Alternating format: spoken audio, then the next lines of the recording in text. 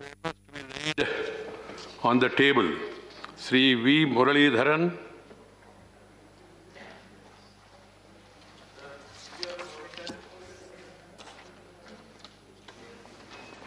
On behalf of my colleagues, Sri Ravishankar Prasad ji, Srimati Smriti Zubin Irani ji, Rao Inderjit Singh ji, Dr. Jitendra Singh ji, and Sri Dhotre Sanjay Shamrao ji, I lay on the table of the House the papers listed against their names from serial numbers 1 to 5 in today's revised list of business. Report of the Committee on Government Assurances. Sri A. Navanitha Krishnan.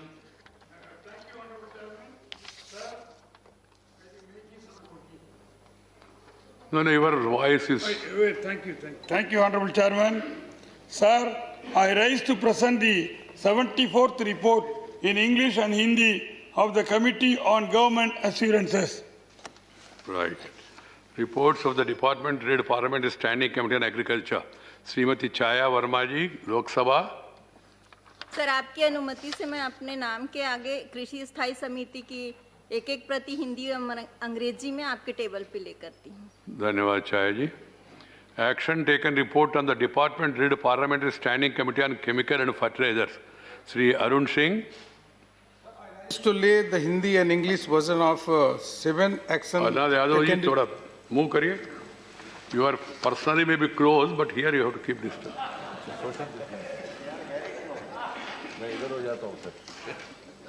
Sir, I rise to lay the Hindi and English version of 7 action taken reports of the Standing Committee of Chemical and Fertilizers as listed against my name in today's list of business. Right. Reports of the Department Read Parliamentary Standing Committee on External Affairs. Sri K.J. Alphonse. Sitting in the Commission, I rise to lay on the table a copy each in English and Hindi of the following reports of the Department-related Parliament Standing Committee on External Affairs 2020-21. 1. Fourth report on action taken by the government on the observations, recommendations contained in its 23rd report on issues relating to migrant workers, including appropriate legislative framework and skill development initiative for prospective immigrants. 2. Fifth report on action taken by government on the observations, recommendations contained in its first report on demands for grants of the Ministry of External Affairs for the year 2019-20. 3. Sixth report on the Anti-Maritime Piracy Bill 2019. And 4. Seventh report on action taken by government on the observations, recommendations contained in its second report on demands for grants of the Ministry of External Affairs for the year 2020-21. Thank you. Report of the Department Read Parliamentary Standing Committee on Labour. Dr. Banda Prakash. Thank you, respected Chairman, sir. I raise to lay on the table a copy in English and Hindi of the 16th report of Department-related Parliamentary Standing Committee on Social Security and Welfare Measures for Interstate Migrant Workers. Thank you. Motion for election to the Committee on Official Language. Sri Nityanand Rai ji, Minister. महोदय, माननीय गृह मंत्री जी की ओर से प्रस्ताव करता हूं कि राजभाषा अधिनियम 1963 का 19 की धारा 4 की उपधारा 2 के अनुसरण में यह सभा एकल संक्रमणीय मत प्रणाली द्वारा आनुपातिक प्रतिनिधित्व पद्धति के अनुसार सभा के सदस्यों में से एक सदस्य को राजभाषा समिति का सदस्य होने के लिए निर्वाचित करने की कार्यवाही करे। Motion moved. Those in favor, please raise their hands and say aye. Those against, please raise their hands and say no. I think the ayes have it, the ayes have it, the ayes have it. The motion is adopted. Nityanand जी, आप नित्य आनंद होता है, नाम आनंद है? जी जी, दोनों काम भी है, नित्य भी है और ठीक है। नित्य आनंद means happiness always. What a great this thing. हाँ, सदानंद जी है ही नहीं आज ये। सदानंद, नित्यानंद भी है, सदानंद भी है। आनंद आनंद, हाँ हाँ, राम जय राम। हाँ, बस इतना ऐसा नहीं होना चाहिए जय राम राम।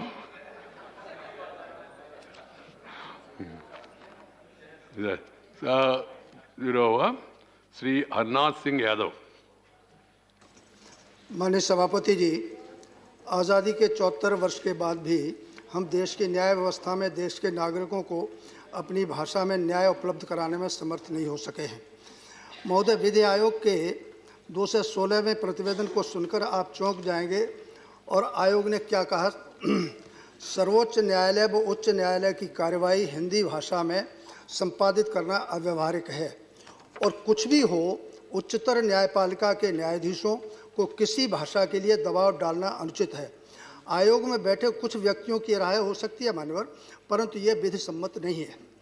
महोदय, 18 जनवरी 2016 को भारत के मुख्य न्यायाधीश ने सरकार को सूचित किया कि उच्चतम न्यायालय व उच्च न्यायालय में हिंदी तथा अन्य प्रादेशिक भाषाओं में कार्यवाही संपादित करने का प्रस्ताव अस्वीकृत कर दिया गया है। महोदय, मैं विधि आयोग के प्रतिवेदन और सर्वोच्च न्यायालय के आदेश से हतप्रभ हूँ। लोकतंत्र की अवधारणा में जनता सर्वोपरि होती है। देश की समस्त संवैधानिक संस्थाएं, चाहे वह सर्वोच्च न्यायालय हो अथवा विधि आयोग, सभी जनता के प्रति उत्तरदायी होते हैं, न कि किसी संस्था अथवा व्यक्तियों के लिए। माननीय, देश की 98% आबादी हिंदी तथा अन्य क्षेत्रीय मातृभाषाओं में संवाद करती है। अतः देश के लोगों को उनकी अपनी भाषा में न्याय मिलना चाहिए ताकि लोग न्यायालयों में अधिवक्ताओं द्वारा दिए गए तर्कों व न्यायालयों के निर्णयों को अच्छी तरीके से समझ सकें और न्यायिक व्यवस्था में पारदर्शिता बढ़ सके। माननीय, मातृभाषा का कोई विकल्प नहीं हो सकता। अतः मैं लोकतंत्र की पवित्र धारणा व जन आवश्यकता को सर्वोच्च मानकर सर्वोच्च न्यायालय की कार्यवाही राजभाषा हिंदी तथा उच्च न्यायालयों की कार्यवाही क्षेत्रीय मातृभाषाओं में करने हेतु सरकार के से कानून बनाने की मांग करता हूं। समय समाप्त हो गया। श्रीमती जरना दास वैद्या, Lok Sabha. Thank you, sir. From Lok Sabha chamber. Sir, I would like to bring to your notice. बैठ के बोल सकते हैं, माइक कनेक्ट होगा। आप बैठ के भी बोल सकते हैं, खड़े होना चाहे तो खड़े हो जाइए। Okay. Sir, I would like to bring to your kind notice to a very urgent demand of the 2 localities of South Tripura district to introduce new train services in Shantir Bazar subdivision and Sunaichuri of Bilonia subdivision. Both are tribal inhabited area having population about more than 10,000 in its area. Cannot able to rail services as the rail station from their locality are at far distance. The people, mostly tribals of both the areas, have to travel about 8 to 9 kilometers to reach rail station in either sides.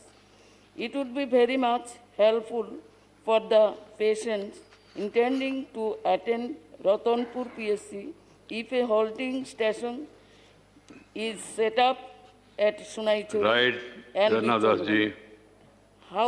And I want to know, sir, how much time it will be take to complete the Akhaura Gangasagar project via Bangladesh. Right. I request the government to look after. Shri Narayan Das Gupta. Thank you. Narayan Das Gupta ji Lok Sabha में है। लोकसभा जी। Sir. धन्यवाद सभापति जी। महोदय, मैं आपके माध्यम से Delhi NCR में कार्य करने वाले दैनिक यात्रियों की समस्या उठाना चाहता हूं। कोरोना काल के कारण सब प्रकार के सार्वजनिक माइक प्लीज, नारायण दास जी को माइक दीजिए। सर, मैं कोरोना काल के कारण सब प्रकार के सार्वजनिक परिवहन में रोक लग गई थी। धीरे धीरे से ये व्यवस्था पटरी पर लौट रही है। मेट्रो ने अपना परिचालन शुरू कर दिया है, लेकिन अधिकतर मेट्रो स्टेशनों में आने जाने हेतु एक ही गेट खोला जाता है, जबकि हर एक मेट्रो स्टेशन पे चारों दिशाओं में गेट होते हैं। महोदय, एक ही गेट खोला जाता है, जिससे लंबी लंबी कतारें लग जाती हैं, जिससे सुबह शाम के समय लंबी लंबी लाइन लग जाती हैं। विशेषकर केंद्रीय सचिवालय, पटेल चौक, मेट्रो स्टेशन इत्यादि में नई संसद भवन के निर्माण के कारण भी आवाजाही में प्रतिबंध भी है। और सर, मैं आपको बताऊंगा, हमारे मुख्यमंत्री श्री अरविंद केजरीवाल के प्रयासों से पिछले दिनों में कोरोना एक भी केस नहीं आया है। अतः सरकार से निवेदन है कि समस्या का समाधान करें। ठीक इसी प्रकार से लोकल ट्रेन में भी परेशानी है, उनका भी जो है सरकार ध्यान दे। धन्यवाद महोदय। धन्यवाद नारायण दास जी। श्री दिग्विजय सिंह जी। धन्यवाद सभापति महोदय। देश में अनुसूचित जनजातियों में विशेषकर विशेष अति पिछड़े जनजातियों के लिए अलग से योजना बनाई जाती है। उसके अंतर्गत मध्य प्रदेश में सहरिया जाति को अति पिछड़े विशेष जनजाति में शामिल किया गया है, लेकिन वे केवल मध्य प्रदेश के चंबल और ग्वालियर संभाग में ही उनको लाभ मिल रहा है, जबकि सागर संभाग और भोपाल संभाग में भी संपूर्ण बुंदेलखंड में भी वे रहते हैं।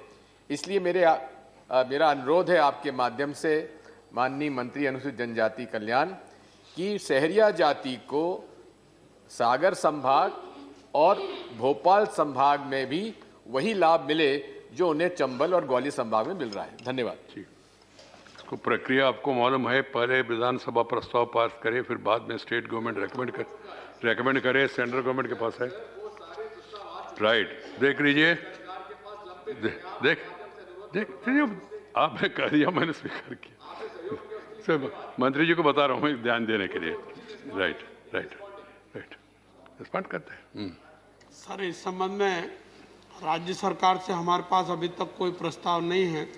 ऐसी स्थिति में हम विचार कैसे करेंगे? वो कह रहे बहुत लंबे समय से पेंडिंग है, ऐसा बता रहे। देख लीजिए, doctor Amar Patnaik. Thank you, sir.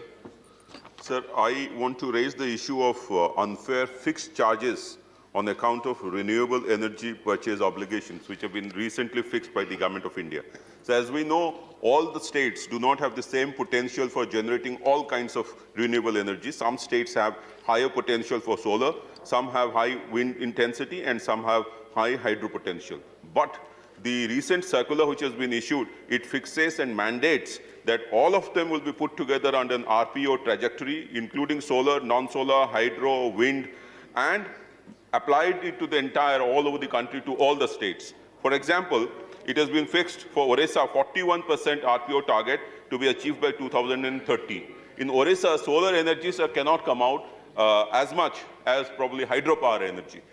In some other state, the situation may be different. So to have one-size-fits-all strategies for all the states and to mandate them to pay fixed charges if they cannot even generate that much of energy is highly unfair, sir. So I would request the government, through you, sir, to reconsider this particular thing and allow the states to determine their own kind of renewable energy source that they want to exploit and contribute to the national grid. Thank you, sir. Lieutenant General Dr. D.P. was retired. माननीय सभापति जी, लोकसभा, हाँ, Lok Sabha sir, माननीय सभापति जी, मैं आपके माध्यम से ex gratia commission to war widows in armed forces, यानी भारतवर्ष पूरी दुनिया को लीड करता है वीर नारीज के संदर्भ में, यानी वार विडोज बहुत हैं। उनमें से जो एलिजिबल वार विडोज हैं, जो 35 की एज से कम हैं और ग्रेजुएट हैं, उनको डायरेक्ट सर्विस सिलेक्शन बोर्ड में अपीयर करने, आपके लिए इंतजार कर रहे, बैठिए, अपीयर करने की वो सीट आपके लिए इंतजार कर रही है।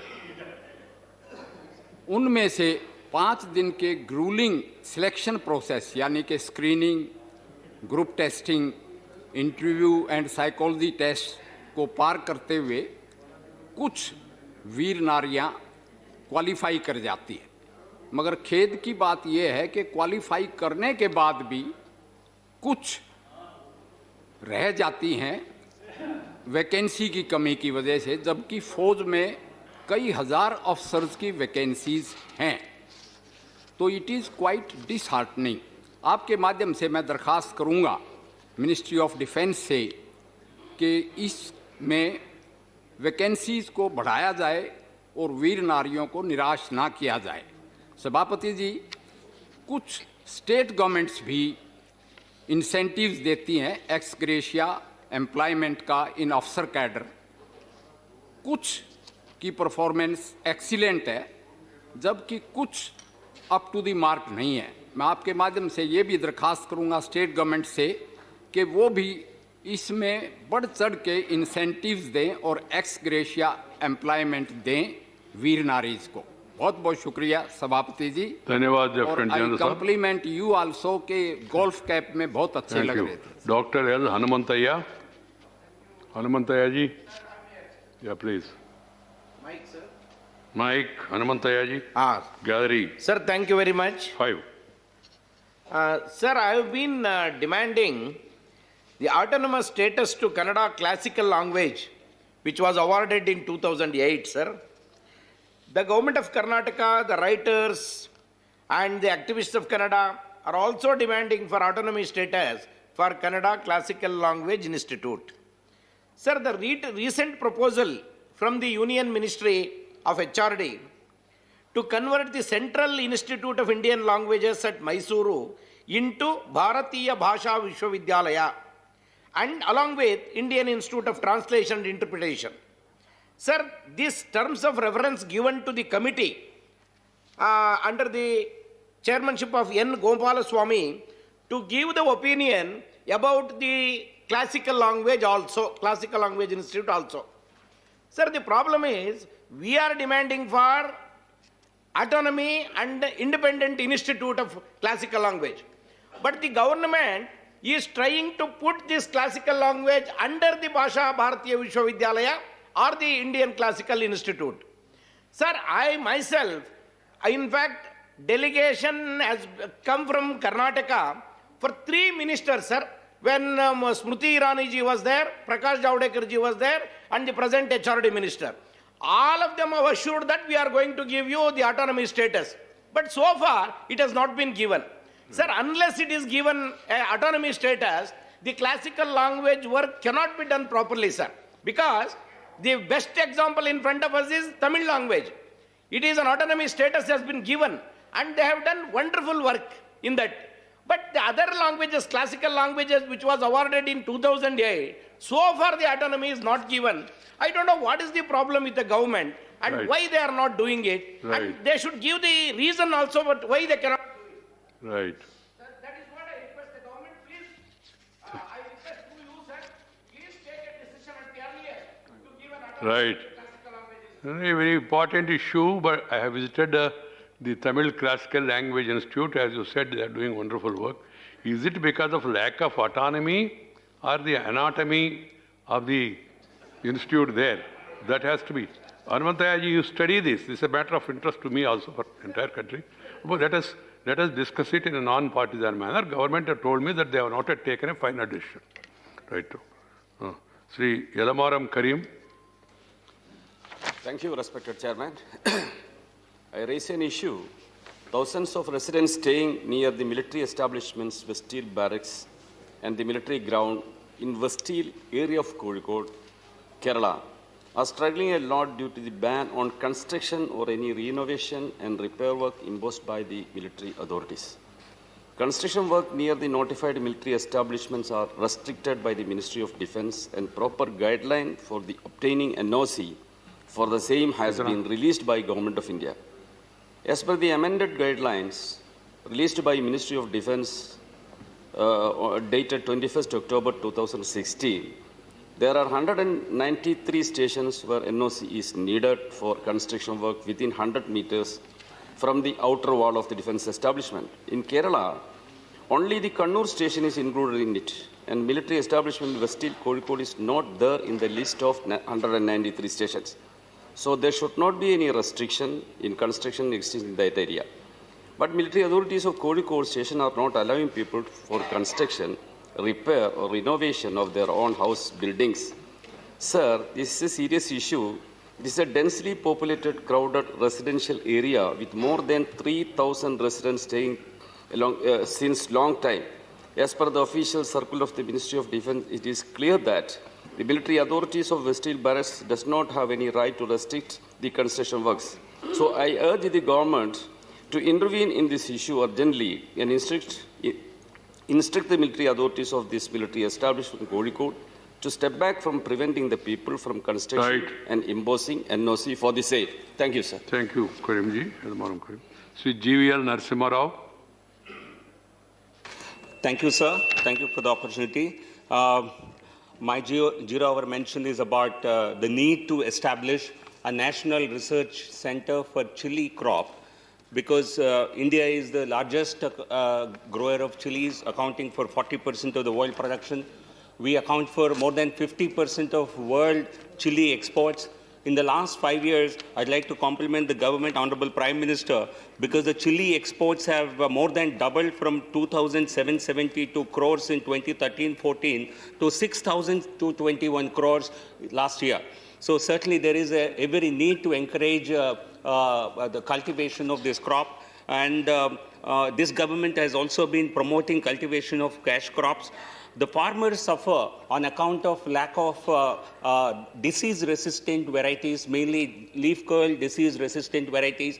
They also suffer on account of lack of adequate knowledge and post-harvest technologies. So therefore, it's incumbent upon this government to encourage farmers and also promote high-value cultivation of this high-value crop.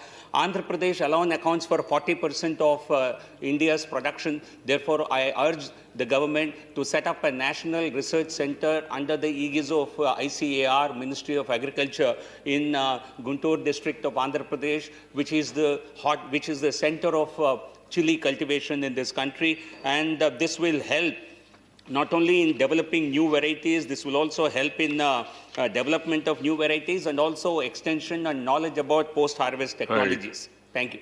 Right, Sivarao. Sri Raju Sato. Raju, where are you? Oh, please. धन्यवाद सभापति महोदय. सभापति महोदय, मैं देश के 3 करोड़ से ज़्यादा विकलांग भाई बहनों की, दिव्यांग भाई बहनों की यहाँ पर बात रखना चाह रहा हूँ. सभापति महोदय, 2016 में तो हमने दिव्यांग व्यक्तियों के अधिकार का अधिनियम 2016 पास किया, लेकिन इसका एग्जीक्यूशन टिका है चीफ कमिश्नर पर. तो जब तक चीफ कमिश्नर फुल टाइम वहाँ पर अपॉइंट नहीं होगा, तब तक सही मायने में दिव्यांग भाई बहनों को हम अधिकार पूरी तरह से दे नहीं सकते. पूरी कठिनाई का वो सामना कर रहे हैं. दूसरा, अध्यक्ष महोदय, नेशनल ट्रस्ट और पुनर्वास आयोग जो है उसका भी अध्यक्ष पद का पद रिक्त है, और ये दोनों पद जो है यह secretary department of empowerment of people with disability बहुत सालों से वो काम कर रहे हैं. तो मेरा आपके माध्यम से सरकार से अनुरोध है कि 3 करोड़ से ज़्यादा लोगों का ये सवाल है, सरकार तुरंत इसका full time chief commissioner for person with disability और नेशनल ट्रस्ट और पुनर्वास अध्यक्षों की नियुक्ति तुरंत करे. धन्यवाद साहब. धन्यवाद. मंत्री जी अब नोट कर रहे हैं ना? राइट. श्रीमती संपतिया उके. संपतिया जी. धन्यवाद माननीय अध्यक्ष महोदय जी, आपने मुझे बोलने का मौका दिया. महोदय जी, गोंडी पारसी भाषा अनुसूचित जनजाति की भाषा है. यह एक बहुत ही प्राचीन भाषा है. समय के साथ साथ इस भाषा का अन्य भाषाओं में रूपांतरण भी हो रहा है. गोंडी भाषा में तेलुगु, तमिल, मलयालम, संस्कृत, कन्नड़, मराठी, उड़िया, हिंदी और अनेक भाषाओं का रूप धारण कर लिया है. भारत में मध्य प्रदेश, छत्तीसगढ़, महाराष्ट्र, उड़ीसा, आंध्र प्रदेश, कर्नाटक में लाखों लोगों के द्वारा यह भाषा दैनिक बोलचाल के रूप में इस्तेमाल में लाई जाती है.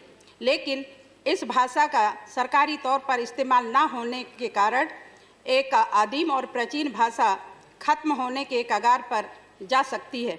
पूर्व की सरकारों ने अनुसूचित जनजाति के नाम से लंबे समय तक शासन करते रहे.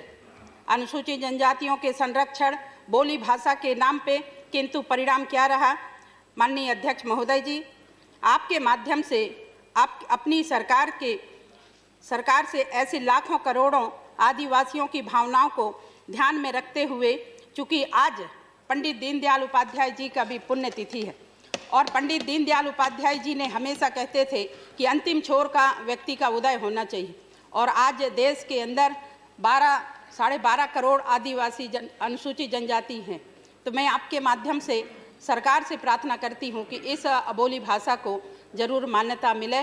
ननकंतना नवा भाषा ते कि चूँकि मावा भाषा हिंदू आणि मावा भाषा ते लाखों लोग वंचितर, तो ननकंदाताना नियम आदम से 3 मावा सरकार इधून जरूर क्या दल आणि लाखों करोड़ों लोगों तल उन तल माध्यम तल नीकुन कंदाताना जोहार परिणाम. नमस्कार.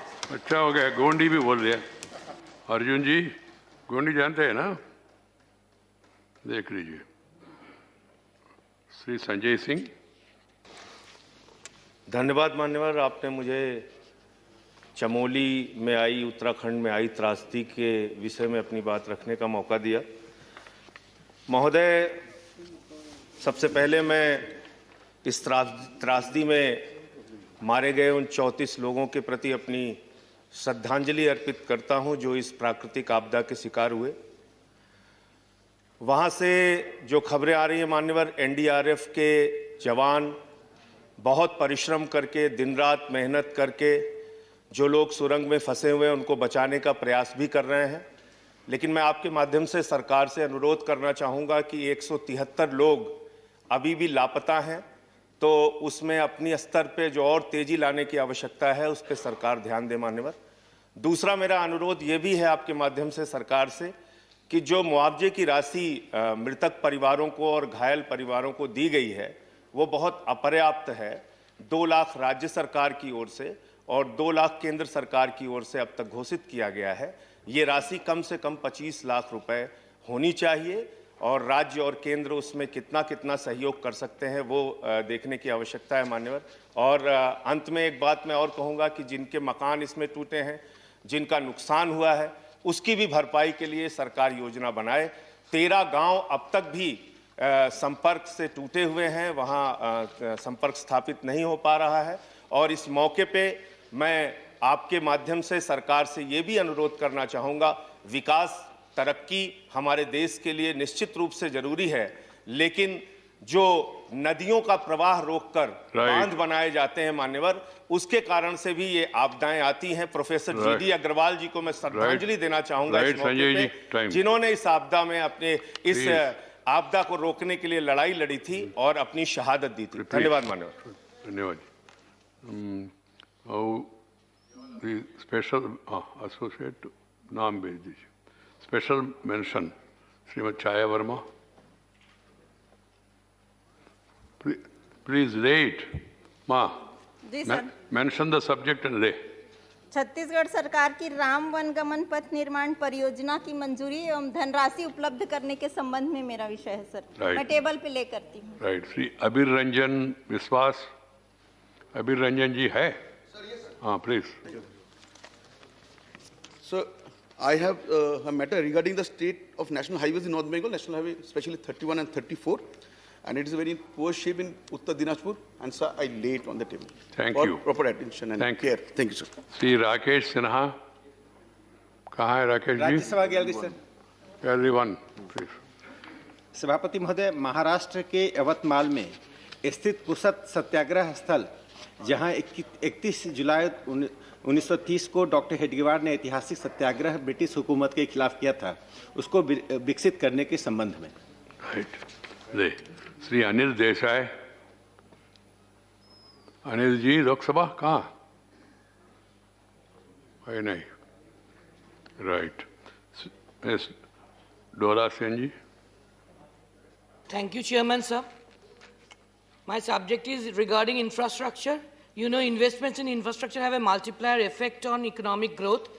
In April 2020, the Task Force for National Infrastructure Pipeline submitted recommendations to the Finance Ministry, earmarking a total investment of 110 rupees trillion outlaying energy. Mention and rate, ma'am. Just 1 minute, sir. No, the states invest more in capital assets. If I give you 1 minute, then others also will ask. 1 second, sir. Half a minute. The combined capital expenditure of states was 2.9% of India's gross domestic product, GDP, nearly twice that of the center, 1.6%. Please. Whereas our due is 86,000 Then I will go to other subject and please rate. I want to lay the paper. Right, ma. Thank you. Sri Surjit Kumar. Sri Surjit Kumar. Sir, my request is for budgetary allocation for research, documentation, and promotion of the Odia language, which is one of the 6 classical languages. Good. Sri Neeraj Dangi, Lok Sabha. Yes, sir, Lok Sabha. हाँ. माननीय chairman, subject बता के ले करिए। या sir, building and other construction workers अधिनियम के तहत मनरेगा श्रमिकों हेतु कल्याणकारी योजना जारी रखने बाबत sir. Right. On the table sir. Good. Doctor Shantanu Sen, कहाँ है शंतनु जी? नहीं, ठीक है, time over. Now we go to the question hour. Question 106. This is Subhash Chandra Bose. Lok Sabha is there? Yes, sir. Right. You have to mention question number, Subhash ji. Subhash Chandra ji. Sir, 106, sir. Right. Mantri ji. पटल पर रख दिया गया. Answer is laid on the table. Supplementary, please. Subhash Chandra Bose. Sir. Thank you, sir. Sir, will the minister state whether local produce according to each region has been selected and as what basis as 23 commodities has been selected? Question number 2, does the government plan to increase more producers in this list? Okay. Mantri ji. अध्यक्ष महोदय, उत्तर स्पष्ट है. मैंने माननीय सदस्य को इस बात से अवगत करा दिया है कि भारत सरकार ने मंत्रालय के द्वारा न्यूनतम समर्थन मूल्य के वैसे राज्य सरकारों के माध्यम से या एक समिति है राज्य का और मंत्रालय का, उस समिति के माध्यम से चयन किया जाता है कि फॉरेस्ट प्रोड्यूस किस तरीके से उसका न्यूनतम मूल्य तय हो, और वो तय किया गया है. इसके अलावा भी समय समय पर राज्य सरकार अनुशंसा करती है और समर्थन मूल्य तय करती है. दूसरा जो माननीय ने पूछा है उसमें मैं कहना चाहता हूँ कि इसके अलावा भी यदि कोई इस तरह का विषय आएगा तो जरूर मंत्रालय इस पर. Right. Second supplementary, Subhash Chandra Bose ji. No, sir. Okay. He is saying if the proposal comes from state governments, then they will examine it and decide. Okay. Then question number 107. 106 में बंदा प्रकाश है, sorry. Supplementary. Sir, I make a question to the Honorable Minister for you, sir. Please. Sir, earlier we had only 48 items of the forest products. In 2020, they added another 37. Now it is only 87, sir. Let me know, sir, is there complete survey is conducted on the forest produce of the country? Do we have any comprehensive list of the what is the produces that available in the entire country? If you have a list or of all the products, you have to extend to all the products. Right. I request Honorable Minister, do you making any attempt to make a survey throughout the country? Right. बाकी produce को भी इसमें लाने का प्रस्तावना है क्या, ऐसा पूछ रहे हैं आपने कहा. अध्यक्ष महोदय, पूरे देश भर के लिए कुछ ऐसे उत्पाद हैं जिसको पूरे देश भर के लिए लागू किया गया है, कुछ राज्यों के लिए लागू किया गया है. तो समय समय पर जैसे राज्यों के साथ वार्ता होती है, उसी क्रम में जिस राज्य का उत्पाद और वह तय करने की जो समिति है उसके अनुशंसा के आलोक में किया जाता है. ऐसा कोई भी मामला जब भी आएगा तो उस पर हम लोग विचार करेंगे. श्री अमर पटनायक, ट्राइबल कनेक्टेड इलाका लोगों का ज़्यादा. Thank you, sir. So my question is, when was the last time MSP of the minor forest produce revised, and by how much in respect of the top 10 items? Right.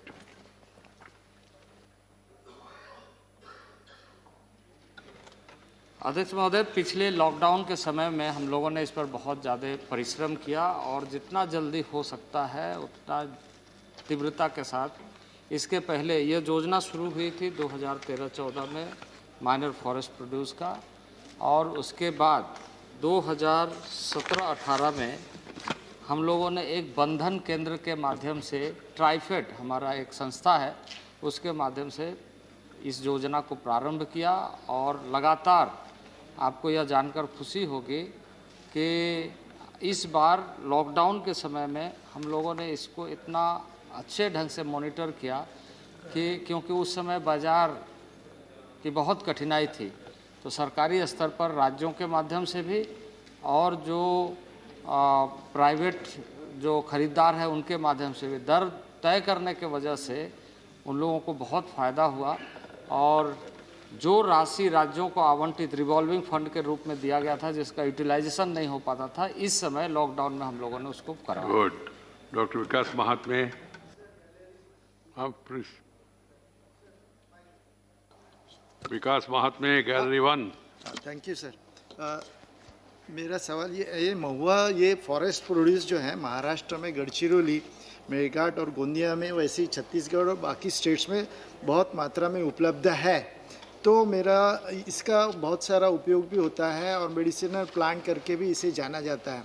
तो मेरा सवाल ये है कि फॉरेस्ट प्रोड्यूस करके इस पे प्रक्रिया करके उचित दाम जो फॉरेस्ट में रहते हैं उनको मिलना चाहिए, इसलिए सरकार की तरफ से क्या कोई कदम उठाए जा रहे हैं और इसको बढ़ावा देने के लिए भी कोई खास प्रोग्राम है? ये सभापति महोदय, मैं सूचना देना चाहता हूं माननीय सदस्य को आपके माध्यम से कि हमने इस तरह के महुआ के ऊपर में जितने भी वैल्यू एडिशन हो सकते हैं इसके लिए आईआईटी दिल्ली को हम लोगों ने रिसर्च के लिए दिया है और उन्होंने कई सुझाव दिए हैं। उसके आधार पर मैन्युफैक्चरिंग भी शुरू हुआ है कि वैल्यू एडिशन के आधार पर इसका अच्छा मार्केट मिले। Good. Members, the other day I have been to Adi Mahotsav. It's really very interesting to see, and a TriFed, which is promoting these tribal products and marketing it. They're doing a great job.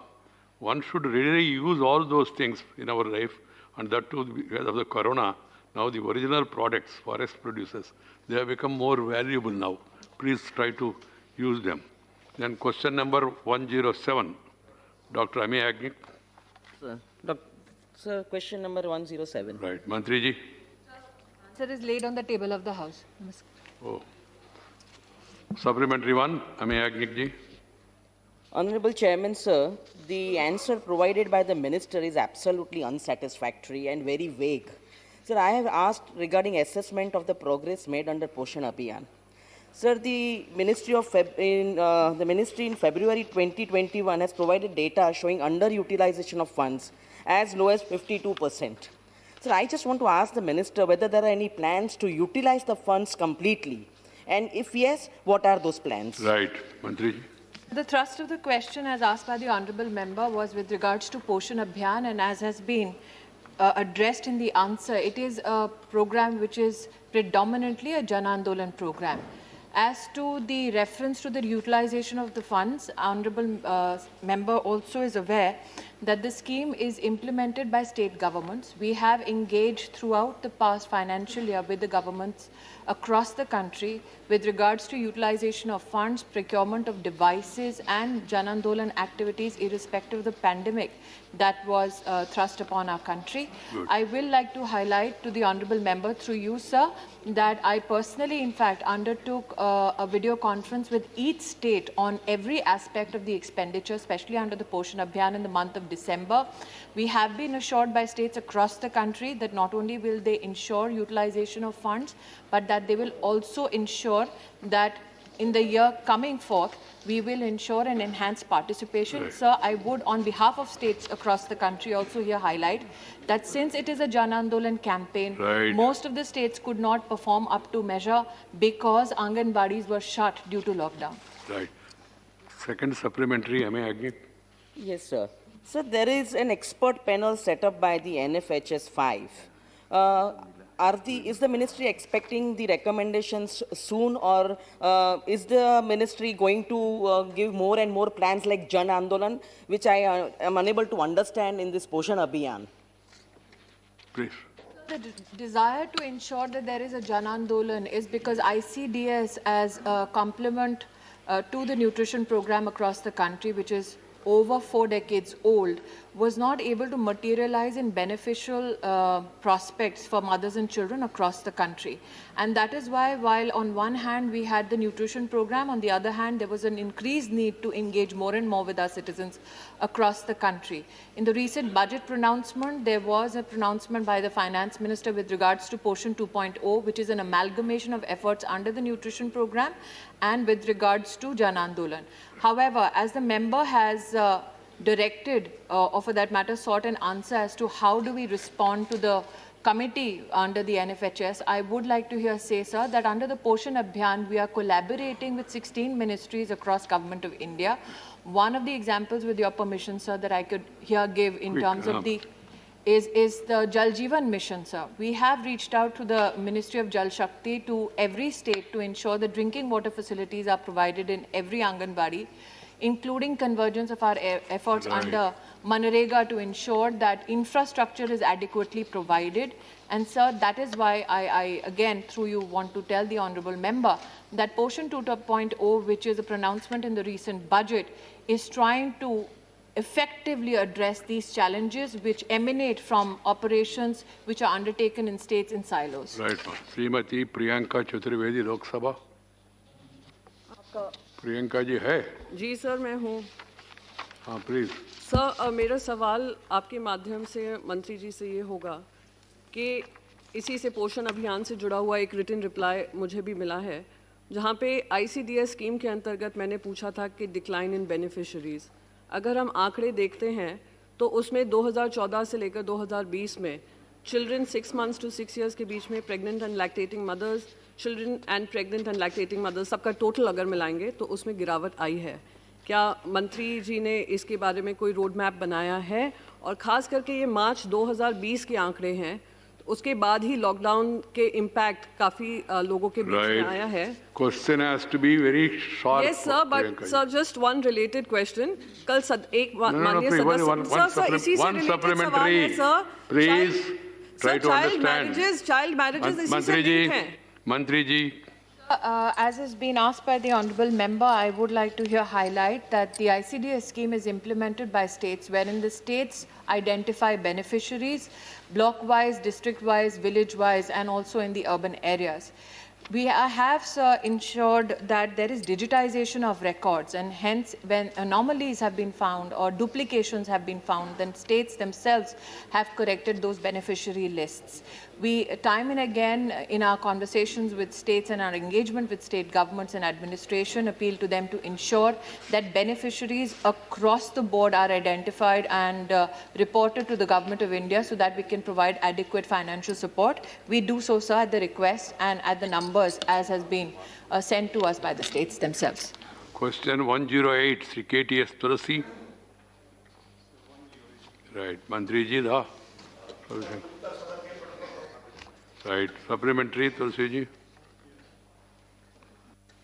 Sir, I find that the answer restricts itself to only in-house mechanism. But it has been agreed in various quarters that there needs to be a transparent mechanism. And it is for this purpose that Judicial Standard and Accountability Bill 2010 was introduced to lay down judicial standards and simpler processes for removal of judges. I don't know what happened to that. Right. Mantri. As regards the statement that only in-house procedure has been highlighted, if we appreciate, acknowledge and respect the independence of judiciary, this will have to be entrusted primarily to them. And I wish to say it on the floor of the House that many sitting judges, one sitting judge is being proceeded by the CBI also with the proper sanction of the Chief Justice of India, the President of India. One retired Chief Justice of the High Court has been arrested also. Therefore, we give due credence and respect to the institution of judiciary. As regards the bill in question is concerned, yes, it was passed before we came to power. It was pending before the Lok Sabha, but because of the dissolution of the Lok Sabha, it got lapsed. There have been some concern from the judiciary also that some of the provisions impinged upon their independence. That is the question we have to agree. As regards removal part is concerned, sir, I wish to tell the senior member who is also an eminent lawyer that we came with the National Judicial Appointment Commission, passed unanimously by both the houses, and ultimately the Supreme Court repelled it on grounds and reasons which I wish to say very clearly we don't appreciate. But that is the law of the land. As regards the appointing authority, sir, I also want to convey to this Honourable House with full authority that while we respect the collegium institution, as a government we are also a stakeholder and will continue to insist that. Right. See, Tulsi, second supplementary. Sir, I'm sure that the Honourable Minister is aware that judiciary itself is an institution whose foundations are based on honesty and integrity. This is what the three-judge bench said in the Supreme Court, and another bench in 2018, Justice Madan Lokur and Korean Joseph and Deepak Gupta. They say that if judicial discipline and propriety were not maintained, the institution itself will go forever. This is a procedure where the institution, the complaint is against the institution and the institution itself has to decide. Let them be part of this, but the act which was enacted sought to balance public interest. Tulsi ji, when you have to ask question, we are not having discussion. Discussion can be held separate. But I have not got any answer as to what happened to the judicial standards and accountability bill. He has given answer that Rajya Sabha is dissolved, so the bill has lapsed. This is what he has said. Okay. I'm very clear. My answer is in two parts. Factually, what happened to the bill I have explained. But I have also stated there were concerns in the elements of judiciary about some of the provision impinging upon their independence. That is the question of dialogue and consultation going on. On the larger issue of appointment and the need for oversight mechanism, we have clearly insisted that, and some of those were being addressed by the National Judicial Appointment Commission, which for reasons which we have already stated, has struck by the court. Sri Satish Chandra Misra ji. Thank you, Honourable Chairman, sir. I wish to ask the Honourable Minister that my learned senior, KTS Tulsi, put a query, but the answer which I just wanted to know is that Judicial Accountability Bill, which you have yourself explained in the answer, has so many mechanisms and things which you appreciated. But it was passed by Lok Sabha. It was not lapsed in Lok Sabha, it was passed by Lok Sabha. It could not be passed by Rajya Sabha, and since the Lok Sabha got dissolved, it lapsed. So why is the government not thinking, and why is the government not bringing such a laudable bill, which you have lauded in your reply itself, again, because you have a majority in the Lok Sabha also, and the Rajya Sabha, and everybody had passed it. The mechanism which Honourable Chairman, sir, presently is being followed is that wherever there is a substantive complaint against a sitting High Court judge in some High Courts, they are simply transferred to another High Court, and mostly to Allahabad High Court, considering that it's a big High Court. And from Allahabad High Court, they are sent to the Lucknow bench, which has very small numbers of judges, and as if it is a dumping ground. So then the entire bench suffers. So therefore, the specific question which I would again ask, are you intending to bring this bill, which was lapsed because of the Lok Sabha dissolved, again or not? Way to the House, sir, that when we are having a discussion on certain issues of the bill which was brought earlier by the UPA government, there were reservations. And they had some valid point, because it may not impinge upon the independence of judiciary while adhering to the norm of transparency and accountability. That is the question being worked out. But I would again repeat, sir, that we are in dialogue with the judiciary, sir, and of late, whenever serious cases of misdemeanor has come about, the judiciary have responded. It was rarely heard that a sitting judge of a High Court will be charge sheeted by the CBI with proper sanction of the Chief Justice of India and the President of India. It was rarely heard that a retired Chief Justice of a High Court would be arrested. Therefore, these are positive movement. I agree with you, there is a need to strengthen the mechanism where we are working out, but the rudiments, the entire architecture of the law needs some further clarity with the judiciary. Right. This is a matter for detailed discussion as and when you get an opportunity, because we can't sort it out in a question hour, because there are very important issues involved on both sides. We have to keep the sentiments of the judiciary, at the same time what is happening in reality, and also the consent of the people. Okay, go to Shakti Singh, go ahead. Shakti Singh, go ahead. सभापति महोदय, मंत्री जी के जवाब के last paragraph से ही मैं सवाल करना चाहता हूं। मंत्री जी ने साफ लिखा है, उच्चतर न्यायपालिका में बृहत उत्तरदायित्व और पारदर्शिता सुनिश्चित करने के लिए न्यायिक मानक और उत्तरदायिक विधेयक। तो ये इसका आपका ऑब्जेक्शन रीजन आपके जवाब से मिलता है कि बहुत ज़रूरी था। और न्याय तंत्र में जब लोकतंत्र के अंदर न्याय तंत्र के ऊपर थोड़ी सी भी शक होगा तो पूरा लोकतंत्र खतरे में आ जाता है। इस बिल को आप लेके आइए। और आपके जवाब से ही मैं ये जानना चाहता हूँ कि आपने जब कहा कि एक सिटिंग जज, एक रिटायर्ड जज सीबीआई के दायरे में आए, इसका मतलब ये है कि विधेयक की जरूरत है। और नॉमिनेटेड मेंबर में लास्ट मेरा क्वेश्चन माननीय सभापति महोदय जी ये है कि इसी हाउस के नॉमिनेटेड मेंबर सर्वोत्तम पद पर रहे, उन्होंने एक स्टेटमेंट, और हमारे रूल्स में प्रोविजन है कि कोई भी मेंबर कोई डिटेल रिवील करता है, उन्होंने कहा कि कितना कितना करप्शन कहां कॉर्पोरेट्स का चलता है, उससे डिटेल लेके आप इंक्वायरी करवाना चाहते हैं या नहीं? Right, will go to you want to say anything? इस सदस्य के इस प्रश्न के बारे में मैंने पूर्व में उत्तर दिया है। सर, मैं एक ही बात कहना चाहूँगा सर, इस पूरे विषय के 3 संवेदनशील पक्ष हैं। नंबर 1, न्यायपालिका में प्रामाणिकता चाहिए, भ्रष्टाचार से मुक्ति चाहिए। जो मामले आए उसमें कार्रवाई चाहिए, सरकार भी कहती है और कोर्ट ने भी किया है। तीसरा विषय जो है सर, इसको आप किस रूप में लाएंगे? तो सर, मैंने पहले भी कहा, जो न्यायपालिका में कुछ उनकी जो चिंताएँ हैं, उन चिंताओं का एक सार्थक निराकरण करके, क्योंकि हमारी सरकार से, क्षमा करेंगे सर, हमारे माननीय प्रधानमंत्री जी की अगुवाई में न्यायपालिका की निष्पक्षता और स्वतंत्रता के प्रति हम लोग प्रतिबद्ध हैं। ठीक है, हम कहना चाहेंगे। Thank you. Question 109, Shri Vaiko, I think I sought to leave, so absent. Then supplementary, Sri Minister. Sir, statement is laid on the table of the House. Right. Supplementary one, Sri Tambuderai. Lok Sabha. Lok Sabha, sir. I'm Lok Sabha, sir.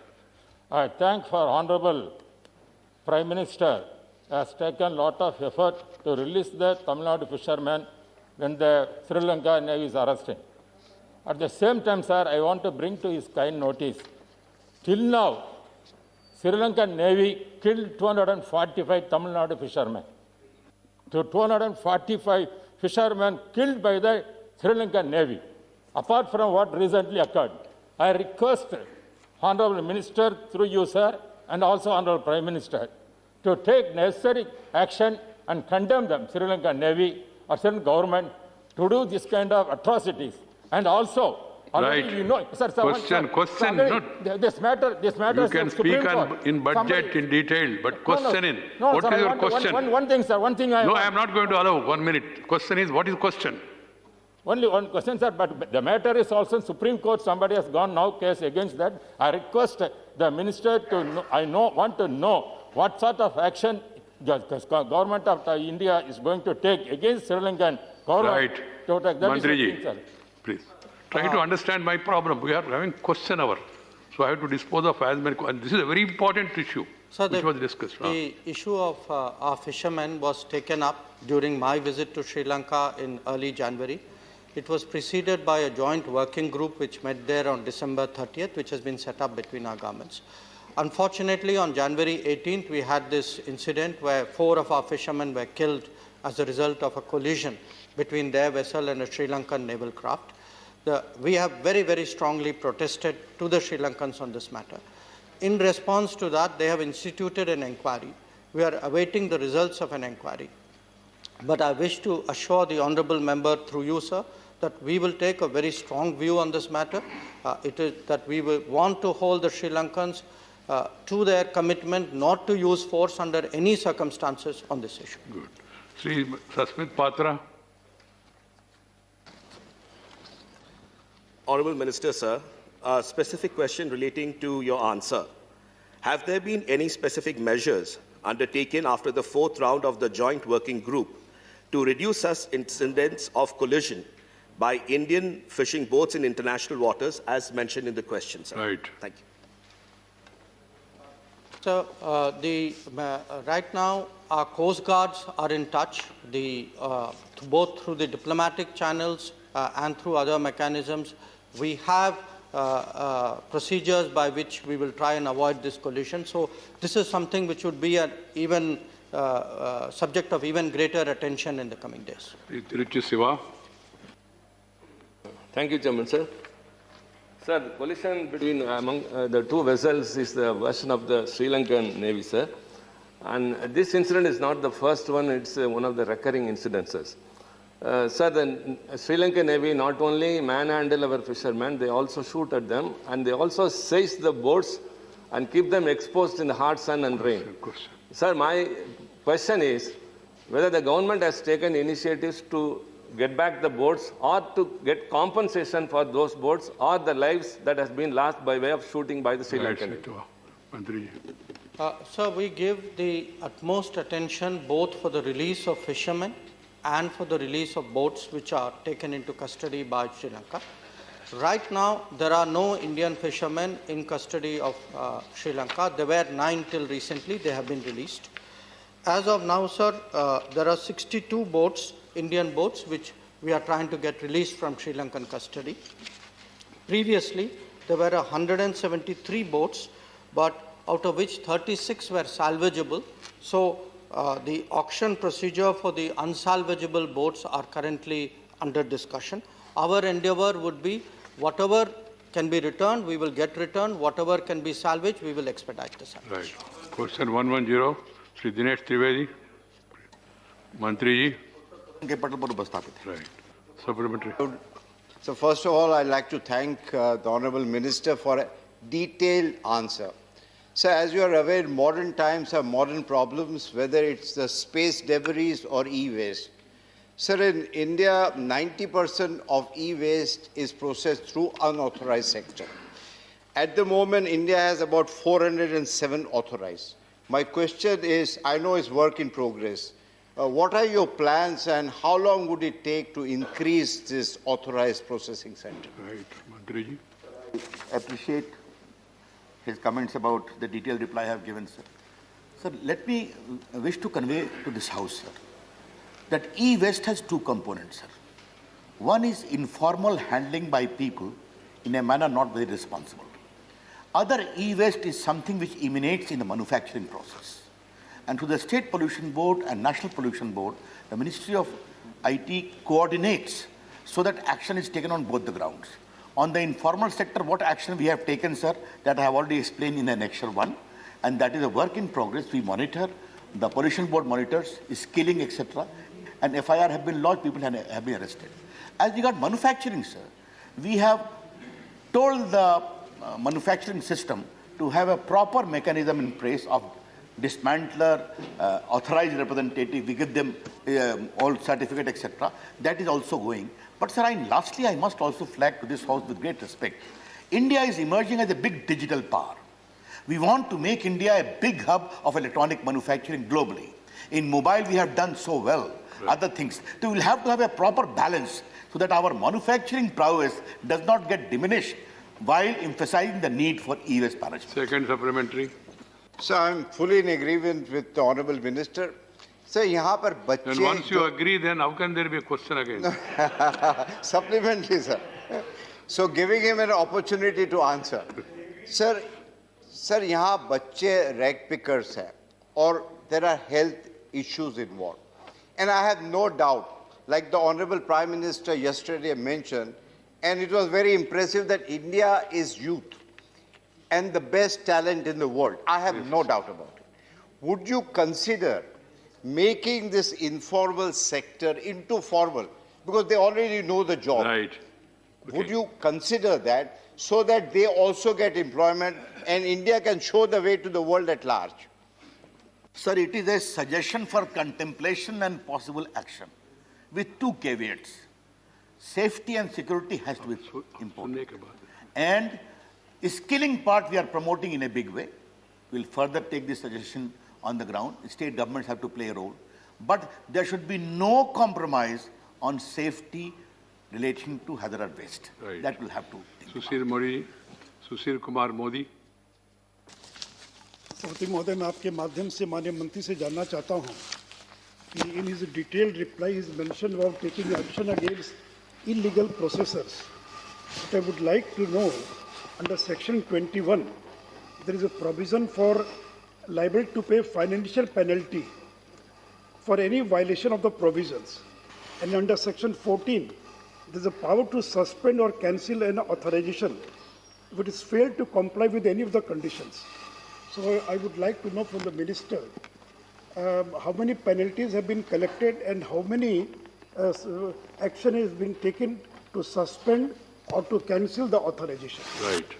मंत्री जी. Sir, अगर माननीय सदस्य जी मेरे उत्तर के paragraph सी की ओर ध्यान देंगे sir, तो मैन्युफैक्चरिंग सेक्टर में इस दिशा में जो कार्रवाई हुई है उसके बारे में कितना टन का पूरा डिसमेंटलिंग प्रोसेस आरंभ हो गया है, ये विस्तार से दिया हुआ है. अगर एनेक्सर 1 में देखेंगे तो विभिन्न प्रदेशों में इनफॉर्मल सेक्टर में कितने एफआईआर हुए हैं, बाकी कार्रवाई हुई नहीं हुई है, उसका विस्तार से जिक्र किया हुआ है.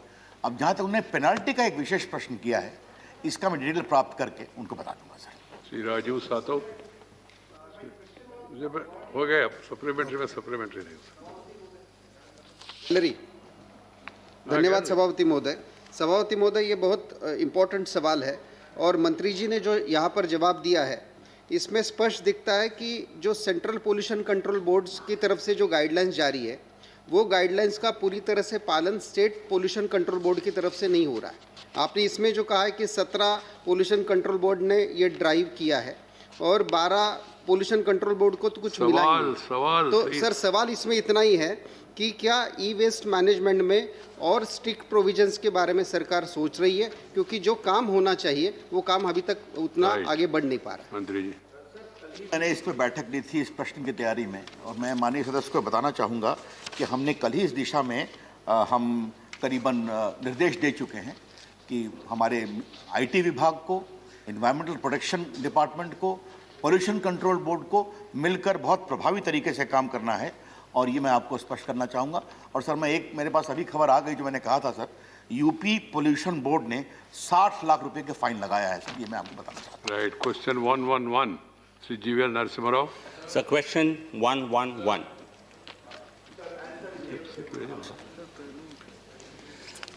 Sir, Honorable Minister has replied that as per the Part 3 of Constitution Schedule Caste Order 1950, only those who profess a religion different, no person who professes a religion different from Hindu, Sikh or Buddhist religion shall be deemed to be a member of the scheduled caste. So indirectly he has answered my question that people erstwhile scheduled caste who converted to Christianity or Islam are ineligible to contest from reserved seats. My question is, when you say profess, a large number of elected representatives, MLAs, MPs, ministers who got elected from reserved seats, they openly state that we profess Christianity. So they even practice it. So they even propagate it. Therefore, I would like to ask the Honorable Minister, as a government that is interested in protecting and promoting interests of scheduled castes, what protection can you give to scheduled castes who belong to Hindu, Sikh and Buddhist religions to get elected from these reserved seats? Thank you. I must begin with a word of apology, sir. In clause 5 of this answer, there is some grammatical error, sir. I sincerely apologize. I had given instructions, sir. It should be read, sir. However, the constitutional framers were keen to end the discrimination against SC, which was unfair and wrong tradition of Hindu society, which needed constitutional correction. This should be the right approach, sir. I'll make a proper request for that. Sir, let me share with this House, sir. When the question of reservation and empowerment of our scheduled caste brethren and sisters and scheduled tribe came about, they were aware for the rationale for which this reservation has to be given. Scheduled caste discrimination was a wrong practice of Hindu society. They were aware. And our tribal friends were away from the society in jungles. They needed to be brought in the mainstream.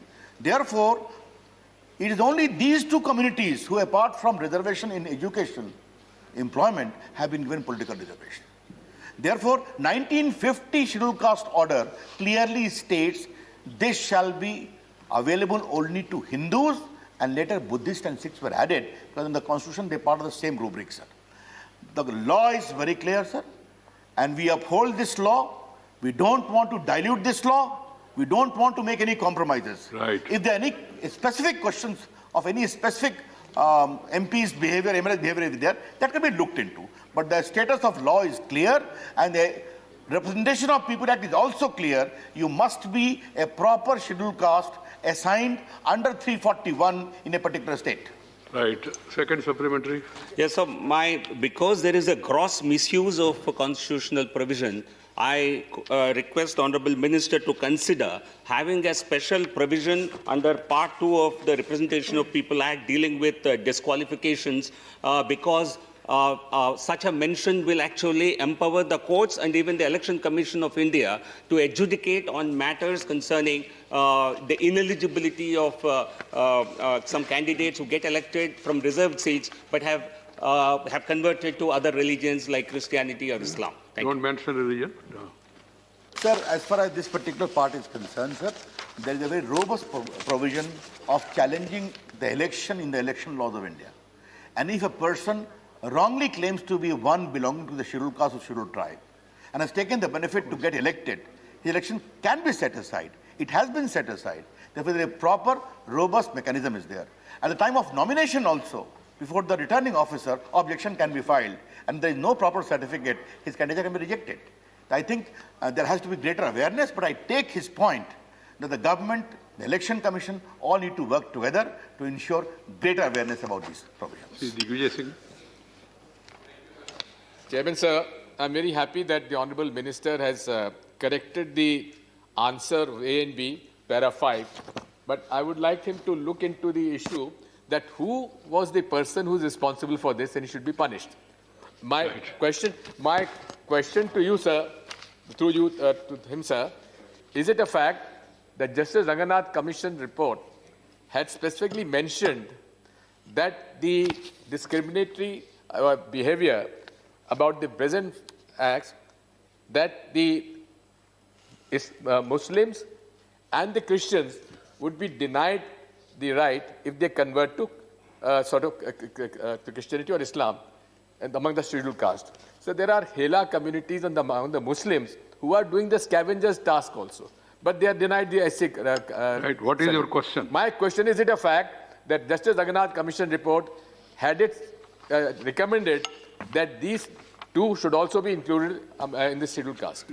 मंत्री जी, बहुत विनम्रता से वरिष्ठ member Digvijay Singh की बात का उत्तर देना चाहूंगा। रंगनाथ मिश्रा जी की अनुशंसाओं पर हमारी गंभीर आपत्ति है, क्योंकि जब समय संविधान बना और 1950 का आदेश बना, हम नहीं थे, उनकी पार्टी के वरिष्ठ नेता। ना सर, कंप्लीट पार्टी छोड़ दीजिए। हाँ, अच्छा, ऑल राइट, आई विथड्रॉ। अच्छा, all right, I have already said it. Please, Digvijay Singh ji. I have, once I say something, member should not, right? I said it, no, myself, chair has said it. Sir, he also said, he agreed. उस समय देश के महान नेता नेहरू जी, राजेंद्र बाबू, Sardar Patel, doctor Ambedkar और मौलाना आजाद, इन सबों ने मिलकर निर्णय किया कि इसके लिए किसको करना है। और sir, no, please, no, if you are not satisfied with the answer, there is a different procedure. Please. उत्तर तो मैं अपने तरीके से 60-70 साल तक देश में कंसेंसस है कि ये सिर्फ हिंदू सोसाइटी के एक पीड़ा है, डिस्क्रिमिनेशन है, इसके लिए कॉन्स्टिट्यूशनल करेक्शन मैकेनिज्म है। अब उन्होंने पूरा इस कंसेंसस को तोड़कर बाकी कह दिया। अब सर, उस प्रश्न में मैं नहीं जाऊंगा, कन्वर्शन किस कारण से हुआ, क्या क्या इंड्यूसमेंट हुआ और क्या कहा गया कि हमारे यहाँ सबको इक्वल करते हैं। तो अगर आपके यहाँ सबको इक्वल करते हैं तो आपके यहाँ डिस्क्रिमिनेशन कहाँ पर है? बहस बहुत लंबी होगी sir. Yes, because Shri Sameer वरान लोकसभा, समीर वरान Lok Sabha. Sir, Lok Sabha chamber. Please. अध्यक्ष महोदय, इस प्रश्न के संदर्भ में मैं जानना चाहता हूं कि सुप्रीम कोर्ट के 2014 का एक निर्णय आया था केरल बनाम चंद्रमोहनन और नॉर्थ ईस्ट का एक केसेज पर।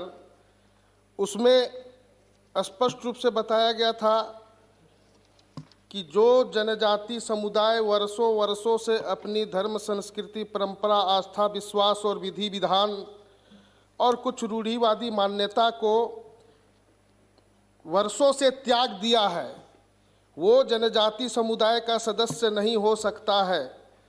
तो क्या अध्यक्ष महोदय, मैं आपके माध्यम से मैं जानना चाहता हूं कि वो जनजाति समुदाय का सदस्य आस्था विश्वास को नहीं मानने के कारण यह सरकार इसको आगे लागू कर सकती है क्या? ठीक, मंत्री जी। सदस्य का प्रश्न सर बहुत संवेदनशील प्रश्न है सर।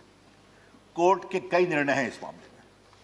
एक बात मैं कह देता हूं सर, सुसाई वनाम स्टेट ऑफ तमिलनाडु सर, उसमें एक पहले अपने दलित समाज के भाई थे, बाद में वो क्रिश्चियन हो गए, उन्होंने आरक्षण के नाम पर नौकरी लेने की बात की सर।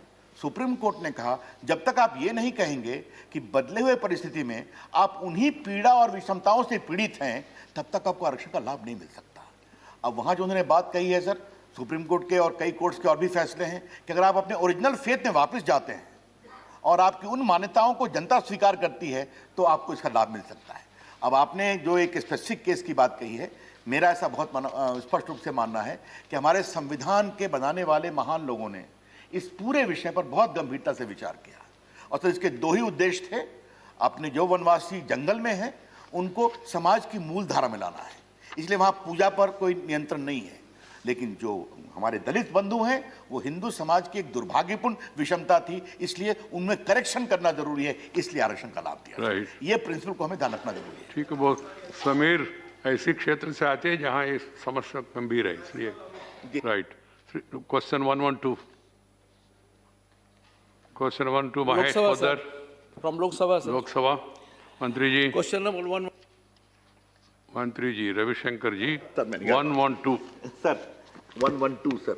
सर एक मिनट सर, मुझे एक मिनट दे दें सर, आज मेरे कई सवाल हैं सर, तो थोड़ा सा yes sir.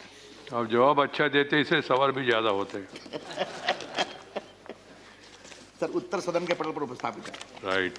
Supplementary Mahesh Poddar ji.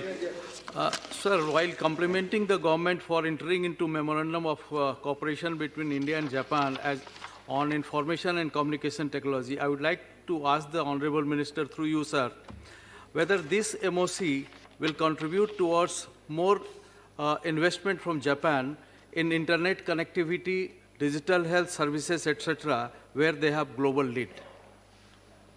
Mantri ji. First, thank the Honorable Member for asking a very relevant question. Japan is our strategic partner, and therefore this partner is not only strategic, but also in the field, vast field of technology. The first MOU we had in the field of IT, and the second in the field of telecoms. And we are working in a very robust manner with Japanese companies. They have come, you know, of late India is becoming a big center of electronic manufacturing, consumer electronics, mobile electronics, laptop, etc.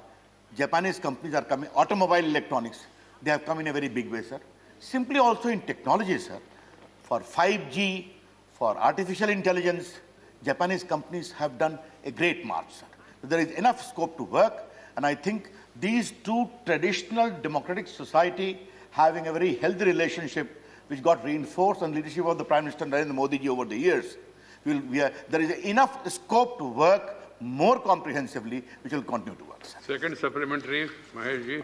Sir, my second supplementary is, what are the takeaways from this cooperation agreement which may serve as example or standards for future bilateral negotiation with other countries towards technical innovations and financing the same? Okay.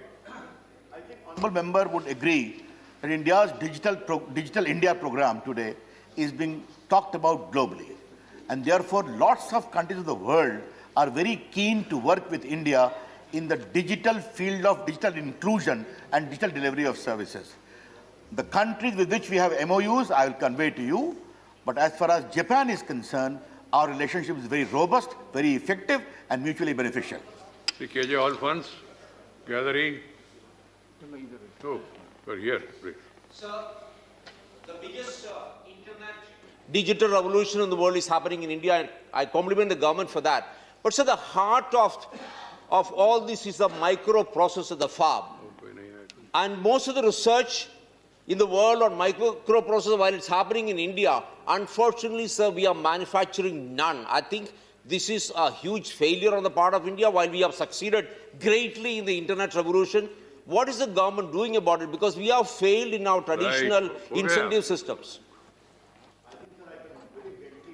Member, sir, who has worked with me in this ministry, that coup, a made in India blog, has become a big toast of success, who are not only using Indian technology, Indian server.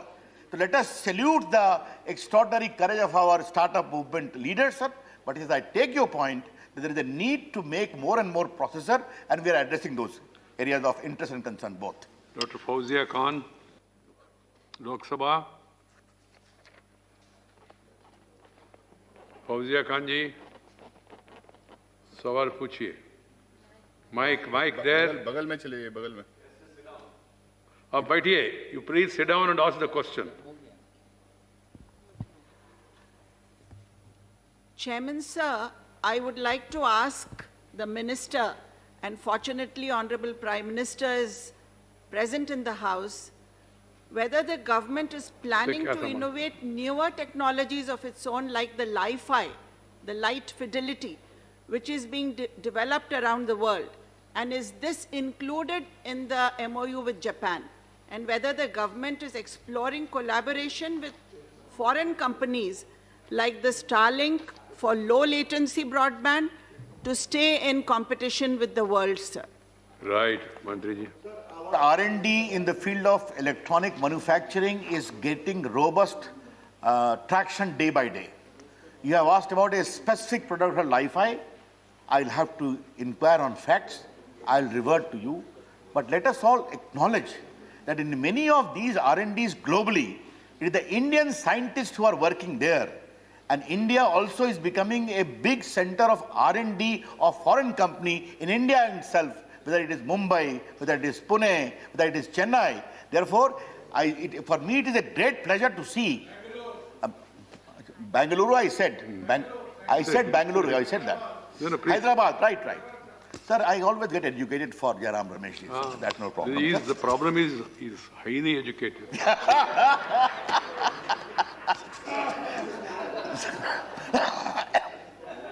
So therefore, sir, for me, sir, it is a matter of great pride to see Indians heading so many big multinational technological companies.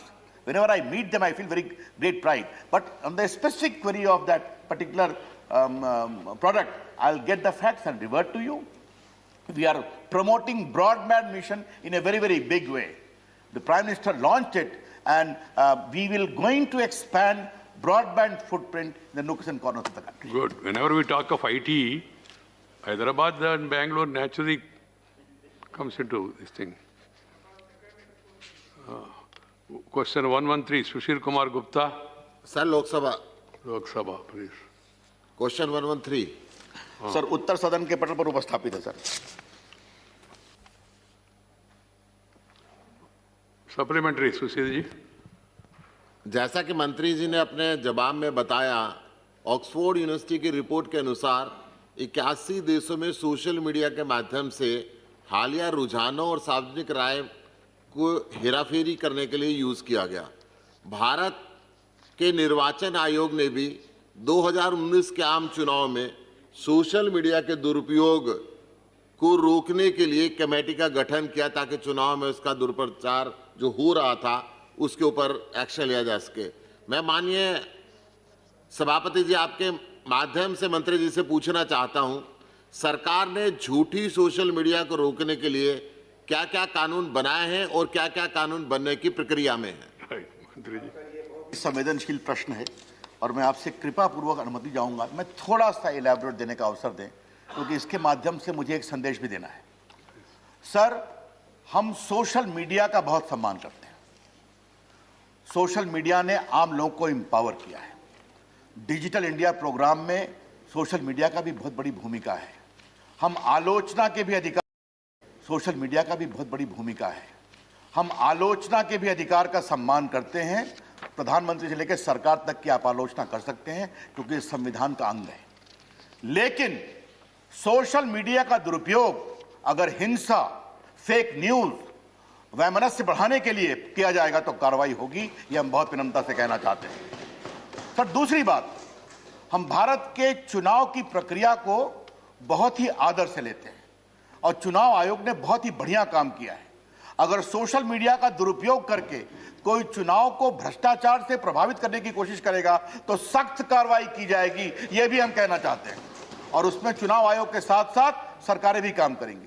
जहां तक आप fake news का सवाल है sir, मित्रवर Prakash ji यहां बैठे हुए हैं सर, एक फेक न्यूज को बस्ट करने का हमने प्लेटफॉर्म बनाया हुआ है और जो फेक न्यूज डालते हैं तुरंत उसका करेक्शन भी यहीं आ जाता है. तो आज इस सदन के पटल से, चाहे वो ट्विटर हो, चाहे वो फेसबुक हो, चाहे वो लिंक्डइन हो या कोई हो या व्हाट्सएप हो, मैं विनम्रता से आग्रह करूंगा, भारत में आप काम करिए, आपके करोड़ों फॉलोअर हैं, हम उसका सम्मान करते हैं, पैसे भी कमाइए, लेकिन भारत के संविधान को आपको पालन करना होगा, भारत के कानून को आपको पालन करना होगा, ये हम कहना चाहते हैं। Right. Sushil ji, second supplementary. जनाब, स्वीडन के वीडैम इंस्टीट्यूट की साल 2020 की डेमोक्रेसी रिपोर्ट में कहा गया है कि नरेंद्र मोदी सरकार में मीडिया, नागरिक समाज और विपक्ष के लिए कम होते जगह के कारण भारत एक लोकतंत्र का दर्जा। कौन सी रिपोर्ट है ये? स्वीडन के वीडैम। स्वीडन का यहाँ क्या संबंध है? हमको क्या संबंध है ये? Quoting some report from somewhere, please. These are all political. वो अपना ओर देखे. जी. The countries which are commenting about the internal affairs India, they should look inward and then talk about things. Please don't encourage such people. Sir, मेरा question है इसमें, पड़ोसी देशों के द्वारा जो झूठी प्रचार किया जा रहा है, उसको रोकने के लिए भी भारत सरकार ने क्या कदम उठाए हैं, और जो झूठे खबर सोशल मीडिया के माध्यम से देश के अंदर फैलाए जा रहे हैं, उस पर कितने मुकदमे दर्ज हुए? राइट। मैं ऐसा बताना चाहूंगा सर, अभी हम लोगों ने ट्विटर को बाकायदे फ्लैग किया है, हमारे विभाग के लोग बातचीत में थे, इसलिए मैं जो सदन में ही बोल रहा था, इसलिए मैं बाहर नहीं बोल रहा था।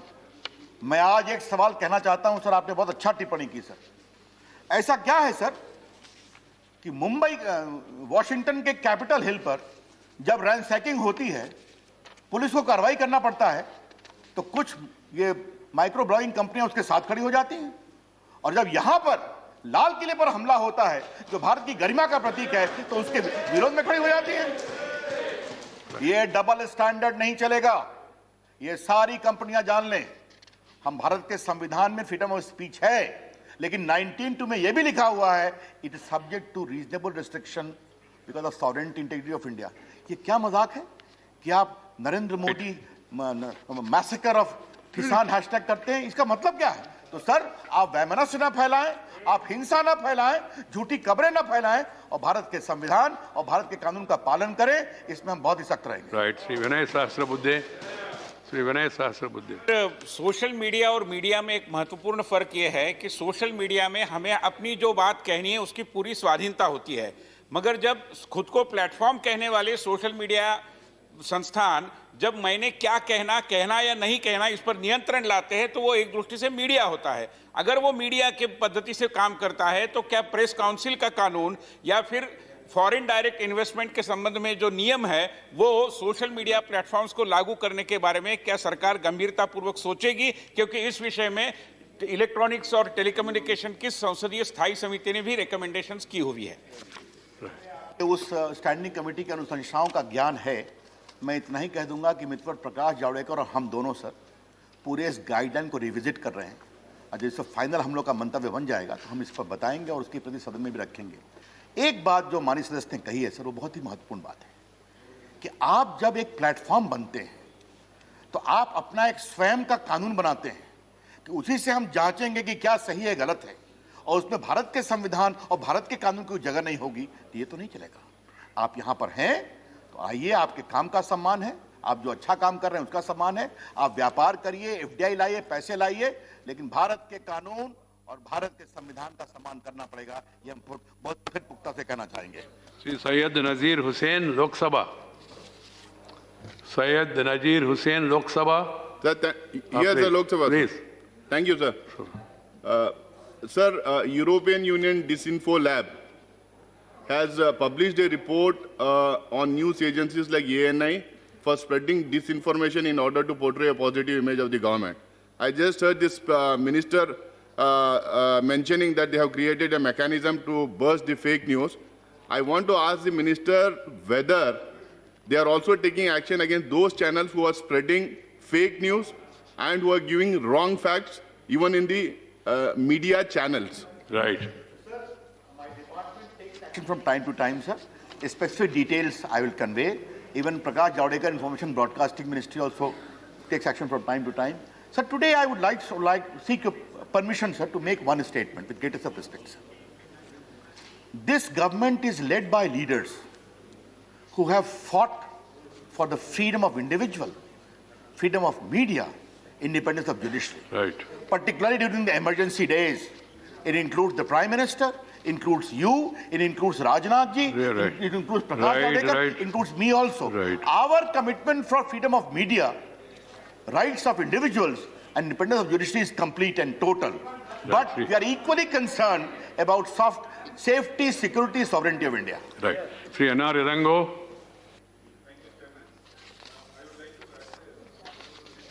Taking steps. What are the steps taken to protect the privacy of individuals in this area? Good. Privacy is a very important right. The Supreme Court has held that privacy is a fundamental right.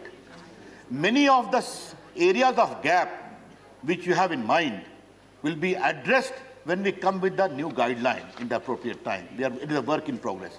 But sir, today, I would also like to gently convey to these media platforms, freedom is important.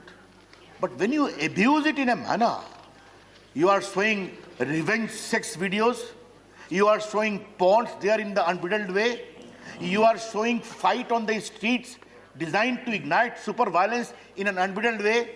Please, family issues on these social medias, I would urge the social media, if you have certain internal guidelines, please measure these unbridled exposure on the standards of your own guidelines and take action. Right. Question 114, Kanakamada Ravindra Kumar. Sir, question number 114. Mantri ji, Tribal Affairs. Answer is ready on the table. Supplementary, Ravindra Kumar. Sir, education is important tool for the emancipation of downtrodden. 3 districts in the state of Andhra Pradesh have high ST population. They are Visakhapatnam, please, Shanti. Visakhapatnam, Vijayanagaram and SRSP Nellore. I would like to know from the Minister whether any special focus has been given to these districts and high allocation of fund has been proposed under the Eklavya Model Residential School so that more and more tribal students are brought under formal education system. Whether the state government has sent any specific proposal for this purpose. Right, Mantri ji. अध्यक्ष महोदय, सभापति महोदय, माननीय सदस्य को पूरी तरीके से उत्तर दे दिया गया है, लेकिन इसके अलावे भी कुछ जिलों के बारे में उन्होंने जो कहा है, राज्य सरकार के जो भी ऐसे प्रस्ताव आते हैं, राज्य और मंत्रालय के साथ मिलकर यह पीएससी की बैठक होती है और उस बैठक के माध्यम से उन महत्वपूर्ण योजनाओं को, चाहे वो शिक्षा के क्षेत्र में हो या स्वास्थ्य के क्षेत्र में हो, उनको स्वीकृत किया जाता है और उनके लिए पर्याप्त राशि दी जाती है। इसके पहले जो माननीय सदस्य ने पूछा था उसकी पूरी सूचना दे दी गई है कि स्टेट गवर्नमेंट को जितने भी उसके स्कीम्स के रिलेटेड राशि की आवश्यकता थी वो सारी राशि उपलब्ध करा दी गई। Second supplementary, Ravindra Kumar. Sir, Department related Parliamentary Standing Committee on Social Justice and Empowerment in its 12th report submitted in September 2020 noted with concern that during last 3 years only 30 students joined in the universities abroad under National Overseas Scholarship Scheme. I would like to know from the Honourable Minister, reasons for very poor enrollment of tribal students in universities abroad is whether lack of funds or lack of universities. Right, Mantri ji. सभापति महोदय, माननीय सदस्य ने ये विषय उठाया है। इसमें हमारी एक सीमित 1000 स्टूडेंट्स को हम इसके लिए उपलब्ध कराते हैं। इसके अलावे भी जो अतिरिक्त होता है उसको उपलब्ध कराने की कोशिश की जाती है। श्री नेक्स्ट क्वेश्चन श्री मल्लिकार्जुन खड़गे जी। Question number 115. Right, मंत्री जी। सर खड़गे जी, मैंने एक क्वेश्चन पूछा था, whether it is a fact that over the last 5 years crimes against the women have been consistently rising in the country, including Uttar Pradesh, including the horrific Hathras case. ये हमने पूछा था और मेरे A to E तक इसके लिए उत्तर उन्होंने दिया है, जिसमें हाथरस इंसिडेंट हो या यूपी के इंसिडेंट हो। क्वेश्चन टाइम हो रहे आप सवाल पूछिए, because you are ministering time होगा इसलिए, अदरवाइज मुझे कोई आपत्ति नहीं। नहीं, उसीलिए नहीं, जिस जो क्वेश्चन मैंने पूछा था उसका उत्तर तो इसमें नहीं है। Right, so now time is over. Question का उत्तर ही नहीं है। Time over.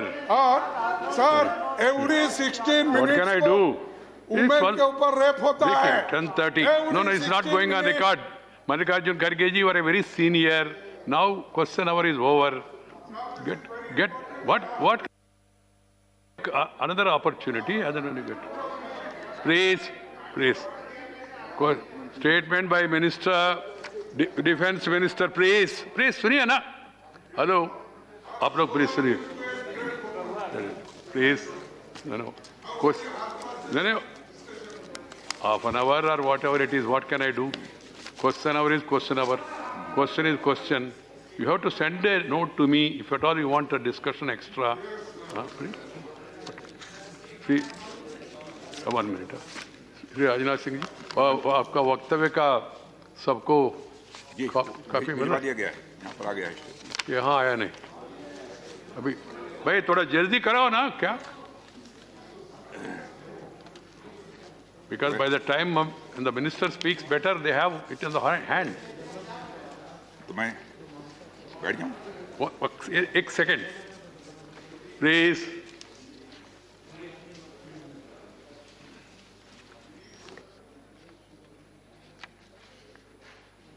ये बहुत महत्वपूर्ण मामला है, सेंसिटिव मामला है, इसलिए कृपया आपको। ओके मंत्री जी। सभापति महोदय, आदरणीय सभापति महोदय, पिछले साल सितंबर में इस गरिमामयी सदन के समक्ष मैंने एक विस्तृत वक्तव्य ईस्टर्न लद्दाख में भारत चीन सीमा पर हुई डेवलपमेंट्स के बारे में दिया था। मैंने यह बताया था कि चीन द्वारा पिछले वर्ष अप्रैल-मई 2020 के दौरान ईस्टर्न लद्दाख की सीमा के समीप भारी संख्या में शस्त्र बल तथा गोला बारूद आदि इकट्ठा कर लिया गया था। चीन द्वारा एलएसी के आसपास कई बार ट्रांसग्रेशन का भी प्रयास किया गया था। हमारी सशस्त्र सेनाओं ने उन सभी प्रयासों के दृष्टिगत उपयुक्त जवाबी कार्रवाई की थी। राष्ट्र के साथ इस सदन ने भी उन वीर भारतीय सैनिकों को श्रद्धांजलि दी थी जिन्होंने भारत की सीमा की रक्षा करते हुए अपना बलिदान दिया था। आज मैं इस सदन को कुछ और महत्वपूर्ण डेवलपमेंट्स के बारे में बताना चाहता हूं। सभापति महोदय, पिछले वर्ष सितंबर से दोनों पक्षों ने एक दूसरे के साथ मिलिट्री और डिप्लोमेटिक चैनल्स द्वारा संवाद स्थापित कर रखा है। हमारा यह लक्ष्य है कि एलएसी पर डिसएंगेजमेंट तथा यथास्थिति हो जाए ताकि पीस एंड ट्रैंक्विलिटी पुनः स्थापित हो सके। मैं संक्षेप में वहां की ग्राउंड सिचुएशन के बारे में सदन को दोबारा अवगत कराना चाहता हूं। सदन को ज्ञात है कि चीन ने अनधिकृत तरीके से लद्दाख केंद्र शासित प्रदेश के लगभग 38,000 वर्ग किलोमीटर पर 1962 के संघर्ष के समय से कब्जा बना लिया है। इसके अतिरिक्त पाकिस्तान ने अनधिकृत तरीके से पाक ऑक्युपाइड कश्मीर में भारत की लगभग 5,180 वर्ग किलोमीटर भूमि तथा कथित चीनो पाकिस्तान बाउंड्री एग्रीमेंट 1963 के तहत चीन को दे दिया है। इस प्रकार चीन का 43,000 वर्ग किलोमीटर से ज़्यादा भारतीय भूमि पर अनधिकृत कब्जा है। चीन पूर्वी क्षेत्रों में भी अरुणाचल प्रदेश की सीमा पर करीब 90,000 वर्ग किलोमीटर 90,000 वर्ग किलोमीटर भूमि को अपना बताता है। भारत ने इन अनजस्टिफाइड क्लेम्स तथा अनधिकृत कब्जे को कभी भी स्वीकार नहीं किया है। सभापति महोदय, मैं सदन को यह भी बताना चाहता हूं कि भारत ने चीन को हमेशा यह कहा है कि बाइलेटरल रिलेशंस दोनों पक्षों के प्रयास से ही विकसित हो सकते हैं। साथ साथ ही सीमा के प्रश्न को भी बातचीत के जरिए ही हल किया जा सकता है, परंतु एलएसी पर पीस एंड ट्रैंक्विलिटी में किसी प्रकार की प्रतिकूल स्थिति का हमारी बाइलेटरल टाइज पर बुरा असर पड़ता है। इससे चीन भी अच्छी तरह अवगत है। कई हाई लेवल ज्वाइंट स्टेटमेंट में भी यह जिक्र किया गया है कि एलएसी तथा सीमाओं पर पीस एंड ट्रैंक्विलिटी कायम रखना बाइलेटरल रिलेशन के लिए यह अत्यंत आवश्यक है। सभापति महोदय, पिछले वर्ष से चीन के द्वारा उठाए गए कदमों के कारण पीस एंड ट्रैंक्विलिटी पर प्रतिकूल असर पड़ा है।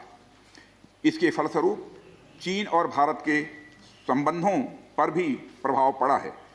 उच्च स्तर पर चीन के साथ कई बार बातचीत के दौरान, जिसमें मेरे द्वारा चीनी रक्षा मंत्री के साथ पिछले सितंबर की बैठक और मेरे सहयोगी विदेश मंत्री श्री जयशंकर जी की चीनी विदेश मंत्री के साथ तथा हमारे एनएसए श्री अजीत जी डोभाल की अपने चीनी काउंटर पार्ट के साथ बातचीत शामिल है।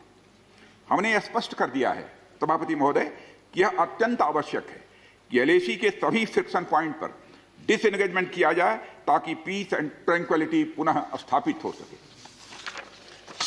सभापति महोदय, पिछले वर्ष मैंने इस सदन को अवगत कराया था कि एलएसी के आसपास ईस्टर्न लद्दाख में कई फ्रिक्शन एरियाज बन गए हैं। चीन ने बड़ी संख्या में सेना एवं गोला बारूद आदि भी एलएसी के आसपास तथा उसके पीछे अपने क्षेत्रों में इकट्ठा कर लिया है। हमारे सशस्त्र सेनाओं द्वारा भी भारत की सुरक्षा की दृष्टि से एडिक्वेट तथा इफेक्टिव काउंटर डिप्लॉयमेंट भी किए गए हैं। मुझे यह बताते हुए सभापति महोदय गर्व महसूस हो रहा है कि भारतीय सेनाओं ने इन सभी चुनौतियों का डटकर सामना किया है सभापति महोदय, तथा अपने शौर्य एवं बहादुरी का परिचय पेंगांग त्सो के साउथ एवं नॉर्थ बैंक पर दिया है। सामरिक दृष्टि से महत्वपूर्ण कई क्षेत्रों को चिन्हित कर हमारी सेनाएं कई पहाड़ियों के ऊपर तथा हमारे दृष्टिकोण से उपयुक्त अन्य क्षेत्रों पर भी मौजूद हैं।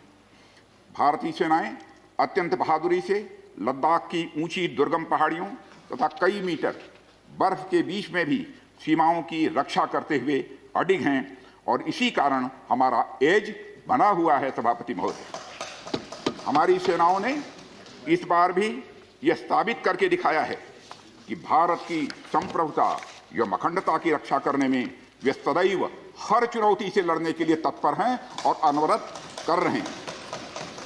सभापति महोदय, पिछले वर्ष से मिलिट्री एंड डिप्लोमेटिक लेवल पर चीन के साथ हमारा संबंध बना रहा है। इस बातचीत में हमने चीन को यह बताया है कि 3 सिद्धांतों के आधार पर हम इस समस्या का समाधान चाहते हैं। फर्स्ट, दोनों पक्षों द्वारा एलएसी को माना जाए और उसका आदर किया जाए। दूसरा, किसी भी पक्ष द्वारा यूनिलेटरली स्टेटस को बदलने का प्रयास न किया जाए। तीसरा, सभी समझौतों का दोनों पक्षों द्वारा पूर्ण रूप से पालन किया जाए। सभापति महोदय, फ्रिक्शन क्षेत्रों में डिसएंगेजमेंट के लिए भारत का यह मत है कि 2020 की फॉरवर्ड डिप्लॉयमेंट जो एक दूसरे के बहुत नज़दीक हैं वे दूर हो जाएं और दोनों सेनाएं वापस अपनी अपनी स्थायी एवं मान्य चौकियों पर वापस लौट जाएं। सभापति महोदय, बातचीत के लिए हमारी स्ट्रेटजी तथा अप्रोच माननीय प्रधानमंत्री जी के इस दिशा निर्देश पर आधारित है कि हम अपनी 1 इंच जमीन भी किसी और को नहीं लेने दें। हमारे दृढ़ संकल्प का ही यह फल है कि हम समझौते की स्थिति पर पहुंच गए हैं। इन दिशा निर्देशों के दृष्टिगत सितंबर 2020 से लगातार मिलिट्री एंड डिप्लोमेटिक लेवल पर दोनों पक्षों में कई बार बातचीत हुई है कि इस डिसएंगेजमेंट का म्यूचुअली एक्सेप्टेबल तरीका निकाला जाए। अभी तक सीनियर कमांडर्स के स्तर पर 9 राउंड्स की बातचीत हो चुकी है। राजनयिक स्तर पर भी WMCC यानी working mechanism for consultation and coordination of India China border affair के तहत भी बैठकें होती रही हैं। सभापति महोदय, मुझे सदन को यह बताते हुए खुशी हो रही है कि हमारे इस अप्रोच तथा सस्टेन्ड टॉक्स के फलस्वरूप चीन के साथ पेंगोंग लेक के नॉर्थ एवं साउथ बैंक पर डिसएंगेजमेंट का समझौता हो गया है। और इस बात पर भी सभापति महोदय इस बात पर भी सहमत हो गई है कि पेंगोंग लेक से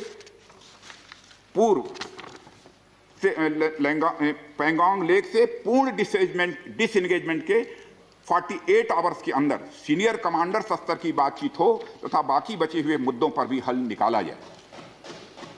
सभापति महोदय, पेंगोंग लेक एरिया में चीन के साथ डिसएंगेजमेंट का जो समझौता हुआ है उसके अनुसार दोनों पक्ष फॉरवर्ड डिप्लॉयमेंट को phased, coordinated and verified manner में हटाएंगे। चीन अपनी सेना की टुकड़ियों को नॉर्थ बैंक में फिंगर 8 के पूरब की दिशा की तरफ रखेगा और इसी तरह भारत भी अपनी सेना की टुकड़ियों को फिंगर 3 के पास अपने permanent base Dhan Singh Thapa post पर रखेगा।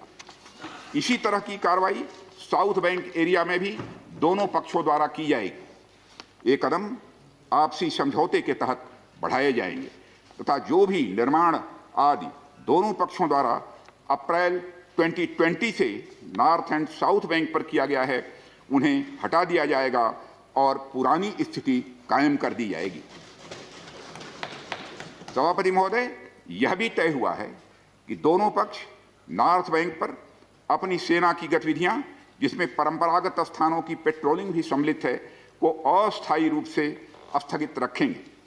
पेट्रोलिंग तभी शुरू की जाएगी जब सेना एवं राजनयिक स्तर पर यानी डिप्लोमेटिक लेवल पर आगे बातचीत करके समझौता बनेगा। इस समझौते पर कार्रवाई कल से नॉर्थ एंड साउथ बैंक पर प्रारंभ हो गई है। यह उम्मीद है इसके द्वारा पिछले साल के गतिरोध से पहले जैसी स्थिति बहाल हो जाएगी। सभापति महोदय, मैं इस सदन को आश्वस्त करना चाहता हूं कि इस बातचीत में हमने कुछ भी खोया नहीं है। सभापति महोदय, सदन को यह भी जानकारी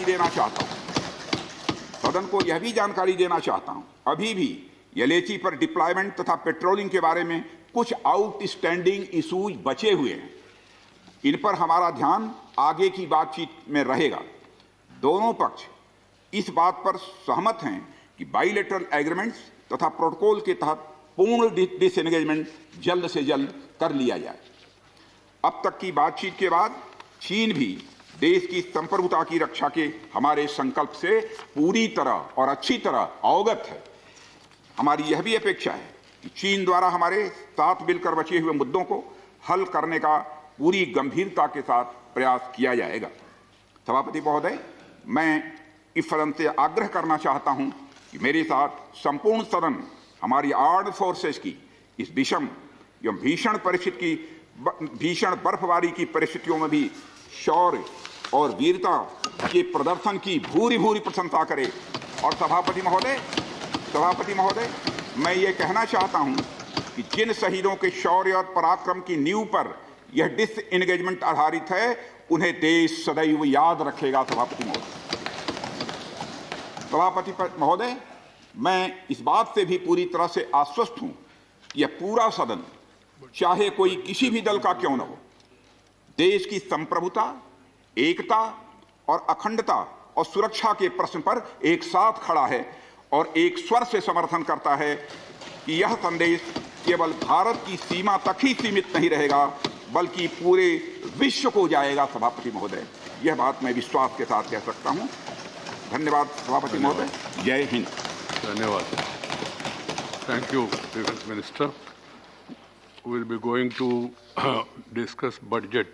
Mr. Subhash Chandra Bose was speaking, and now we will continue. And it has been decided today in the BAC meeting that, this is an issue of national unity and integrity and security and safety of the country that does not have any this thing. So, please. No. ठीक है, pause को. Thank you. Please. Right now, that is your thing. But please, no. This is a matter of national unity, safety and security. Discussions are going on, please. Sri, today morning, it was decided that please sit down. Let us not send wrong signals. The entire house should be seen speaking in one voice. And then, please. Right. Okay. Right. Please. Please sit down. Please. This is not the way. There were precedents earlier. In the matters of national unity and safety and security of the country, when the discussions are going on, the last 48 hours and now also, by tomorrow, and then discussions with Chinese, and we want to create controversies. This is not good. It's not in the interest of the country. Please sit down. Sri Subhash Chandra Bose, on morning, as I told you, it was decided, please. It was decided that we will be continuing the budget discussion, and then we will continue it today up to 3 o'clock also, and then it will continue tomorrow, and it will be concluded and replied tomorrow. Sri Subhash Chandra Bose. Please, please, कृपया देश के हित में आप लोग बैठ जाइए, please. Please. Thank you, sir. Nothing shall go on record other than what is permitted. Sir. Please. Yeah. Sir. Right. This sort of scenes will not be appreciated by the people. Please. I told you. This is yeah. Yes. Right. That whatever needs to be shared with the country and the House, the Minister, after discussion, has made a statement.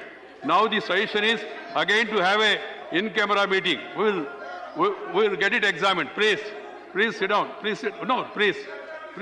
I will keep that in mind. This suggestion that has come now also, I will keep it in mind.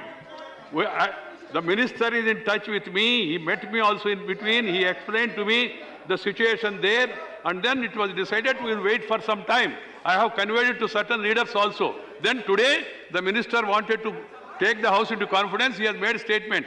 Let us not create controversies and unnecessarily send wrong signal to the country. I shall keep this in mind about people who want to meet the Minister in camera. I shall keep it in mind. Right, please. So, Subhash Chandra Bose. Sir, thank you, sir. Subhash Chandra. No, please. Sir. Please. He knows, he understands. Others need not. Please. Mahatma Gandhi Jatiya Upadhi Hami Pathakam. Subhash Chandra Bose. Mahatma Gandhi Jatiya Upadhi Hami Pathakam కింద గత సంవత్సరం 1,11,500 కోట్ల రూపాయలు మంజూరు చేస్తే మరి ఈ financial ఇయర్లో కేవలం 73,000 కోట్లు మాత్రమే బడ్జెట్లో ప్రతిపాదించడం జరిగింది అధ్యక్ష.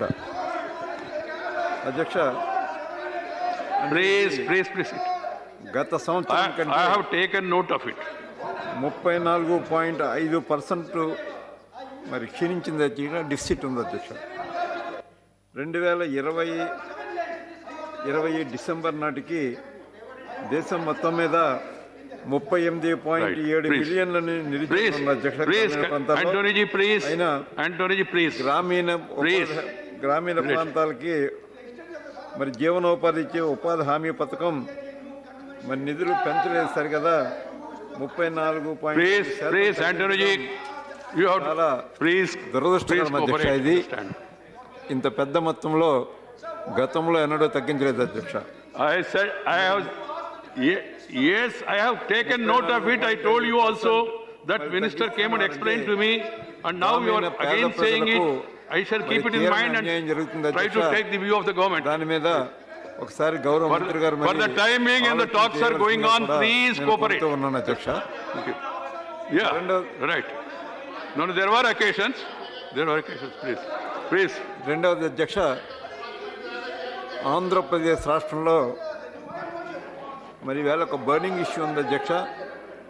విశాఖపట్నం స్టీల్ ప్లాంట్ ప్రైవేటీకరణ చేస్తామని మరి స్టీల్ ప్లాంట్ని ప్రైవేటీకరించేందుకు కేబినెట్ ప్రణాళికలు సిద్ధం చేసిందని దీని మీద వైఎస్ఆర్ కాంగ్రెస్ పార్టీ తీవ్రంగా వ్యతిరేకిస్తుంది అధ్యక్ష. రాష్ట్ర విభజన అనంతరం ఆంధ్రప్రదేశ్ రాష్ట్రంలో మిగిలిన ఏకైక అతిపెద్ద మరి నవరత్న ప్రభుత్వ రంగ సంస్థ విశాఖపట్నం స్టీల్ ప్లాంట్ అధ్యక్ష. ఇది ఆంధ్రప్రదేశ్లోనే కాదు, దక్షిణ భారతదేశంలోనే పెద్ద ఉక్కు కర్మాగారం. 10 ఏళ్ల సుదీర్ఘ ఉద్యమం అనంతరం దాదాపు 32 మంది ఆత్మ బలిదానాల ఫలితం విశాఖ హక్కు ఆంధ్ర హక్కు అన్న నినాదం ఈనాటికి ఈ రాష్ట్ర ప్రజల గుండెల్లో ప్రబలంగా నాటుకున్న బలమైన ఓ భావోద్వేగం. 9 minutes. ఇది రాష్ట్ర ప్రజల గర్వకారణం. ఈ ఉద్యమంలో అతి ఏకైక పెద్ద ప్రభుత్వ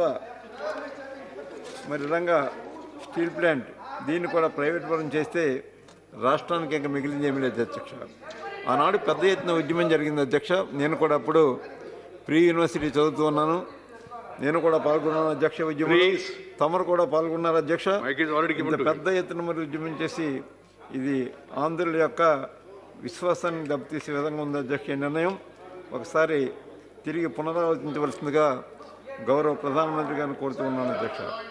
ప్రత్యక్షంగా పరోక్షంగా లక్షలాది మందికి ఉపాధి కల్పిస్తున్న విశాఖ స్టీల్ ప్లాంట్ ప్రపంచ మార్కెట్లోనే అత్యంత నాణ్యమైన స్టీల్గా ప్రశంసలు పొందింది అధ్యక్ష. అనేక ఏళ్ల పాటు లాభాలు ఆర్జిస్తూ పన్నులు డివిడెండ్ల రూపంలో రాష్ట్ర కేంద్ర ప్రభుత్వాలకు వేలాది కోట్ల రూపాయలు రెవెన్యూ అందించినటువంటి విశాఖపట్నం స్టీల్ ప్లాంట్ని ప్రైవేటు చేతుల్లో పెట్టాలనే నిర్ణయం ఆంధ్ర రాష్ట్ర ప్రజలకు మరి సాధారణంగానే కోపోద్రికం చేస్తుంది అధ్యక్ష. స్టీల్ ప్లాంట్ పునర్నిర్మాణం సుభాష్ చంద్రబోస్ జీ 3 దశల్లో చేపట్టాలి. Sorry to stop. Subhash Chandra Bose. Sir. See, I know the convention. There were occasions and statements were made. Clarifications were asked subsequently also, not immediately also. There are instances. Let us not be selective on that. Secondly, I also remember what Jairam Ramesh is trying to time and again remind me. See, I have taken up the matter with the defense minister. He came and met me and he told me, sir, discussions are going on with the neighbor and we're at a delicate stage. Just let us wait. Then again, the other day, when I met some leaders, I don't want to name them, opposition leaders, I told them also, this is what the defense ministers told me. And thirdly, to make it brief, again, yesterday, defense minister met me. We discussed it. And then defense minister said, I want to now share with the parliament some of the details of discussion that are going on between both the countries. And after consultation within the Ministry of Defense and External Affairs and then officers, he has come with a statement, and yesterday night he called me and told me, sir, I want to take the House into confidence today. I said, okay. Then I permitted him. He made, to my knowledge, a fairly elaborative statement. I never deny that there is no right to the members to ask any supplementaries on any issue. But keeping in view the sensitivity of the situation, because the talks are going on, commander level talks are within 48 hours, and tomorrow also another level of talks are going on, the minister has taken the House into confidence. But now also some members are suggesting, sir, why not at least in camera? And some members are saying, no, permit us clarifications, etc. I want to make only one appeal to the entire House, to all parties. This is not a political matter. It's a national interest. Please let us be seen that we are speaking with one voice. And then move. Wait. Please. What is it one voice? Please.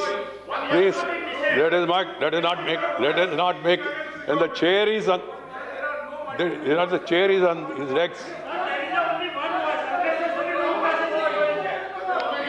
If you don't want to if you don't want to respect the appeal also, then I will leave it to your better sense.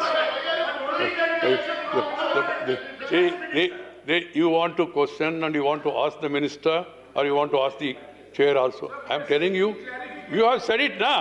You said it. I understand. That much understanding I have. Please, see, yes. No, I do agree.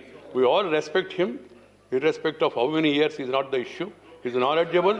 He's a very important person. And there were occasions, I have told you, if you want me to quote also, there were occasions, clarifications were sought subsequently also. That also I remember. Let me apply my mind talk to the government, and then come to a final conclusion. Mr. Subhash Chandra Bose. Right? Please. There is no discussion now as such. Please. No, Anthony ji, please. I have already clarified. Please, after the chair, they are not fair. After the chair, it's not fair. Please. No, I have not denied it totally. Please. Andhra Pradesh, Gaurav Mukhyamantri garu, speaking in Telugu, Gaurav Pradhana Mantri gariki oka lekha rasaru Adhyaksha. Steel plant పునర్నిర్మాణం పునరుద్ధరణ 3 దశల్లో చేపట్టాలని వారు ఇచ్చిన సలహాలు అధ్యక్ష గౌరవ ప్రధానమంత్రి గారికి. 2, విశాఖపట్నం ఉక్కు కర్మాగారం ఉన్నటువంటి బకాయిలు వడ్డీ రుణమాఫీని ప్రకటించాలి. అదేవిధంగా ఆర్థిక పునర్నిర్మాణం కొరకు ప్లాంట్ రుణాన్ని ఈక్విటీగా మార్చాలి. 4, స్టీల్ ప్లాంట్కు క్యాప్టివ్ ఐరన్ ఓర్ మైన్ కేటాయించాలి. మా గౌరవ ముఖ్యమంత్రి శ్రీ జగన్మోహన్ రెడ్డి గారు ప్రతిపాదించినటువంటి విధంగా ఒరిస్సాలోని క్యాప్టన్ మైన్ను కూడా విశాఖ స్టీల్ ప్లాంట్కి కేటాయించే అంశాన్ని పరిగణలోకి తీసుకోవాలని 3 ప్రధానమైనటువంటి మరి 4 సలహాలు కూడా ఇచ్చారు అధ్యక్ష. దయచేసి మరి పోరాటాల ఫలితంగా సాధించినటువంటి విశాఖ ఉక్కు కర్మాగారాన్ని మరి ఎవరో పెట్టకుండా మరి దీని మీద దాదాపుగా ప్రత్యక్షంగా 20,000 మంది ఉద్యోగులు, పరోక్షంగా మరో 40,000 వారి పిల్లలతో కలిసి దాదాపుగా మరి 1,00,000 మంది ఆధారపడి జీవిస్తున్నారు అధ్యక్ష విశాఖ ఉక్కు కర్మాగారం మీద.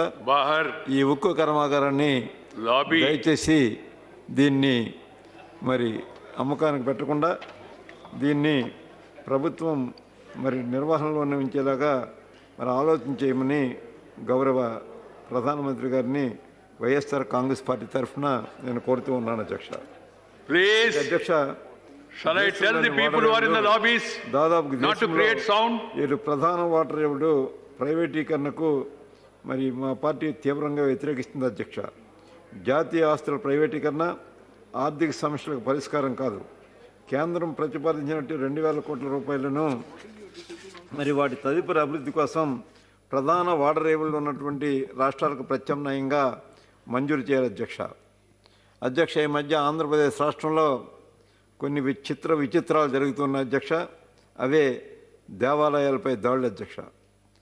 ఆంధ్రప్రదేశ్లో దేవాలయాలపై దాడులపై పార్లమెంట్ ఉభయ సభల్లో మరి తెలుగుదేశం పార్టీ గౌరవ సభ్యుల లేవనెత్తలను హాస్యాస్పదం అధ్యక్ష. 5 ఏళ్ళు తెలుగుదేశం పార్టీ హయాంలో ప్రభుత్వం యథేచ్ఛగా ఆలయాలను కూల్చివేసింది.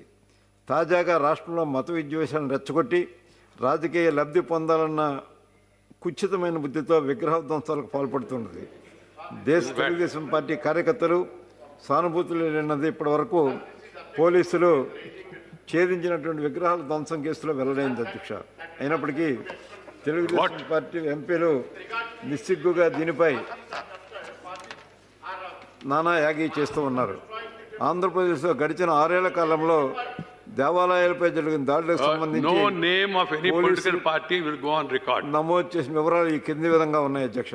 2020 సంవత్సరంలో 220 దాడులు, 2019 సంవత్సరంలో 3,505 దాడులు, 2018లో 267, 2017లో 318, 2019లో 332, 2016లో ఒకసారి చూసుకున్నట్లయితే 332, 2015లో 290. ఈ విధముగా దేవాలయాలపై దాడులు జరిగిన అధ్యక్ష. 2016లో 2017లో వరుసగా మరి 332, 318 దాడులు జరిగాయి. వైఎస్ఆర్ ప్రభుత్వం అధికారంలోకి వచ్చిన తర్వాత ఈ సంవత్సరంలోని ఈ సంఖ్య అత్యల్పంగా 228కి తగ్గింది. దేవాలయాలపై జరిగిన దాడులను మేము తీవ్రంగా ఖండిస్తున్నాం అధ్యక్ష. ఈ ఘటనలను నిగ్గు తేల్చడానికి రాష్ట్ర ప్రభుత్వం స్పెషల్ ఇన్వెస్టిగేషన్ టీం ఏర్పాటు చేసింది. ఇన్వెస్టిగేషన్ ప్రారంభమైంది. కొన్ని కేసుల్లో నిందితులను కూడా అరెస్ట్ చేయడం జరిగింది అధ్యక్ష. ఈ అంశంపై దీర్ఘకాలిక పరిష్కార దృక్పథంతో మరి గౌరవ ముఖ్యమంత్రి శ్రీ జగన్మోహన్ రెడ్డి గారి ఆదేశాల మేరకు రాష్ట్ర వ్యాప్తంగా మత విశ్వాసాల కమిటీలు ఏర్పడ్డాయి. గత ప్రభుత్వం ఎన్నడూ ఆలోచించిన దానికంటే ఇది మంచి కార్యక్రమం ఎక్కువగానే చేస్తూ ఉన్నారు.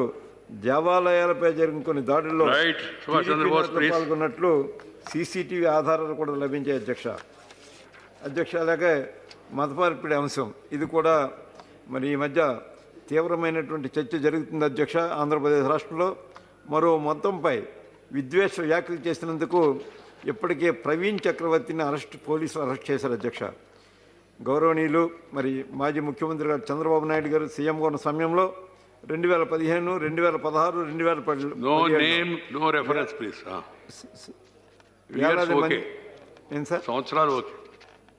వేలాది మందిని మత మార్పిడి చేసినట్లు ప్రవీణ్ చక్రవర్తి మరి పోలీస్ ఇన్వెస్టిగేషన్లో చెప్పారు అధ్యక్ష. ఈ దీక్షలో మరి ఆనాటి ముఖ్యమంత్రి పాల్గొన్న క్రైస్తవ మిషనరీల నుంచి కూడా డబ్బులు తీసుకున్నారని ఆయన పాలనలో బయట వ్యక్తులు చేసిన స్టేట్మెంట్ లోపల చెప్పడానికి లేదు. అర్థం చేసుకోండి. సుభాష్ చంద్రబోస్ బయట ఎవరెవరో ఏదో చెప్తే వాటిని వాళ్ళ పేరుతో ఇక్కడ కొట్టితే మనం దాన్ని అథెంటికేట్ చేయాలా, ప్రూవ్ కావాలి. వద్దు, మీరు ముందుకు వెళ్ళండి. బడ్జెట్ పాలనలో ఇలాంటి అనేక అనైతిక విషయాలు చోటు చేసుకున్నాయి అధ్యక్ష. మౌలిక సదుపాయాలు ప్రాజెక్టులు తమిళనాడు, కేరళ, పశ్చిమ బెంగాల్, జాతీయ రహదారి ప్రాజెక్టులను మంజూరు చేస్తున్నట్టు బడ్జెట్లో ప్రకటించారు.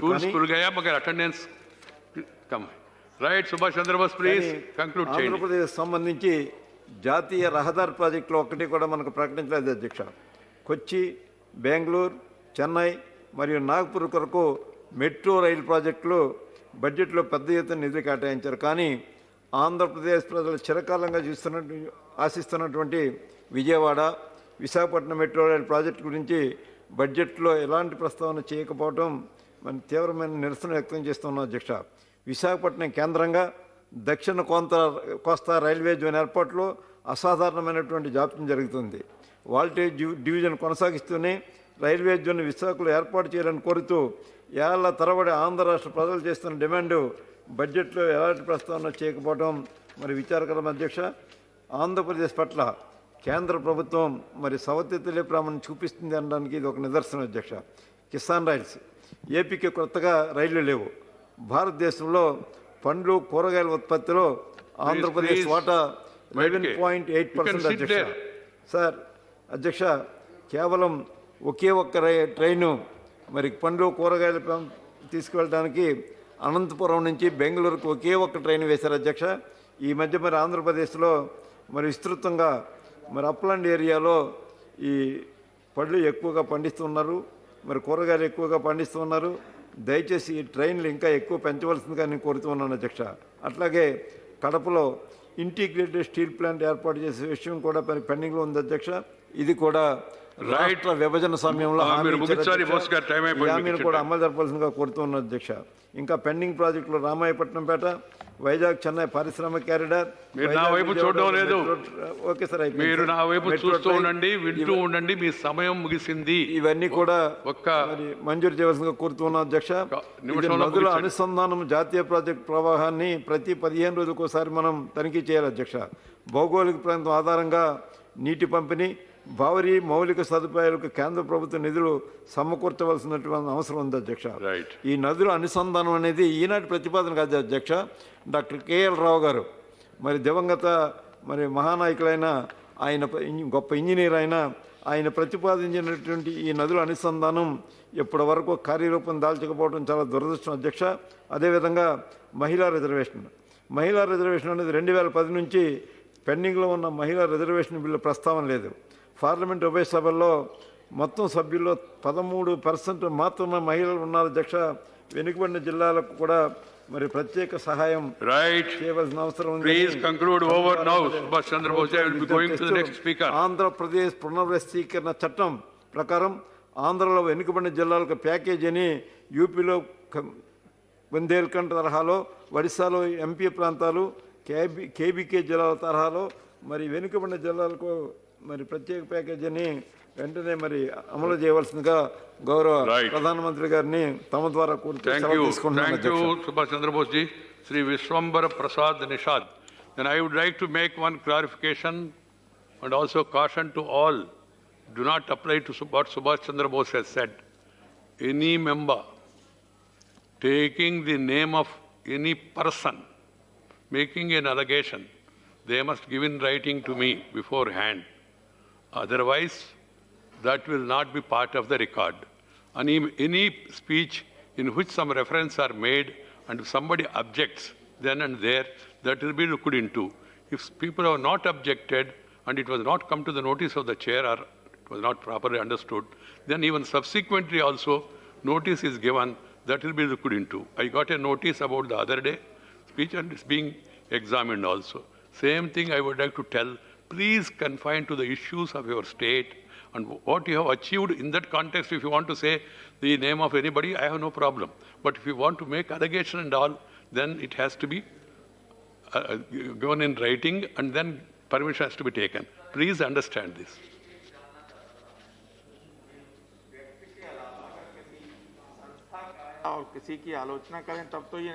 General criticism is part of democracy, na? Criticism is part of democracy. But only thing is, if you start saying attacking an institution itself, judiciary, then I have to be careful.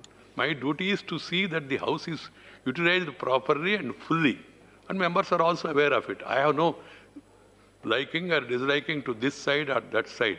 I have only liking for my members, my rules and my regulations and procedures. Please understand. Vishwambar Prasad hai? Mani Sabha Vishwambar Prasad ji, you have 14 minutes. Yes. Right.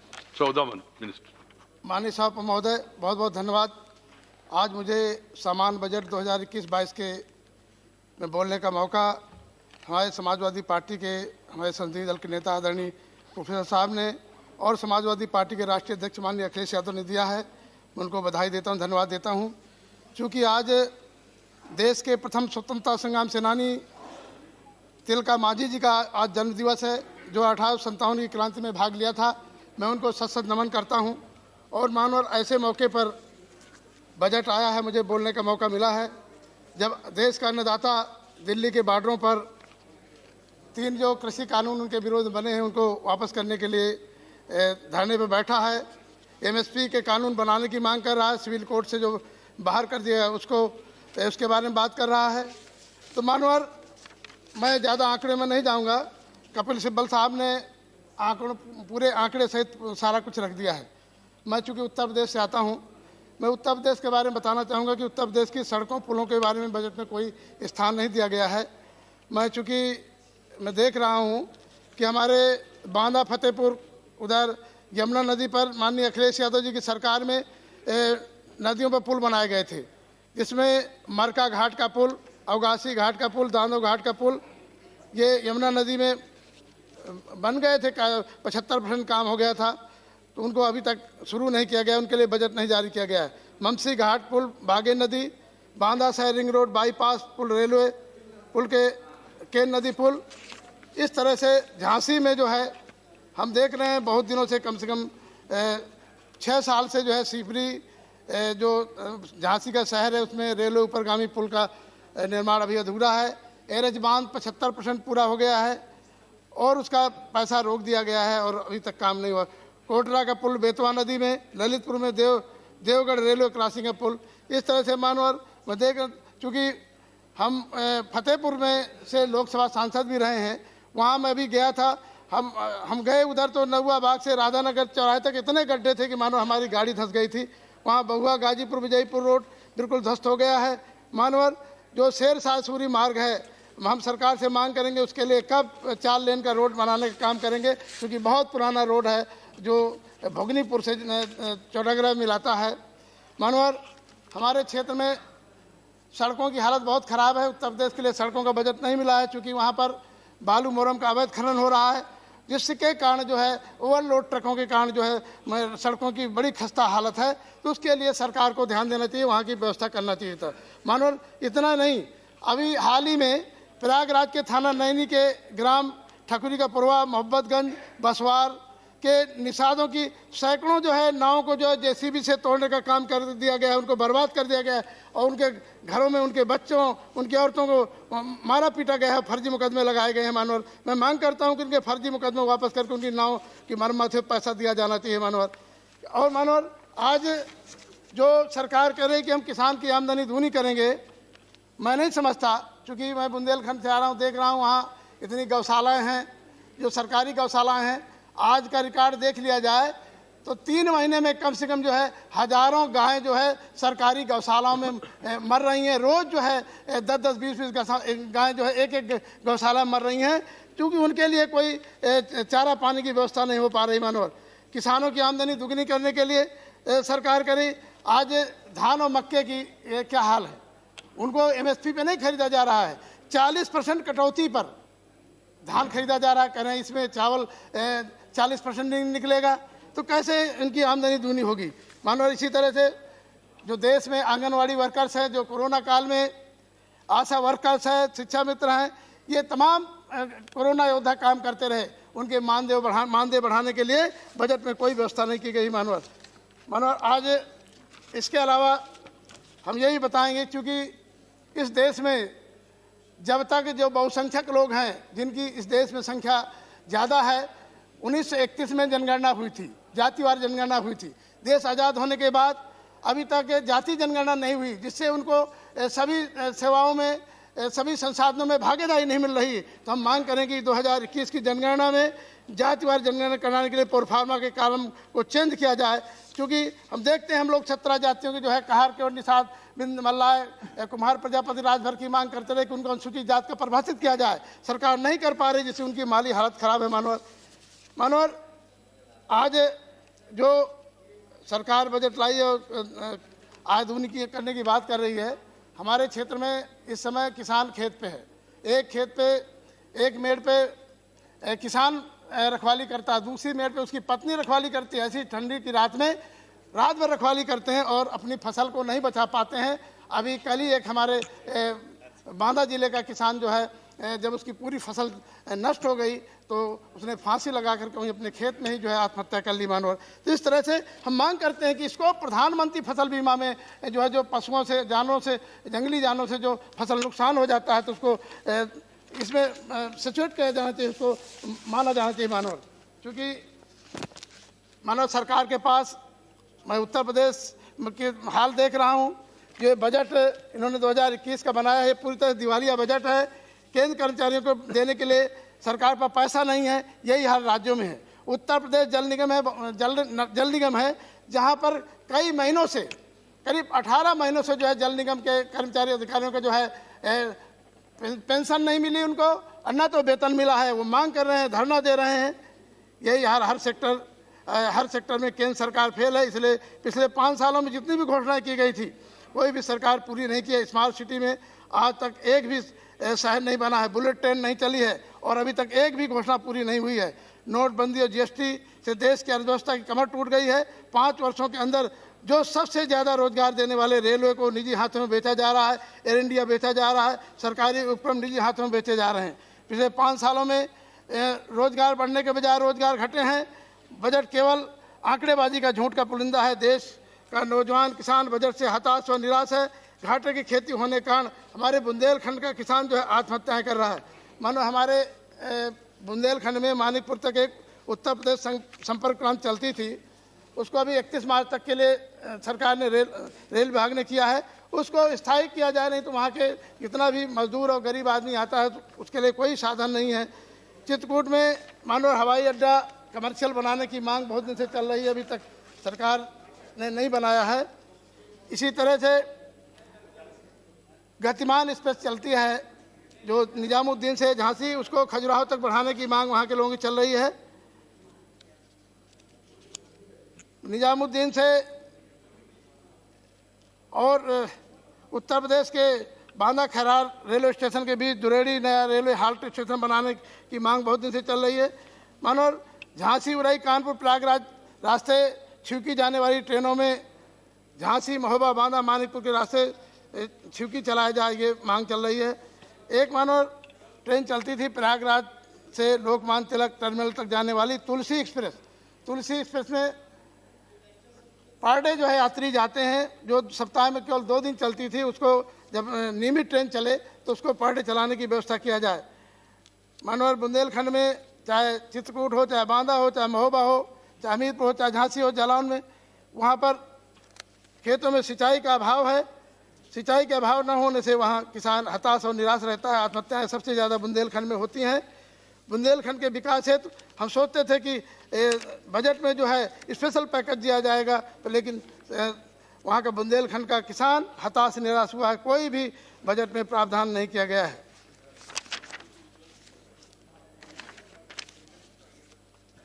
मानवर, आज जो MSP को लेकर के आशंकाएं की जा रही हैं, किसानों की पूरी तरह से सही है, और ये जिस तरह से भारत को फिर से गुलाम बनाने के लिए उद्योगपतियों के इशारे पर जो ये किसान बिल बनाया गया है, जब किसान नहीं चाहता तो उसको क्यों ज़बरदस्ती थोपा जा रहा है। ये किसान बिल तीनों वापस किए जाएं और किसानों की मांग जो एमएसपी की गारंटी कानून बनाया जाए। सैनिक स्कूलों में भी निजीकरण किया जा रहा है, जो उनकी क्वालिटी थी वो घटेगी। भारतीय जीवन बीमा को बर्बाद करने के लिए 74% शेयर बेचने की घोषणा की गई है, जिससे बीमा धारकों के लिए जो है बुरी खबर है। सरकारी जो 32 उपक्रम है निजी हाथों में बेचे जा रहे हैं, ये मानवर पूरी तरह से देश हित में नहीं है। जो सरकारी बैंक हैं उनको प्राइवेट किया जा रहा है और प्राइवेट बैंकों को बढ़ावा दिया जा रहा है, जिससे कोई गारंटी नहीं है। जब प्राइवेट सरकारी बैंकों को पैसा लेकर के लोग चले गए, नीरव मोदी, विजय माल्या जैसे, तो प्राइवेट बैंक अगर पैसा लेके चले जाएंगे तो उसके लिए किसान क्या करेगा। स्वदेशी के नारा का क्या हुआ। ये बजट अमीर और गरीब के बीच की खाई और बढ़ाएगा, गरीब और गरीब हो जाएगा।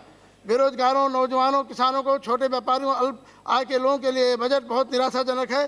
शिक्षा के क्षेत्र में मानो हम सोचते थे कि ये बजट कुछ बढ़ाया जाएगा, लेकिन गत बजट से जो है 6000 करोड़ से ज़्यादा बजट घटाने का काम किया गया है। जो खेल विभाग में है, चूँकि जुलाई में ओलंपिक होने जा रहे हैं, 230 करोड़ जो है बजट घटाने का काम किया गया है मानवर। इसी तरह से किसान सम्मान निधि में 10,000 करोड़ कम किया गया है मानवर। एक जो मेन समस्या है, कैंसर से पूरे देश में लोग मर रहे हैं। कैंसर लाइलाज बीमारी है। हम लगातार यहाँ रेजोल्यूशन भी लाए, संकल्प भी लाए और मांग की, और पूरे सदन ने चर्चा की। तो केंद्र सरकार से मेरी मांग है कि कैंसर जैसी बीमारी के लिए बजट में व्यवस्था करना चाहिए। जो गरीब आदमी इलाज के अभाव में दर दर भटकता है, अपनी ज़मीन, अपना जेवर सारा कुछ बेच देता है, तब भी इलाज नहीं करा पाता है, तो सरकार को निःशुल्क इलाज कराने के लिए ऐसे गरीब लोगों को जिनके पास पैसा नहीं है उनके लिए व्यवस्था करनी चाहिए मानव। सांसद आदर्श गांव योजना जो माननीय प्रधानमंत्री जी ने बनाई थी मानवर, उस सांसद आदर्श गांव योजना में कोई एक भी फूटी कौड़ी पैसा नहीं मिल रहा है। और जो ये कोरोना में हमारा 2 साल की निधि सांसद निधि जो ली गई है तो ठीक है, लेकिन जो पिछली निधियां हैं वो भी ले ली गई। तो मानो फिर सांसद आदर्श गांव का मतलब क्या है। हम लोग अपने पैसे को ही दे देते थे। तो मैं माननीय प्रधानमंत्री से निवेदन करूंगा कि ये सांसद आदर्श गांव योजना जो आपने बनाई है इसको वापस ले लीजिए। इस 6-7 साल में कोई काम नहीं हुआ, एक केंद्र सरकार ने पैसा नहीं जारी किया। मानवर, जो कृषि कानून के खिलाफ आंदोलनकारी बैठे हैं, जिन किसानों की मौतें हुई हैं, मैं तो सोचता था कि सदन चर्चा करेगा। जो शहीद हुए हैं किसान आज भी बैठे हुए हैं, वो हमारे माननीय प्रोफेसर साहब ने मांग की थी कि उनको 20-20 लाख रुपए जो है उनको जो है सहायता दिया जाए। इसके अलावा मानवर, देश में जो सबसे बड़ी दिक्कत है, आज ऊंच नीच की जो खाई है देश में, संविधान में अनुच्छेद 20A में व्यवस्था थी कि 6 साल से 14 साल के बच्चों को निःशुल्क अनिवार्य शिक्षा प्रदान की जाएगी, समान शिक्षा दी जाएगी। आज़ादी के इतने साल पूरे होने के बाद अभी तक शिक्षा में कोई काम नहीं किया गया है, जबकि कानून भी बने हैं। बहुत से बच्चे आदिवासी, घुमंकुर जातियाँ तमाम ऐसे घूमते रहते हैं, उनके लिए कोई पढ़ने लिखने की व्यवस्था नहीं है। तो अनिवार्य और निःशुल्क समान शिक्षा लागू की जाना चाहिए। तो मानवर, SC ST OBC वर्ग के लोगों को समय पर उनके कोटा नहीं पूरा किया जाता मानवर, तो इनका कोटा भी पूरा किया जाना चाहिए मानवर। इस तरह से मैं इस देश में जो कोरोना बीमारी चल रही है, हम लोग दूसरे देशों की तो मदद कर रहे हैं। मैं मांग करता हूं कि देश के हर व्यक्ति को जो है निःशुल्क जो है कोविड-19 का जो है जो वैक्सीन है उनको निःशुल्क लगाना चाहिए मानवर। इन्हीं शब्दों के साथ मैं अपील करते हुए कि ये बजट में उत्तर प्रदेश को कोई ध्यान नहीं दिया गया है। उत्तर प्रदेश के लिए नहीं, बल्कि ये मुझे लगता है बंगाल के चुनाव के लिए केवल किया गया है। इसलिए मैं इस जो देश में अन्नदाता बैठे हैं, उनके लिए कटीले तार और खाइयाँ खोद दी गई हैं, उनके लिए सरकार चिंता करे। और मैं अपनी बात खत्म करता हूँ। धन्यवाद माननीय निषाद जी। माननीय रामचंद्र बाबू। सम्मानित उपसभापति महोदय, सबसे पहले मैं वित्त मंत्री जी को बहुत बहुत धन्यवाद देना चाहता हूं कि उन्होंने बहुत ही शानदार और विकासोन्मुख बजट प्रस्तुत किया है। कल बोल रहे थे लेकिन आज है नहीं, आदरणीय कपिल सिब्बल साहब, उन्होंने कहा कि इस बजट का जो मुख्य विचार है वो आत्मनिर्भर भारत का है। और इसके साथ ही उन्होंने कह दिया कि इस देश में कौन आत्मनिर्भर हुआ। किसान के बारे में चर्चा किया उन्होंने कि हुआ कि नहीं, अल्पसंख्यक समाज के बारे में कहा कि हुआ कि नहीं, एमएसएमई के बारे में बोला हुआ कि नहीं, छोटे जितने हमारे व्यापारी हैं उनका हुआ कि नहीं, जो हमारे अनुसूचित जाति के भाई लोग हैं उनका हुआ कि नहीं। अभी एक बात और उन्होंने कहा कि कोई भी बजट होता है कंटेक्स्ट में होता है। कृपया शांति बनाए रखें। कृपया तो अगर कंटेक्स्ट में ही इस बजट को देखें तो सबसे पहला, कृपया अपनी अपनी जगह बैठे। ये कितने बड़े गौरव की बात है कि जब पूरी की पूरी दुनिया कोरोना से प्रभावित रही और उस समय सबसे बड़ा लक्ष्य क्या था कि कैसे अपने हिंदुस्तान के लोगों की जान बचाई जाए भूखमरी से और बीमारी से। तो मैं तो केंद्रीय सरकार को, आदरणीय प्रधानमंत्री जी को बहुत बहुत धन्यवाद देना चाहता हूं कि जिस प्रकार की व्यवस्था की गई, पूरे देश में कोरोना काल में भूखमरी से एक भी व्यक्ति की मृत्यु नहीं हुई भूखमरी से। और आज जब हमारे पास वैक्सीन आ गया और पूरे देश में वैक्सीन लोगों को दिया जाएगा और ये वैक्सीन पूरी तरह से हमारी अपनी वैक्सीन है, तो हमारे लिए सबके लिए गर्व की बात है। एक मिनट के लिए सोचा जाए कि अगर 1967 में अगर यही कोरोना आया होता, क्या होता? 1967 में अकाल पड़ा था। याद करिए, अनाज भी बाहर से आता था और जिसको बिलायती दूध कहते हैं वो भी बाहर से आता था, तब बच्चों को मिलता था। और आज इतनी बड़ी हमारे पास त्रासदी आई, लेकिन हमको कहीं विदेश में झांकना नहीं पड़ा कि हमको अनाज चाहिए, हमको दूध चाहिए, हमको दवाइयां चाहिए। तो ये हमारा आत्मनिर्भर भारत है और इस पर सबको गर्व करना चाहिए। कृषि के क्षेत्र में तो आप जानते ही हैं, जब आप आत्मनिर्भर हुए हैं तो हमारे किसान ना सिर्फ अन्नदाता तो जानते ही हैं, ऊर्जा दाता हुए ही हैं, रोजगार दाता भी हैं। जितने उनके हमारे प्रोडक्ट्स होते हैं उसी को जो आप वैल्यू ऐड करते हैं तो कई लोगों को रोजगार मिलता है। कपिल सिब्बल साहब कह रहे थे कि साहब किसी भी विकास को देखना चाहिए ग्रोथ और इक्विटी के उससे। भाई मैं तो उनको याद कराना चाहूंगा कि उनके मुंह से बड़ा अच्छा लगता है इक्विटी की बात। वकील हैं, वहां क्या स्थिति है, कितना फीस लेते हैं? Charity begins at home. सबसे पहले अपना तो देखिए, कुछ मिनटों के लिए आप जाते हैं और कितना पाते हैं। हमारा एक जो है मनरेगा का कार्यकर्ता साल भर काम करता है, साल भर काम करता है, उसको 25,000 रुपया मिलेगा। 100 दिन काम करेगा, काम करेगा, लेकिन आप जरा सोचिए, आप किसी केस में जाते हैं, कितना पैसा लेते हैं, ये कहां से इक्विटी हो गई? और ये सरकार की पूरी जो मूलभूत जो सोच है विकास की, वो क्या है? सबका साथ, सबका विकास और सबका विश्वास। ये है इक्विटी, ये है ग्रोथ इक्विटी। और आपको हम लेके चलते हैं बिहार। अगर इसी चीज को अगर आप देखेंगे ग्रोथ इक्विटी को, तो हमारा है ही, हमारा नीतीश बाबू का क्या संकल्प है एनडीए का? वहां न्याय के साथ विकास, समावेशी विकास और इसका मतलब क्या होता है? सभी लोगों का विकास और सभी क्षेत्रों का उत्थान। तो इसलिए तो इस पूरी एनडीए सरकार की सोच ही है, ये फिलॉसफी भी है। आप रहे हैं शिक्षा मंत्री, आपको याद आया इक्विटी की बात कर रहे हैं, कहा नहीं आप लेह में सेंट्रल यूनिवर्सिटी खोल दिए? क्यों नहीं खोले? आपको खोलना चाहिए था। He's on point of order. Yes. मंत्री कहाँ है सर? कैबिनेट मंत्री है नहीं। अभी गए हैं चेयरमैन साहब के पास। नहीं, कैबिनेट मंत्री है ही नहीं। जस्ट आई एम कॉलिंग नहीं ठीक। कैबिनेट मंत्री होना जरूरी है। आप सही याद दिलाते हैं Jayaram ji. I am calling please. हाँ, let him speak.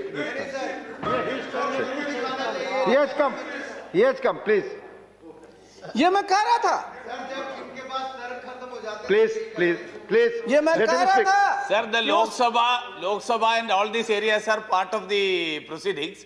So unnecessarily. Please, Jairam. Let him speak. क्यों शिक्षा मंत्री रहे? लेह में क्यों नहीं सेंट्रल यूनिवर्सिटी खोला? लेह कहाँ है? सबसे हमारा दूरस्थ इलाका है। इक्विटी क्या मांग करती थी कि वहां खुलना चाहिए था? आप जो है शिक्षा मंत्री थे। Already dealt point of order. आप शिक्षा मंत्री थे। हाँ, आप नहीं हैं। आप नहीं है तो कहाँ हैं? पॉइंट ऑफ ऑर्डर उठाया गया था ऑलरेडी, मैंने कह दिया माननीय गोहिल जी। आपको वो कोरिया एग्जामिन होगा, देखा जाएगा। Please let him speak. Nothing is going on record. आप ये देखिए, वो शिक्षा मंत्री रहे हैं। कह दिया प्लीज। इस सदस्य, वो इस मेंबर के हाउस सदस्य हैं। वो नहीं है तो क्या उनको सिर्फ भाषण देने का अधिकार है? उनको रहना चाहिए था। Already told it. प्लीज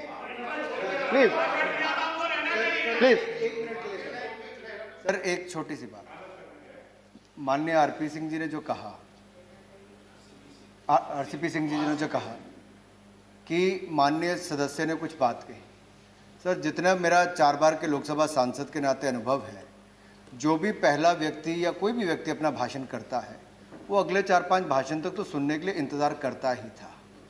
लेकिन उन्होंने जो बात उठाई वो बहुत महत्वपूर्ण है। सर, उनका समय इतना कीमती है कि किसी एक केस को लड़ने के लिए लाखों रुपए मिलते होंगे, तो यहाँ पर ज्यादा प्राथमिकता देने के लिए कहीं और। No I am not allowed. मैंने कह दिया प्लीज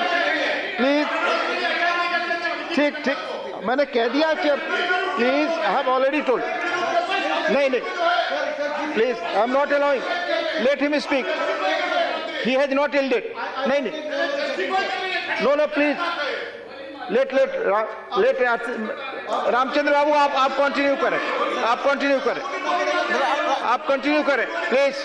प्लीज कंटिन्यू करें प्लीज। नहीं प्लीज, कोई बातचीत आपस में बैठकर की हुई बातचीत कोई रिकॉर्ड पे नहीं जाएगी। आप बोले, आपका समय। आप देखें ग्रोथ और इक्विटी की बात हो रही है। प्लीज ग्रोथ और इक्विटी की बात हो रही है। ग्रोथ और इक्विटी की बात हो रही है। प्लीज आपस में बैठकर बातचीत ना करें। प्लीज आपस में बैठकर बात ना करें, उन्हें बोलने दे प्लीज। ग्रोथ और इक्विटी की बात हो रही है। प्लीज। जब कोरोना था, वो श्रीमान जी तो दिल्ली में थे, मैं तो 73 दिन अपने गांव में था। और जरा देखिए, जिसकी चर्चा कर रहे हैं कि आखिर पूरा का पूरा बजट है, वो किसके लिए होता है? गांव में देखिए जाकर के, जिसमें कोरोना का था, जितने भी जन धन के हमारे खाते गरीब महिलाओं की थी, मैं गांव में था, सबके खाते में 500-500 रुपया जा रहा था। ये क्या है? सब लोगों को उनके घर पर फ्री में अनाज मिल रहा था। ये क्या था? और हमारे बिहार के जितने हमारे साथी, श्रमिक साथी देश के अन्य कोनों में फंसे हुए थे, सबके खाता में हमारे नेता नीतीश बाबू ने 1,000 रुपया दिया। और जब वो बिहार आए, उनको रहने की व्यवस्था की गई और एक व्यक्ति पर 5300 रुपया खर्च किया। ये क्या है? जब हमारे यहां इतनी बड़ी महामारी चल रही है और अब डाटा क्या दे रहे हैं? डाटा दे रहे हैं इंडस्ट्रियल ग्रोथ इतना कम हो गया, सारे उद्योग बंद हो गए। भय था किस चीज का? उसमें जान बचाना सबसे महत्वपूर्ण था। और इसलिए आप खोजिएगा कि सर इंडस्ट्रियल ग्रोथ इतना कम हो गया, जब चीज ही बंद है, उद्योग बंद है, तो जाएगा ही नीचे। लेकिन काम कहां हो रहा था? काम हो रहा था एग्रीकल्चर में, खेती में काम हो रहा था। गांव में महामारी की पहुंची नहीं थी, तो वहां जरा देख लीजिए, इस कोरोना काल में भी जो हमारा कृषि क्षेत्र है उसमें कितना शानदार काम हुआ। आज भी जो है आपके पास सरप्लस अनाज है, सब जगह लोग किसान इतनी पैदा कर रहे हैं कि सब जगह मांग करते हैं कि हमारी खरीदारी हो। तो ये पूरा का पूरा जो है, ये पूरी की पूरी जो सरकार है, इनका फोकस कहां रहता है? इनका फोकस वही रहता है। आप जरा देख लीजिए, शिक्षा के क्षेत्र में स्कूल, हमारे स्कूल बंद रहे, लेकिन आप जरा देख लीजिए जितनी बच्चों को हमारे बिहार में, आवाज बाहर बहुत ज्यादा आ रहे, मैं तो हैरान होकर अंदर आया और मैंने देखा आरसीपी सिंह तो ऐसा नहीं हो सकता है। तो हाँ, Ravi also speaks loud, Bihar is some of the leaders. और मुझे बीच में अनुराग जी मुझे बताया गया कोई मिनिस्टर नहीं था, ये स्थिति नहीं होना चाहिए। रूपाला जी आप दोनों है, किशन भी है मेरे, नहीं आप आए तो ठीक है। Even otherwise budget discussion, some senior minister should always be there. Minister for MOS, Finance, he takes care of the debate, etc. But others also. Please. जी, तो कोरोना काल में भी स्कूल बंद थे, लेकिन जो बच्चियों को साइकिल मिलना था, उसके पैसे उनके खाते में पहुंचा दिए। ये इसलिए मैं बता रहा हूं कि ये जो सरकार है, इसकी सोच ही है कि जो भी हमारे सबसे बिल्कुल अंतिम छोर पर गांव में रहते हैं, उनको विकास की सब चीजों का लाभ मिल जाए। आप कह रहे हैं कि साहब बड़े लोगों के लिए सिर्फ काम हो रहा है। एकलव्य स्कूल में कौन पढ़ता है? जो हमारा आदिवासी इलाका है, एकलव्य स्कूल में कौन पढ़ता है? और उस एकलव्य स्कूल में और अच्छी पढ़ाई हो और अच्छी व्यवस्था हो, उसके लिए इस बजट में प्रावधान है। आप कह रहे हैं बड़े लोगों के लिए काम करते हैं। 1000 करोड़ की व्यवस्था किसके लिए किया गया है? जो आसाम में, बंगाल में हमारे जो टी वर्कर हैं, जो हमारी महिलाएं हैं, उनके लिए किया गया है। ये क्या चीज है? यही तो इक्विटी है, यही तो न्याय के साथ विकास की बात है कि सभी क्षेत्रों का विकास हो। इतना ही नहीं, अगर आप देखिए कि पूरा का पूरा आज जो एजुकेशन का सेक्टर है, इस पूरे कोरोना काल में कितना प्रभावित हुआ। लेकिन मैं केंद्र सरकार को धन्यवाद देना चाहता हूं कि इस कोरोना काल में भी ऑनलाइन पढ़ाई के लिए 30 लाख से ज्यादा टीचरों को उसके लिए ट्रेन किया गया, जिससे कि बच्चे पढ़ सकें। और आगे 92 लाख हमारे ऐसे टीचर हैं जिनको इस प्रकार की ट्रेनिंग दी जाएगी कि वो ठीक से पढ़ा सकें। अब बताइए, स्कूल में कौन पढ़ता है? ग्रामीण स्कूल में कौन पढ़ता है? सब गरीब के बच्चे ही पढ़ते हैं, और इसका सीधा लाभ उनको मिलेगा। तो इस सरकार की तो ये सोच ही है कि जो हमारे संसाधन है उस पर सबसे पहला अधिकार किसी का है, तो गरीब का है, जो आपदा से प्रभावित है, जो महामारी से प्रभावित है। और इसलिए सरकार ने बजट कितने का था? 30 लाख करोड़ के आसपास का था। लेकिन मैं वित्त मंत्री जी को बधाई देना चाहता हूं, 34 लाख करोड़ से ज्यादा खर्च किया। अब कह रहे हैं खर्च खर्च खर्च, और लोग कहेंगे साहब फिस्कल डेफिसिट इतना पहुंच गया 9.50। फिस्कल डेफिसिट तो पहुंचेगा ही जब हमारे रेवेन्यू कम होगा। हमारे सामने इतनी बड़ी समस्या है, तो सरकार क्या खड़ी रहेगी?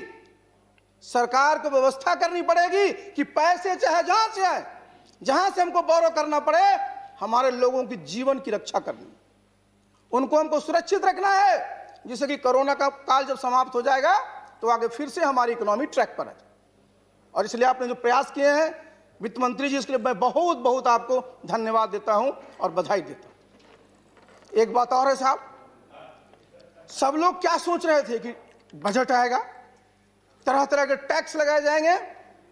टैक्स तो नहीं लगाया जाएगा कोई नया, लेकिन हां आपको मैं बधाई देना चाहता हूं कि जो पूरा का पूरा इनकम टैक्स में जो व्यवस्था है, और 75 वर्ष का हमारा साल में हम लोग जा रहे हैं, 75 वर्ष की आयु जो प्राप्त कर लिए हैं, उन सबको जिनका सिर्फ पेंशन का इनकम है और जो उनका इंटरेस्ट इनकम है, उनको अपने इनकम टैक्स रिटर्न फाइल करने से एग्जम्प्ट कर दिया है। ये बहुत ही सराहनीय कदम, और मैं अनुरोध करूंगा इसको थोड़ा सा और पीछे ले चलने का, क्योंकि कई प्रदेश में 65 साल सीनियर सिटीजन होते हैं, कई जगह 60 साल होते हैं। तो 60 साल से अगर देख लें, जिनके पास सिर्फ पेंशन सोर्स है इनकम का और बैंक का जो है उनका इंटरेस्ट का है, तो टीडीएस वहीं कट जाएगा। तो अगर इसको 60 साल तक आप कर देंगे तो बहुत सारे हमारे सेवाकर्मी भी हैं, बहुत सारे हमारे जो सीनियर सिटीजन हैं, उनको भी इसका लाभ मिल जाए। और आपको मैं इस बात के लिए भी बधाई देना चाहता हूं कि पहली बार आपने हिम्मत किया है कि बजट में कितना एफसीआई को सब्सिडी दिया जाता है उसको आपने खोल के दिखा दिया। वही हाल फर्टिलाइजर सब्सिडी का है, पूरा का पूरा इस पर एक स्टडी की जरूरत है। जितना हम फर्टिलाइजर सब्सिडी फर्टिलाइजर के कंपनियों को देखते हैं, उसका जरा असेसमेंट करा लीजिए।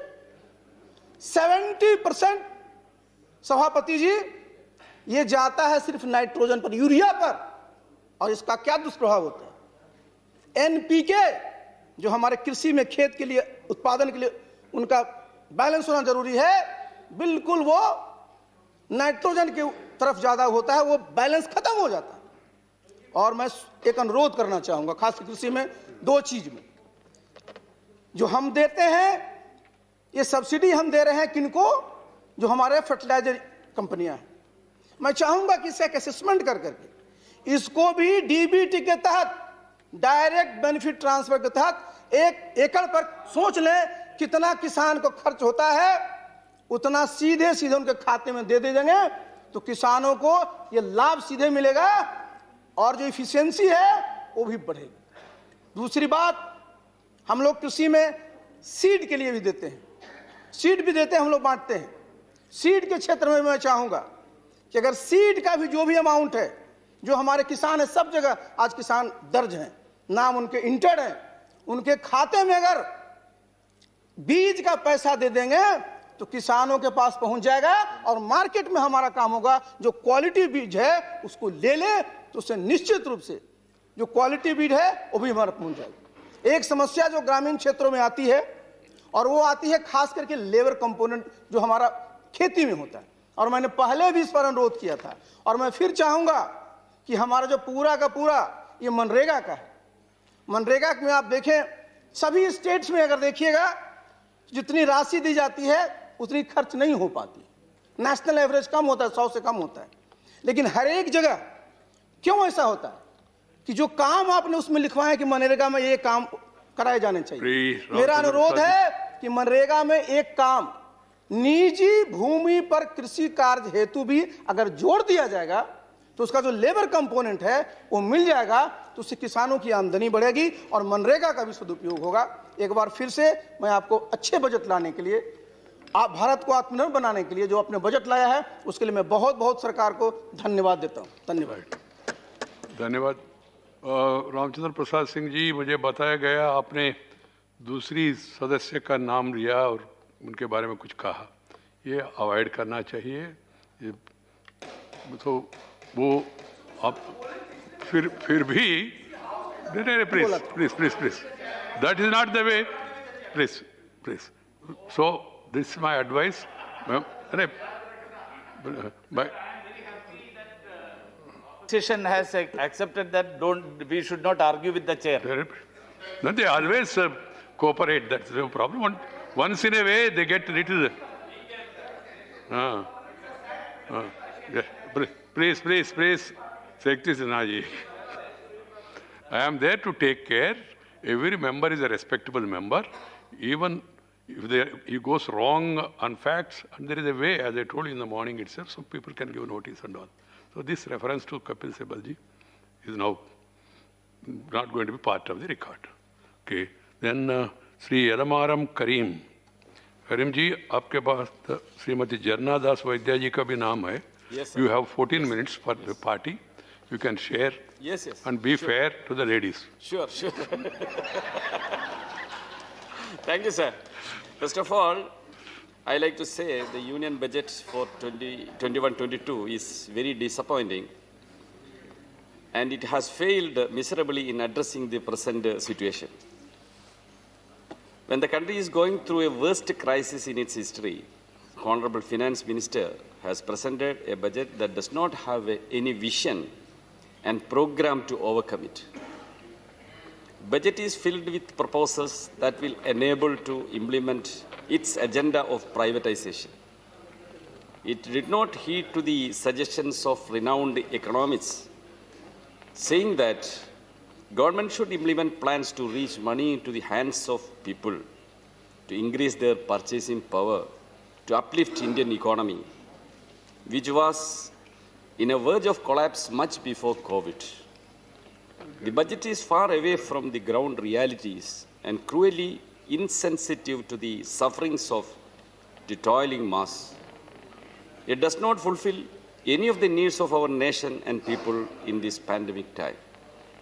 There is no plans for announcement to help the millions of people who lost their jobs and income due to COVID. It is friendly to Indian and foreign corporates and continues to give huge concessions, reduction in tax for them while proposing increase in the cess for the common mass. People's life and livelihood got severely affected by the pandemic, and unplanned and unprepared lockdowns, a rise in the price of essential commodities, etc. The price of petrol, diesel, cooking gas have been continuously high. India today have the highest rate of taxes on petroleum products in the world. We all expected that this year's budget will have a proposal to reduce taxes on petrol and diesel, but instead government have geared up with imposing more on it. Unemployment is the another biggest issue which is being faced by our nation. The Center for Monitoring Indian Economy, CMIE, makes a conservative estimate that 14.7 million jobs in the organized sector has been lost. This is in addition to the destruction in informal sector and the large scale of loss of livelihood for crores of people. Whether this budget has any proposal to address such issues? This budget looks like a sales advertisement. Everything's for sale here. In its previous term, the government used to tell about Make in India. But now we can't find any mention of Make in India anywhere in the budget or in the speech. Now its slogan changed to Sell India. Sir, in the budget speech, Honorable Finance Minister made an interesting argument that privatization of public sector undertakings and sale of national assets would help the economy to expand the economy of the country. Sir, it continues the government's policy of selling our public sector banks, enhancing FDI in insurance sector to 74%, along with pushing IPO in LIC and pursuing privatization in electricity distribution, and all profit-making public sector enterprises are to be sold or privatized, while announcing closure of loss-making public sector also. This all makes serious repercussion among the lives of the people and the workers. Even railways, urban transport, gas pipelines also to be privatized. I would like to draw the attention of this August House to the initiatives taken by the government of Kerala in reviving the public sector. Central PSUs in Kerala, which are decided to be sold off by the central government, are being taken over by the state and are being operated efficiently. In each and every sector, the left and democratic government in Kerala is setting alternative in front of the nation.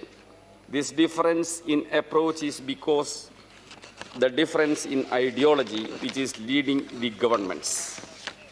Sir, Finance Minister previously announced a stimulus in the form of a huge reduction in the corporate tax rate from 30% to 22%. For domestic companies, there is some other incentives also. Loss of revenue and as account of such measures was compounded by the effects of the pandemic induced 23% contraction in GDP in the first quarter of year 2021. And in the second quarter, it was 7.5%. The result has been a fall of 8.3% in the center's net tax revenue over April to November 2020 relative to April to November 2019. Income expected from disinvestment in 2021 was 2,10,000 crores, but only received 6,178.79 crores. It becomes clear that enhanced spending had to be financed with borrowing. It resulted in huge fiscal deficit. April to November 2020, it has risen by 33%. 2019-20, it was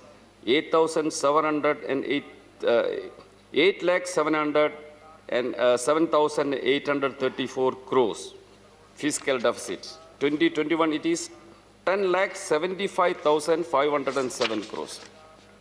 Total expenditure over the first 8 months of 2021 has risen by just 4.7% in nominal terms relative to the corresponding months of 1920. Allowing for inflation, real expenditure has in fact fallen. Not only the right medicine in a year like never before. Financial year 2021 was a like never before year. It warranted a change in the stance of the government with a shift away from fiscal conservatism to a more proactive fiscal policy.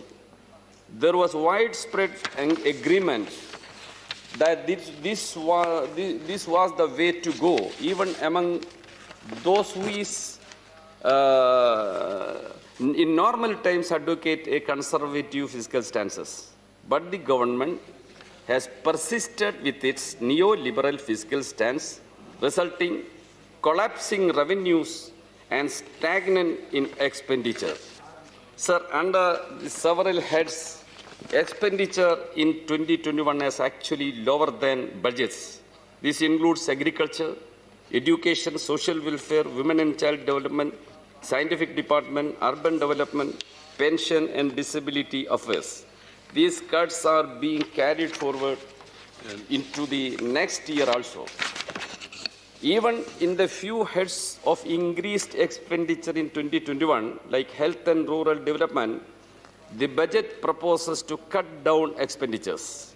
The budget allocation for health for 21-22 is 74,600 crores only, which is 8,000 crores less than last year's revised estimates. Sir, Honorable Minister was vocal on the government's commitment to people's well-being and livelihood in her speech, but it does not match with the actual allocation, particularly in the social sector and welfare-related expenditure like MNREGA, ICDS, midday meal, job and skill development. Government actually spent last year in 2021, although the rural unemployment and joblessness have increased drastically.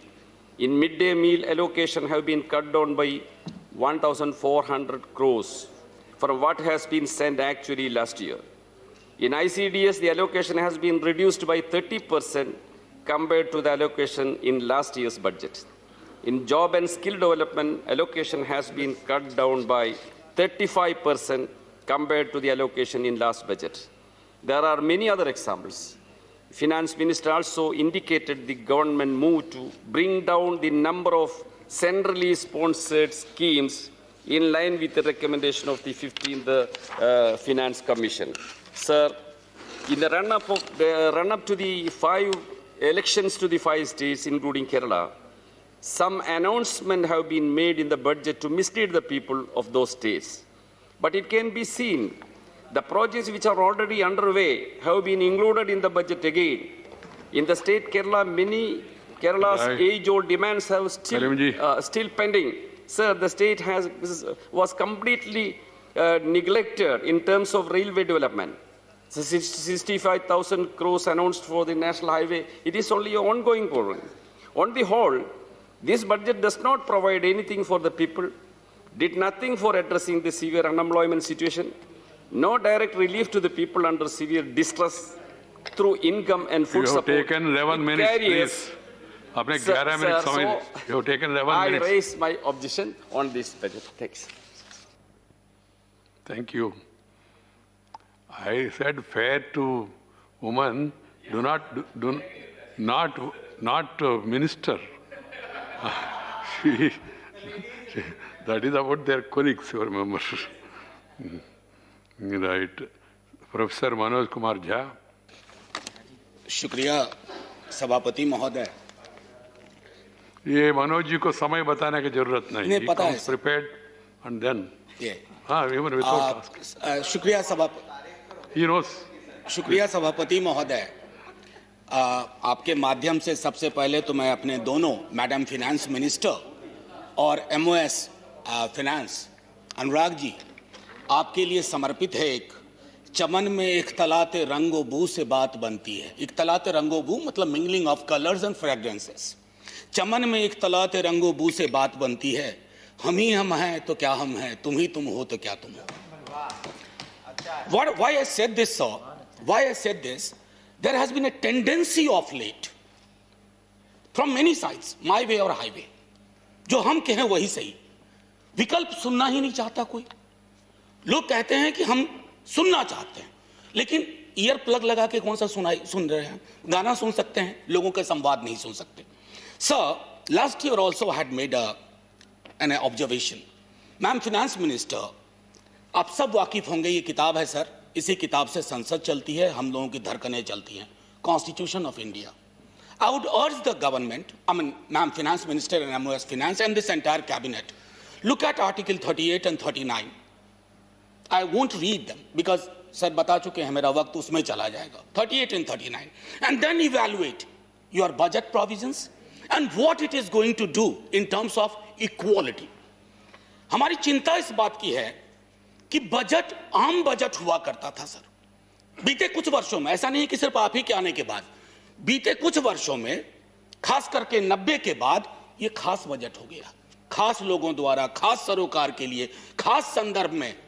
ये उचित नहीं है sir, इसे आम budget रहने दीजिए।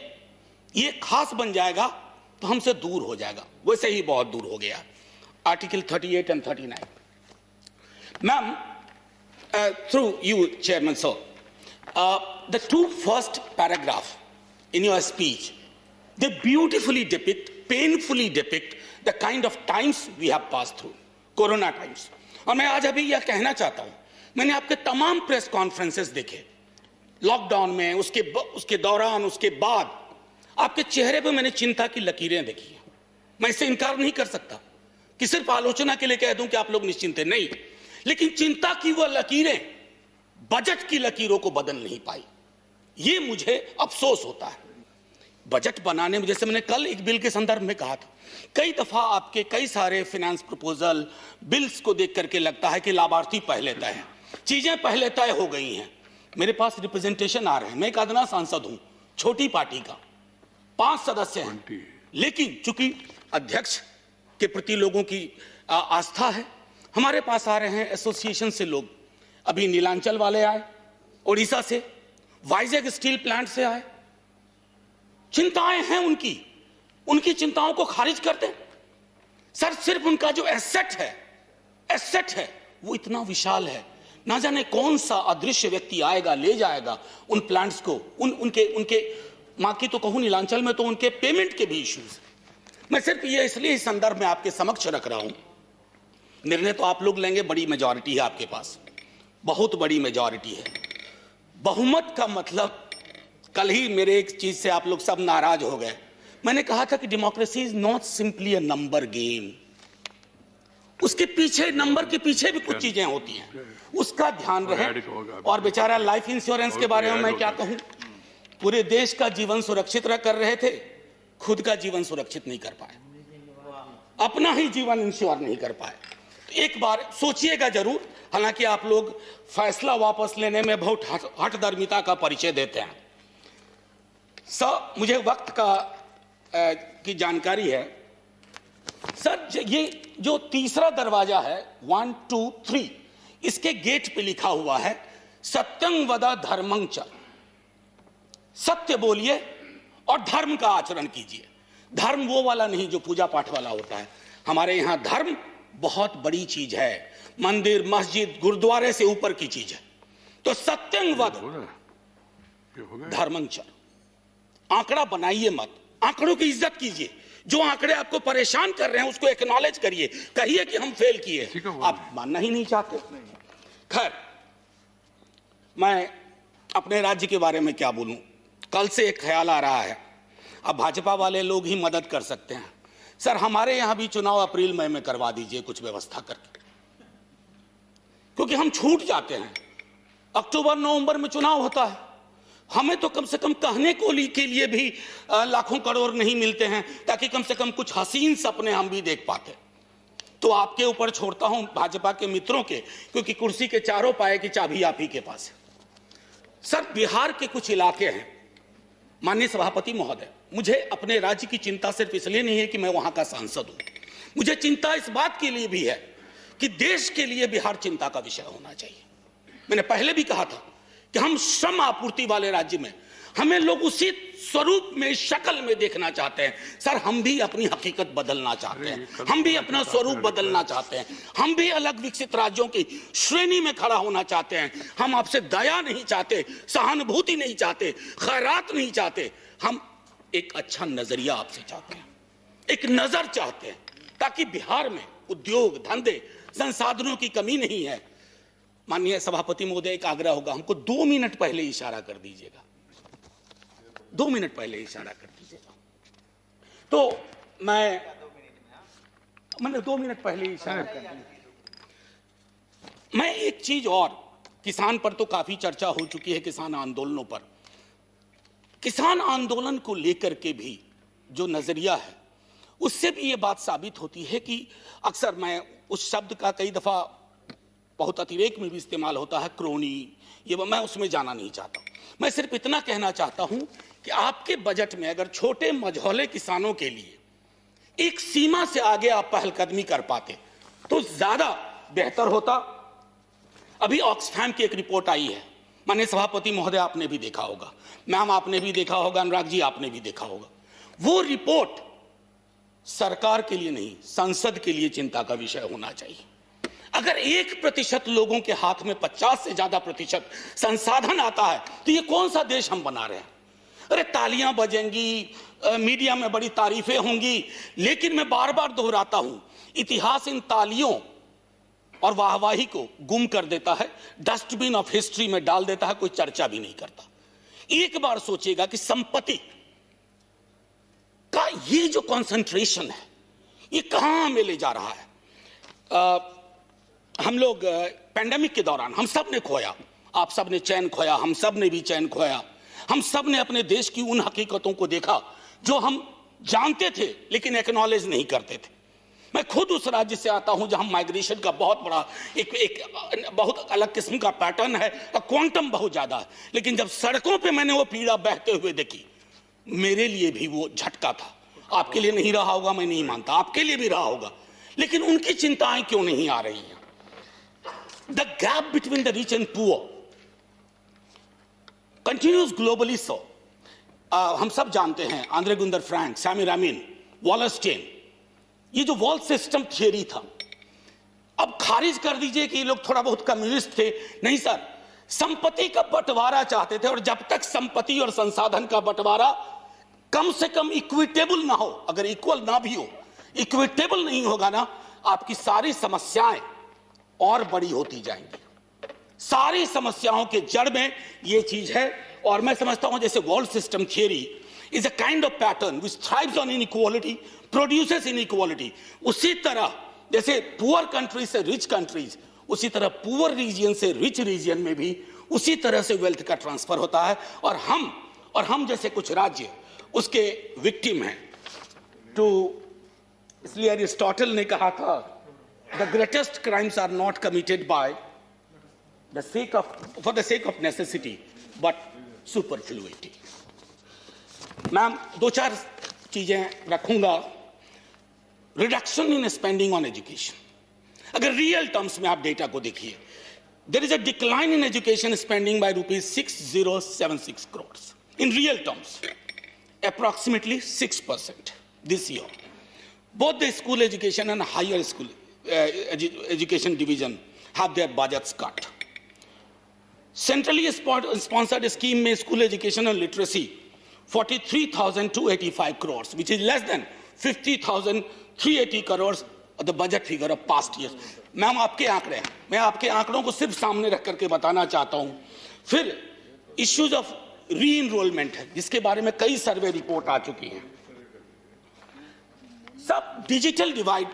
माननीय सभापति महोदय, इस पूरे कोरोना काल में एक्सेस टू टेक्नोलॉजी बहुत महत्वपूर्ण रहा. ऑनलाइन चीजें चल रही हैं, कई उस पर सर्वे आ चुके हैं कि इसने अवसर को लिमिट कर दिया है. ड्रॉप आउट्स बढ़ रहे हैं. वो हमारी चिंता का विषय होना चाहिए कि कैसे उन हाथों तक, उन घरों तक जो हाशिए के लोग हैं, हम कौन सी मदद पहुंचा सकते हैं. बड़ा आसान है कई लाख करोड़ किसी का माफ करना, लेकिन उससे भी ज्यादा आसान है कुछ हजार हर घरों तक पहुंचा देना, ताकि वो डिजिटल डिवाइड से लड़ पाए और एक महफूज व्यवस्था में जी सके. एक और महत्वपूर्ण चीज है कि शिक्षक नियुक्ति, और ये चिंता का विषय है. अभी माननीय शिक्षा मंत्री जी नहीं है, बड़ा एम्बिशियस सा प्लान लेके आए हैं एनईपी के माध्यम से, विश्व गुरु. अरे माननीय सभापति महोदय, अगर गुरु ही नहीं होगा तो विश्व गुरु हम कैसे बनेंगे? क्या जी? तो विश्व गुरु कैसे बनेंगे? चाहे उत्तर प्रदेश का मामला हो, मेरे राज्य का शिक्षा प्रेरक, अतिथि अनुदेशक, शिक्षकों की नियुक्ति, मैं समझता हूं 17% का अभी भी गैप है. वहां आपको एक प्रोएक्टिव इनिशिएटिव लेना होगा. माननीय वित्त मंत्री साहिबा, आपको 2 मिनट है. अच्छा सर, तो गड़बड़ हो गया, सारी बात ऐसे ही हो गई. एनीवे सर, फिर मौका आएगा. मैं सिर्फ इतना कहना चाहता था, जिससे मनरेगा को लेकर के मेरे सारे साथी कह चुके हैं. मनरेगा को उस सदन में मॉन्यूमेंटल फेलियर कहा गया था. दिल पे हाथ रख के आप सोचिए कि मनरेगा अगर ना हुआ होता तो कोरोना काल में क्या हुआ होता. मनरेगा ने सांसें थाम ली, लोगों की भी और आपकी भी. मनरेगा को लेकर के मेरा मानना है कि आपका एलोकेशन को please revisit. Number 1, number of days को एनहांस करने पर सोचिए, मैन डेज, वर्किंग डेज, और जो कई राज्यों में वो मिनिमम वेज से नीचे है, उसके लिए मैं समझता हूं कंसल्टेशन करके भी संभव हो तो उसको किया जाए. पब्लिक डिस्ट्रीब्यूशन सिस्टम के बारे में मैं कहना चाहता था कि फूड सिक्योरिटी का मसला भी इससे जुड़ा हुआ है. मैंने सिर्फ सोशल सेक्टर की चीजें ली हैं मैम फिनेंस मिनिस्टर, क्योंकि मैं आंकड़ों में उलझना नहीं चाहता था. कई लोग आंकड़ों पर बात करते हैं, मैं आंकड़ों के पीछे जो आंखें हैं, जो आंसुओं से तर हैं, नम हैं, उनके बारे में आपके समक्ष रखना चाहता था. और इस आग्रह के साथ माननीय फाइनेंस मिनिस्टर सर, रेलवे के बारे में एक चीज कह करके फिर अपनी बात खत्म करूंगा. रेलवे में मैंने पहले भी मंत्री महोदय से बात की थी, अलग फोरम पर भी, कि 100% इलेक्ट्रिफिकेशन, इसका कॉस्ट एनालिसिस थोड़ा कर लीजिए. Should it be A priority in a pandemic year? Number 1. Number 2, railway को मेरे राष्ट्रीय अध्यक्ष ने चलाया है. अचानक मैं देख रहा हूं कि रेलवे की परिस्थितियां ऐसी हो गई हैं, कर्मचारियों से बात होती है, वो कह रहे हैं कि पूरी दिशा ऐसी चल रही है, give a bad name to a dog and then kill him. ये नहीं होना चाहिए सर, मैं बार बार कह रहा हूं. हम लोग तो उस दौर के लोग हैं जो कहते हैं गाड़ी बुला रही है, सीटी बजा रही है. रेलवे हमारे लिए सिर्फ एक ऐसा उपक्रम नहीं था जिसको एक अदृश्य नजरिए से देखें. और माननीय सभापति महोदय, बस एक छोटी टिप्पणी. ये मेरे पास एक रिपोर्ट है, ये छोटे ग्रुप ने तैयार की है, इसको कहते हैं गांव कनेक्शन. जो पूरे पेंडेमिक के दौरान जिस गांव के बारे में हम सोचते हैं कि हम समझते हैं, हम जानते हैं, कितना कम हम जानते हैं. चाहे हार्वेस्टिंग का मसला हो, जब वो लौट के गए अपने घरों पे, तब के जो मसले थे. मैं सिर्फ इतना आग्रह आपसे करूंगा, मैं ये आपके पास भिजवा रहा हूं. हालांकि ये चूंकि छोटे ग्रुप ने बनाया था तो मैंने बहुत पैसे कंट्रीब्यूट करके ये लिया था, लेकिन मैं आपको दूंगा. शायद जब आप एक बार फिर से नजर डालें तो आप ये सोचें कि ये आम बजट कैसे हो सकता है, गांव के लोगों की क्या पीड़ा रही कोरोना काल में, शिक्षा की क्या अवस्थिति रही, लेबर पैटर्न क्या रहा, माइग्रेशन के कितने दंश रहे, इन सब चीजों के माध्यम से कुछ बात हो पाएगी। बस सर आखिरी जय हिंद कर लेने दीजिए सर। बस एक छोटी टिप्पणी, संसद में जब ये बजट पे बात होती है तो सिर्फ पार्टीजन तरीके से नहीं होती, मैंने शुरू में ही कहा। मैं अपने दल की ओर से इस बजट को चाहता हूं कि ये आम आवाम का बजट हो। इस बजट में सिर्फ वैसी अदृश्य 5 ताकतों का जिक्र ना हो, मौजूदगी का जिक्र ना हो जिनकी वजह से हम चिंतित हैं, और कभी भी श्रम को हमेशा पूंजी के समक्ष नतमस्तक कराया जाएगा, वो नहीं होना चाहिए सर। जय Hind sir, thank you so very much sir. धन्यवाद मनोज जी। इसके बाद श्रीमती वंदना चौहान इन लोकसभा। वंदना जी है। 1 second. Honorable members, today morning Business Advisory Committee is met, and then we have discussed, and then came to the conclusion that the discussion on budget and reply all will be completed by tomorrow. The session on Saturday is not going to be there. And third, there is no private members bill. Fourth, today we will sit up to 3 o'clock so that others will get opportunity. And then the minister reply also will be tomorrow so that members can be ready. What time exactly we will decide, etc. That under the ministries for discussion, because after tomorrow there will be gap and then House will meet again. Certain suggestions were given. They are being discussed with other parties. And then who will initiate which subject, that also is under discussion. Once it is finalized, it will be Srimati Vandana Chauhan. Yes, sir. Thank you very much, sir. So this budget 2021-22 comes at an extremely crucial time when the world and our country is going through very, very trying times. Sadly, sir, 2020 was a complete washout, and therefore the people of this country look at this budget with great hope and aspirations. So after the several life lessons that COVID taught us, at the same time, we have witnessed on the one side that nature was blooming because man was imprisoned in his own home. And on the other side, in spite of being in our own home, we saw that there were several climate events which happened in our country. Like the super cyclone Amphan, which had a speed of 260 kilometers per hour, which actually raised Odisha, your state, sir, and West Bengal. And then Nisarga on the western coast, 118, which again affected Maharashtra, Mumbai most, where we had the maximum COVID cases in the country, sir. Here the observation made by Yuval Noah Harari, the historian and philosopher and author of famous books, sir, I would like to quote him because I feel it is very relevant what he has said. He said during the lockdown that the storm will pass, but the choices we make now could change our lives for the years to come. I think as far as India is concerned, this budget is the first ever document after the COVID which really sets a roadmap as to how our country needs to go ahead and what are the choices that we are going to make. Sir, climate change poses one of the biggest challenges of mankind. It challenges our very, very existence. Our future is at stake. Countries all over the world are declaring climate emergencies. So India is one of the hotspots and vulnerable to climate change. And sadly, sir, I feel sad that there is no mention of this impending danger in the budget speech or the book that we have got.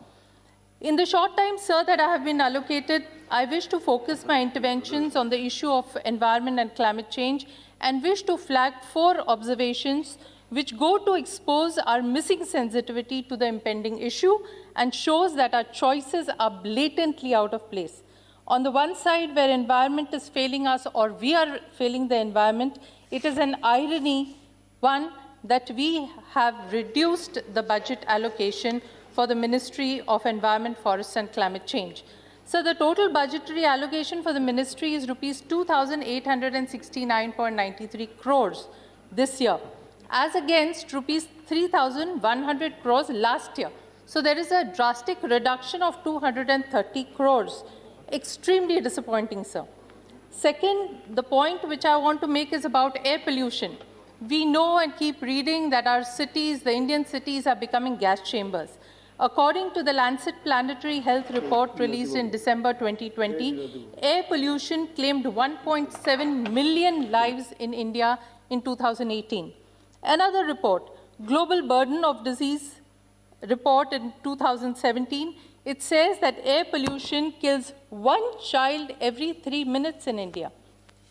In this budget, sir, government has allocated rupees 2,217 crores to tackle pollution in 42 cities. Last year, it had accounted for rupees 4,400 crores for clean air. We don't know how that amount was utilized. And even if it was utilized, it is sad to see that amongst the worst polluted countries over the world, 20 cities, 15 cities are housed in India. According to the Greenpeace India's annual report 2020, 231 out of 287 major cities which were studied had PM10 levels exceeding the 60 unit level prescribed by the CPCB under the National Ambient Quality Standards. So we have, sir, 231 cities which are already killing people. And here we only try to address 42 cities, which again is a matter of great concern. Third, sir, the loss of GDP. According to the Lancet Planetary Health Report, India has lost 1.4% of the GDP due to premature deaths and morbidity from air pollution. So to understand this better, because 1.4% of GDP, one doesn't understand how much it means in monetary terms. So in monetary terms, this is equivalent to 2,60,000 crores in monetary terms. And to understand it still better, it means more than 4 times of the allocation for healthcare in the last year's budget.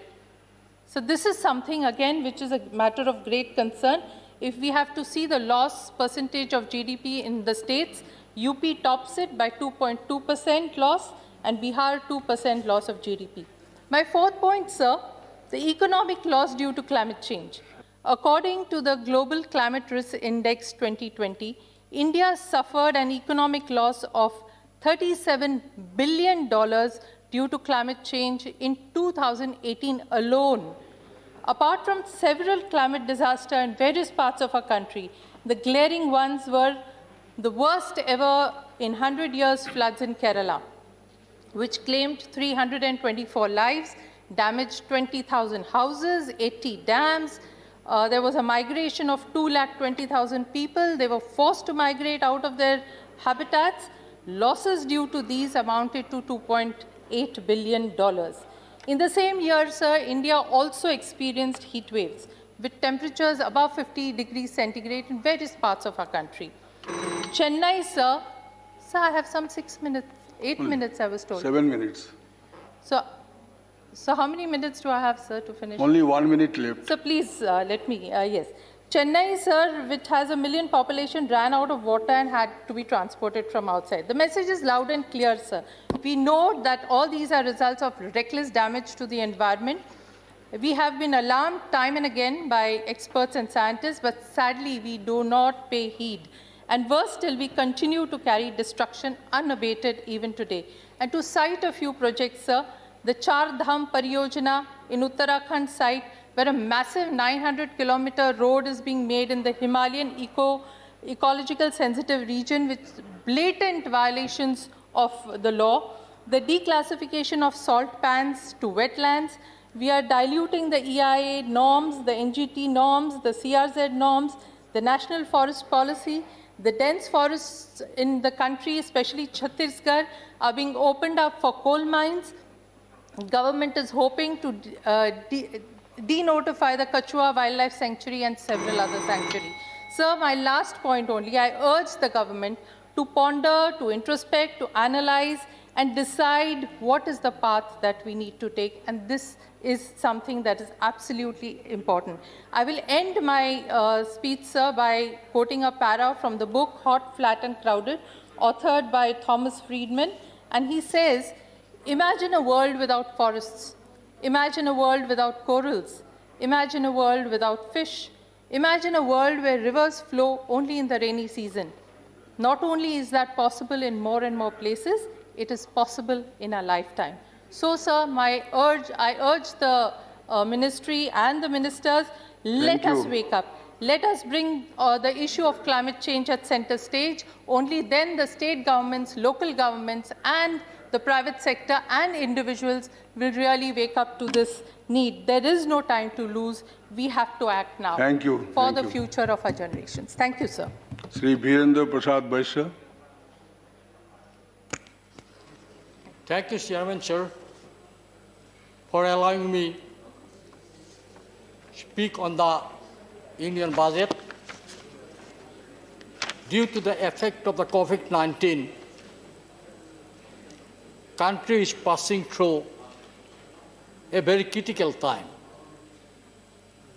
Madam Finance Minister, I must compliment you.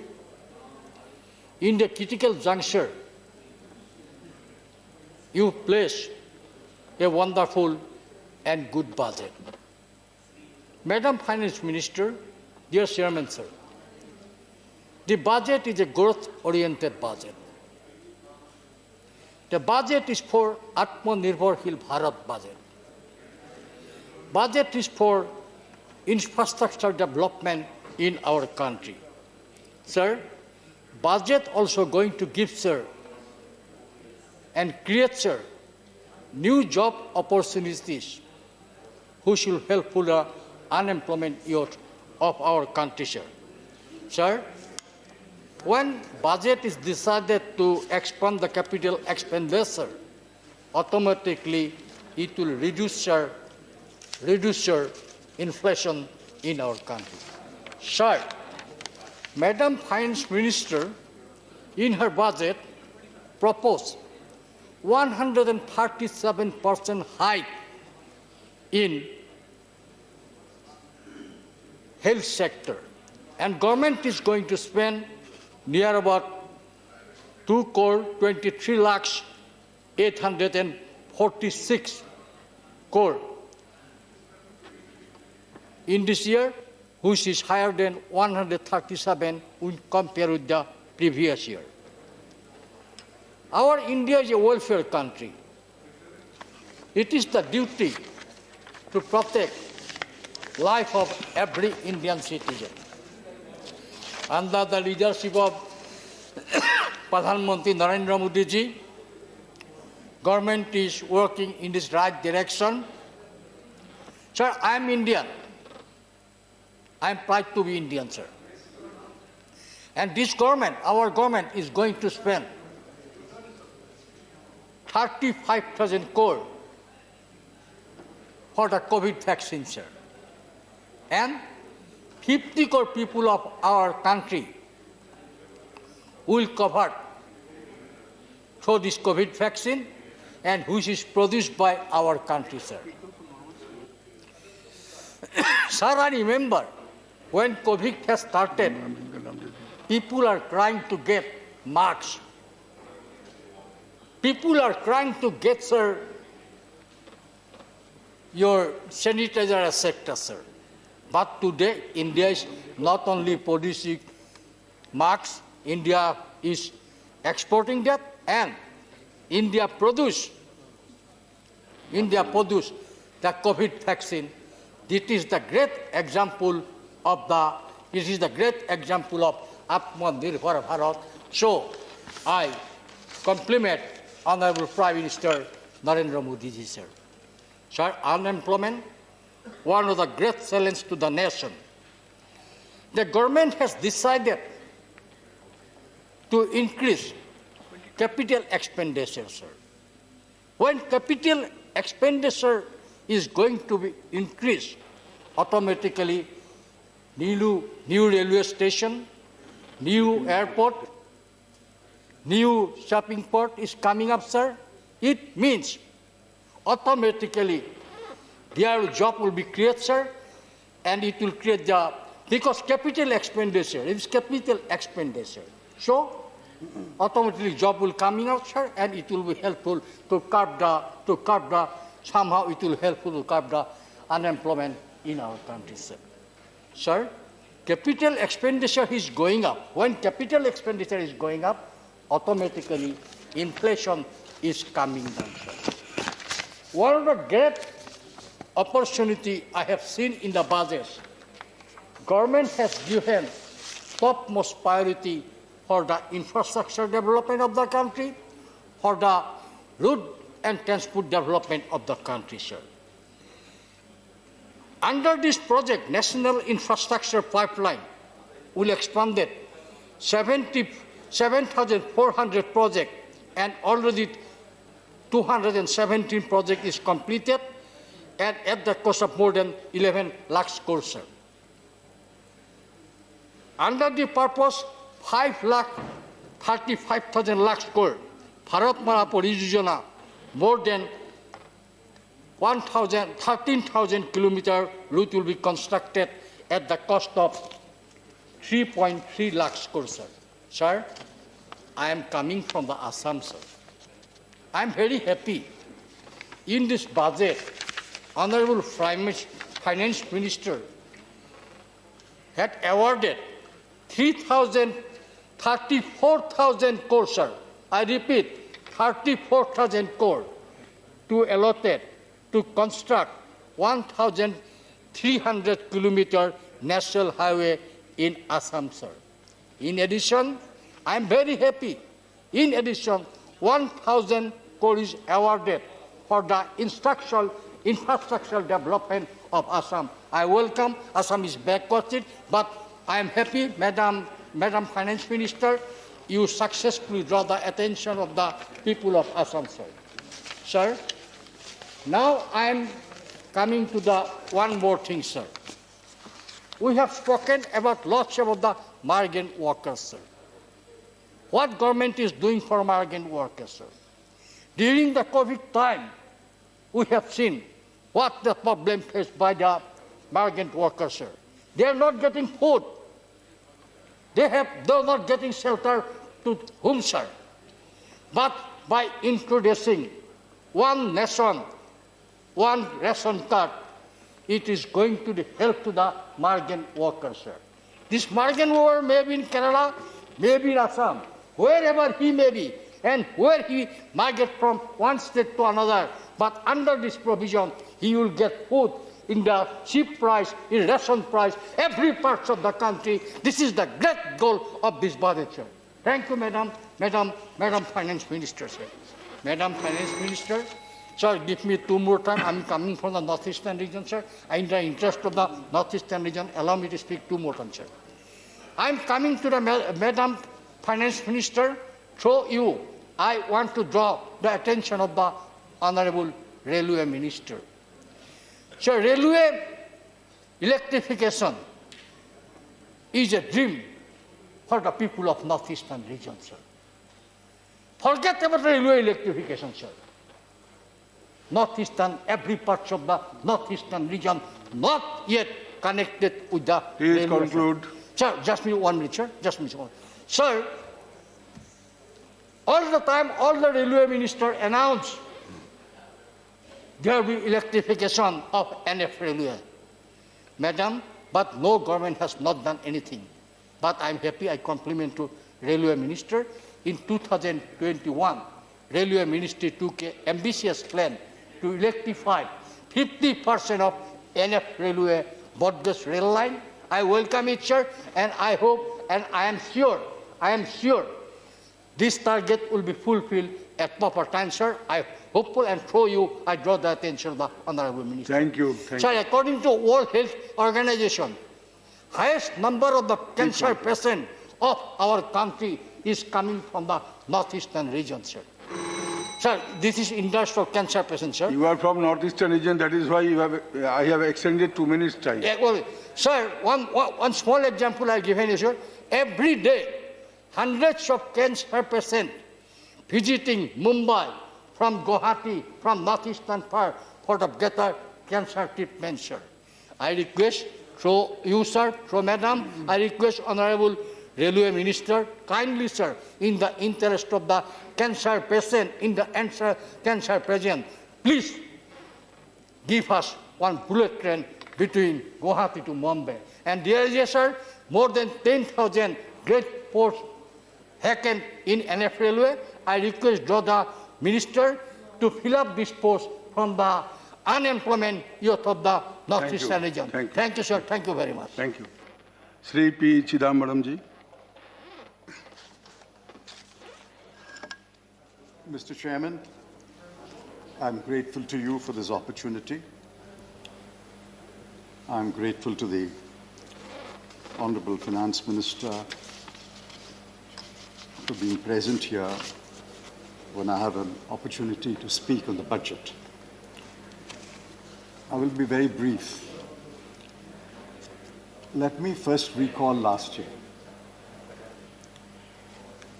Dr. Arvind Subramanian, who had just demitted office as Chief Economic Advisor, said pre-COVID, pre-budget, that the economy was in the intensive care unit. Dr. Abhijit Banerjee, the Nobel laureate, said pre-COVID, pre-budget, the economy was doing badly. The country had witnessed 8 quarters of slowdown. The 8th quarter was underway, but we knew that the economy will slow down further. It started at 8% in the beginning of 2018-19, and ultimately it ended with 3.1% or so in 2019-20. In my intervention last year, I had pointed out that the government was in denial. The government was refusing to accept the reality of a slowing economy. And the government believed wrongly that the problem of India's economy was cyclical and not structural. The Honorable Finance Minister and other spokespersons of the government flatly refused to accept our arguments, brushed aside our contentions, and continued to pretend that all was well. And I remember the dates and the occasions when they said the revival will happen next quarter. Be that as it may, 2 years of slowdown is a reality. And then the COVID struck. And we pleaded that while you address the basic issues that are afflicting the economy, please do 2 things. One,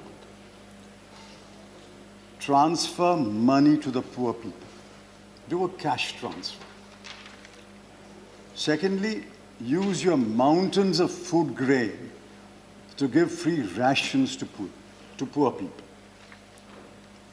Even this morning, a distinguished economist has said, whatever may be said about the budget of 2021-22, it fails on the fact that even a small amount of cash transfer is not being given to the poor, and the rations are not being continued for the poor. Be that as it may, sir, this government continues to believe that supply-side responses will turn the economy around. I think there are 5 fingers on one hand. I can count who are those supply-side theorists. One is the Honorable Finance Minister herself. The other is the Chief Economic Advisor. The third is the distinguished economist who presides over the Niti Aayog. And the fourth is the Honorable Prime Minister's speechwriter. And I'm still looking for the fifth who wants to be counted on that side. Every economist in the world has said we have to stimulate demand. And the best way to stimulate demand is to put money in the hands of the people. This government has failed on that account. I repeat the charge. You are still not learning the lessons of the last 36 months. And I'm afraid, as a result of your not learning the lessons, another 12 months will be lost while the poor will suffer and suffer greatly. Sir, in 2004-05, in constant prices, the GDP was about 32.42 lakh crore. I'll leave the decimals out. Let's take us 32 lakh crore. In 2013-14, when the UPA demitted office, it was 105 lakh crore. A little more than 3 times. Since then, what has happened? In 2017-18, it was 131 lakh crore. 2018-19, it crept up to 139 lakh crore. In 2019-20, it was a slower crawl to 145 lakh crore. And in 2020-21, the year that is about to end, the first half was about 60 lakh crore, and the year may end with about 130 lakh crore, which means we are back to where we are in 2017-18. 3 years of incompetent economic management, and the Honorable Finance Minister took exception to my using the word incompetent. I can't use a harsher word in Parliament. I'm using the mildest word available to me. 3 years of incompetent economic management will mean that at the end of 2021, we will be exactly where we were in 2017-18. Please remember, sir, in the last year, not entirely because of the government, because of the pandemic too, 120 million people lost their jobs. That's 12 crore. 64.7 million dropped out of the labor force.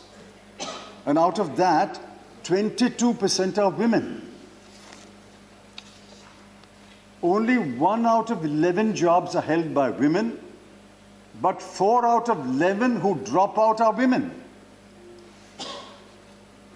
28 million are today registered in the employment exchanges actively seeking jobs. 35% of MSMEs are closed. Come to Tirupur. Come to my town. Where was this bakery? Closed. Where is this workshop? Closed. Where is this laundry? Closed.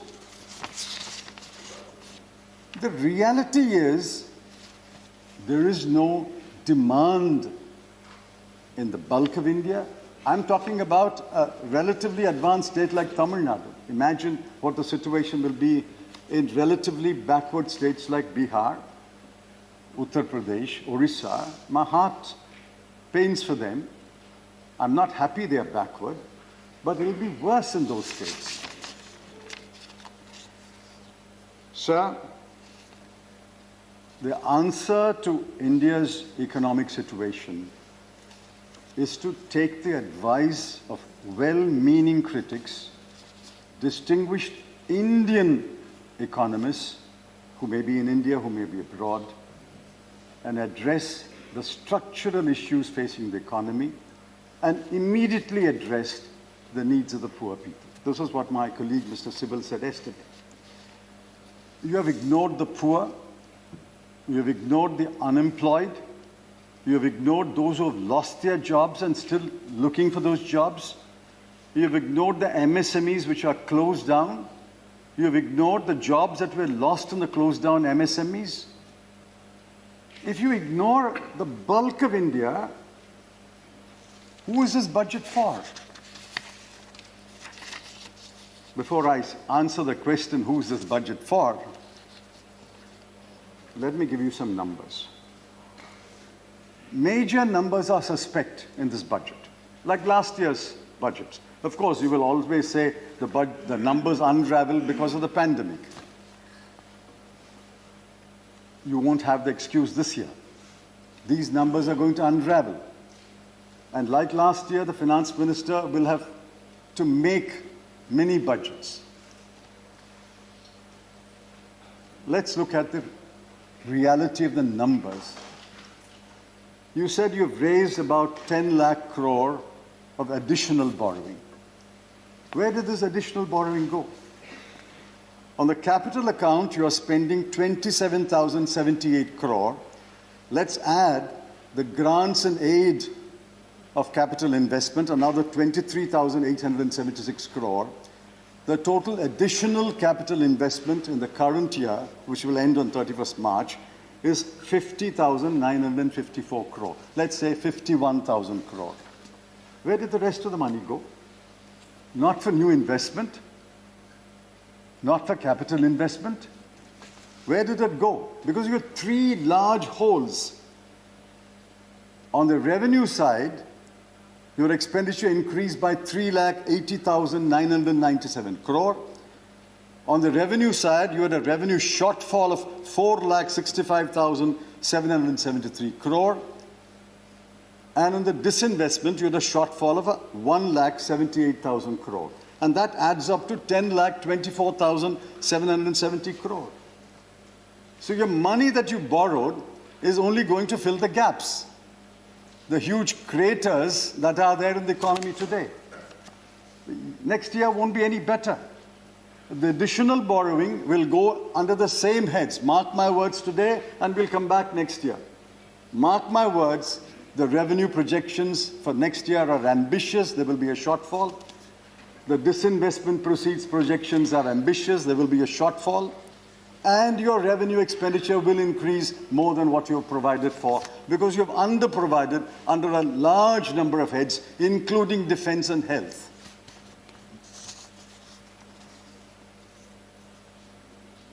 Next year, total expenditure increases by only 32,931 crore. I've complimented you in writing, and I compliment you here.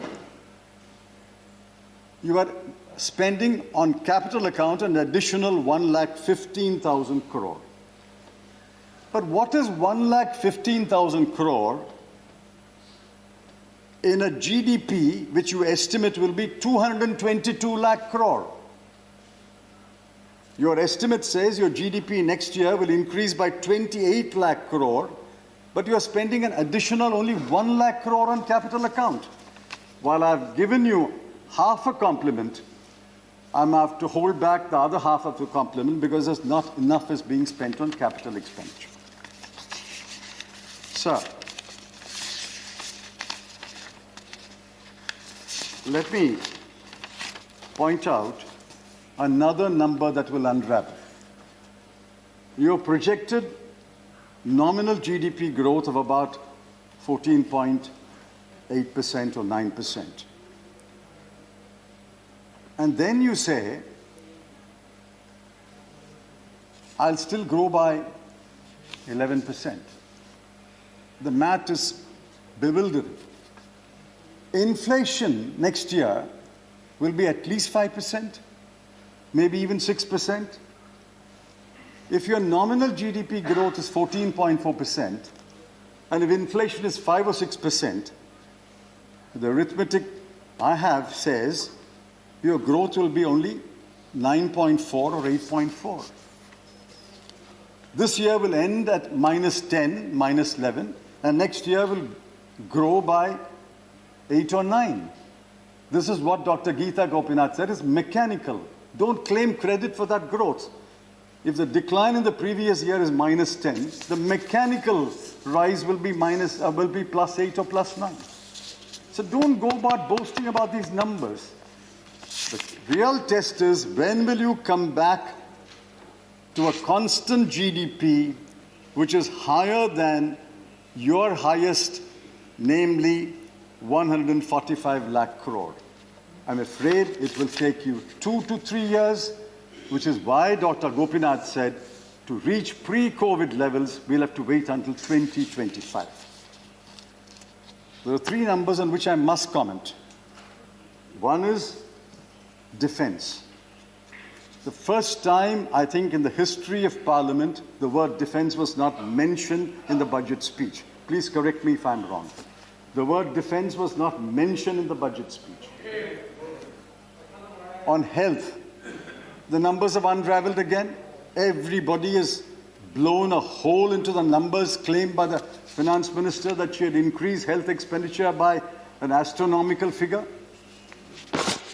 The budget at a glance, the budget division which prepares the budget at a glance, has blown a hole into that by revealing the true figures, and the true figures are clear on page 10 of the budget at a glance. Health, current year revised estimate is 82,445, and next year is only 74,602. We've actually reduced the allocation for budget according to page 10 of the budget at a glance. And the third is, petrol and diesel prices will not increase because we have reduced the cess and comparably increased the, reduced the excise and comparably increased the cesses. There is a proverb in Tamil, Gettikarar Pudugu Ettu Nalekku. A bluff will only have a short life. The bluff was being called 3 days later. Prices of petrol have increased by 36 paise and 26 paise.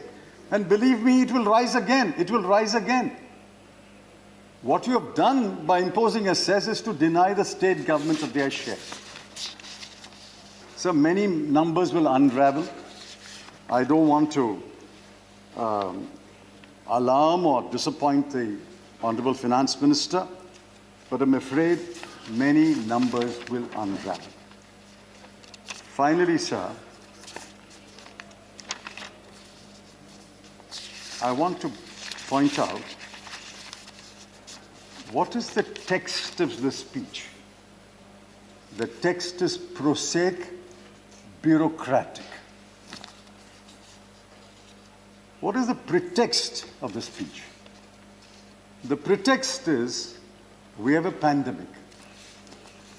Let me tell you, we don't hold you responsible for the pandemic afflicting India, nor do we hold you responsible or give you credit for the pandemic leaving India.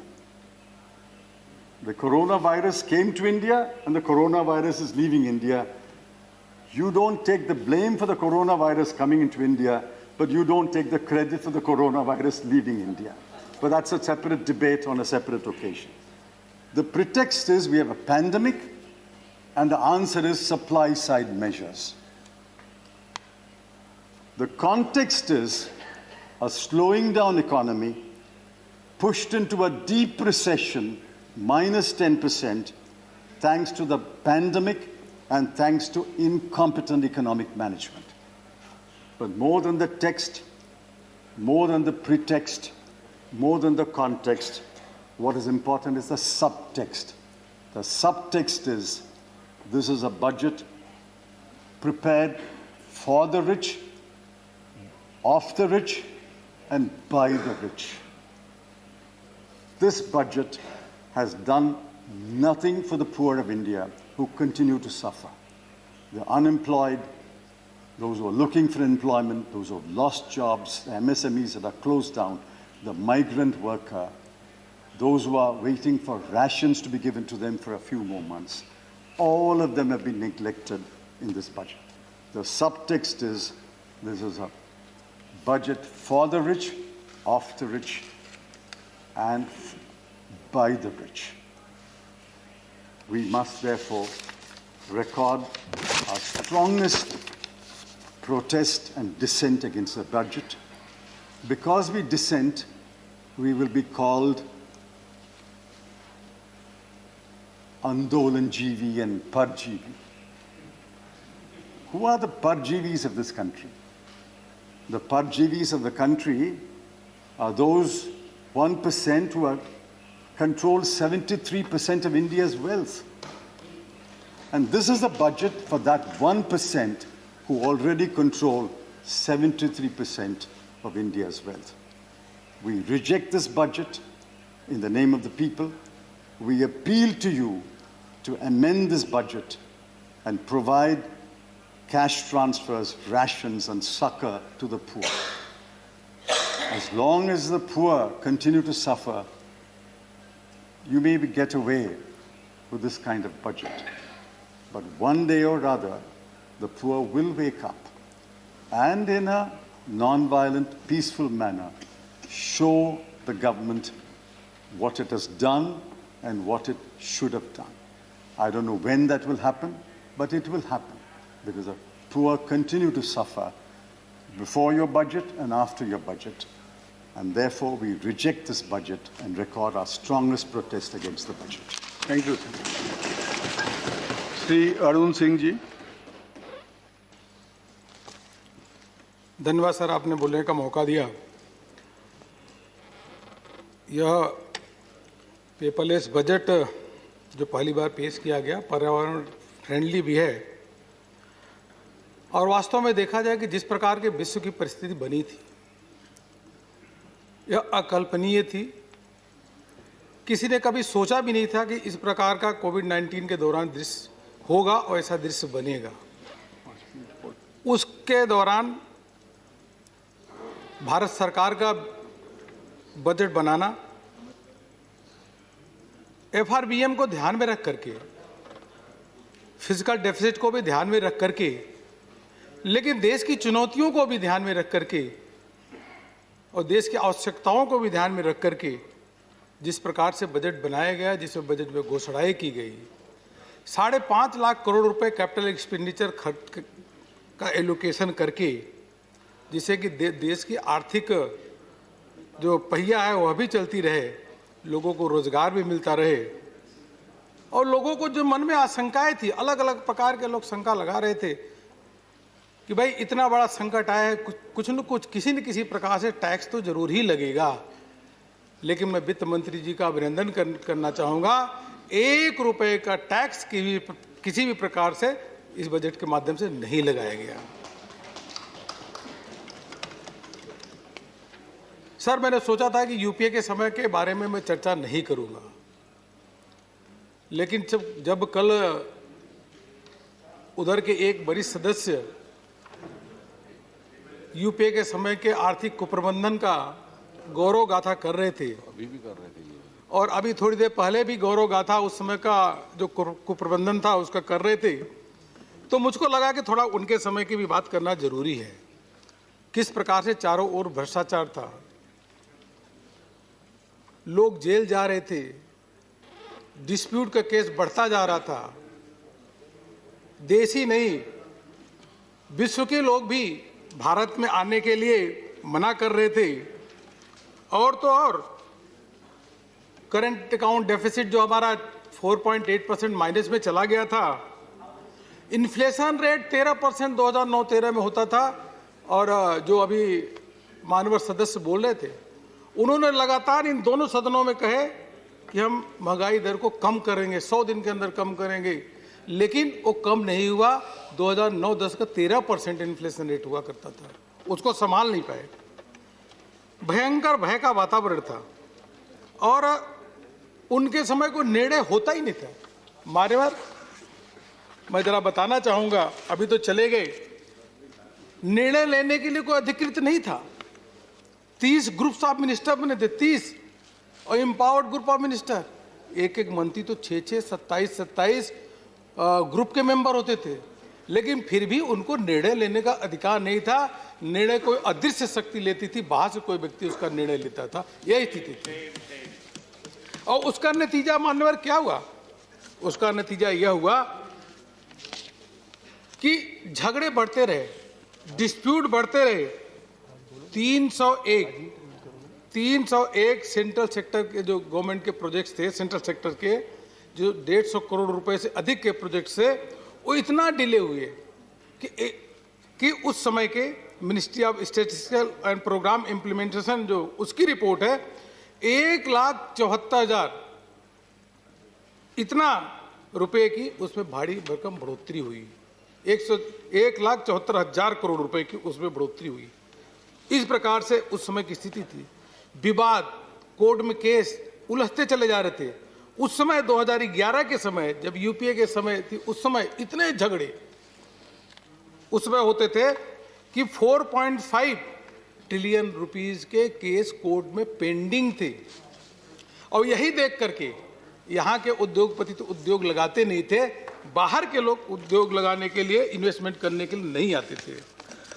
एक मैं बताना चाहूँगा माननीय कि नतीजा ये था कि 2013 में के अगस्त में यूपीए के समय सोचे कि चलो बाहर से हम अपना कुछ पैसा कलेक्ट कर, पैसा बॉन्ड के माध्यम से कुछ पैसा कलेक्ट करते हैं।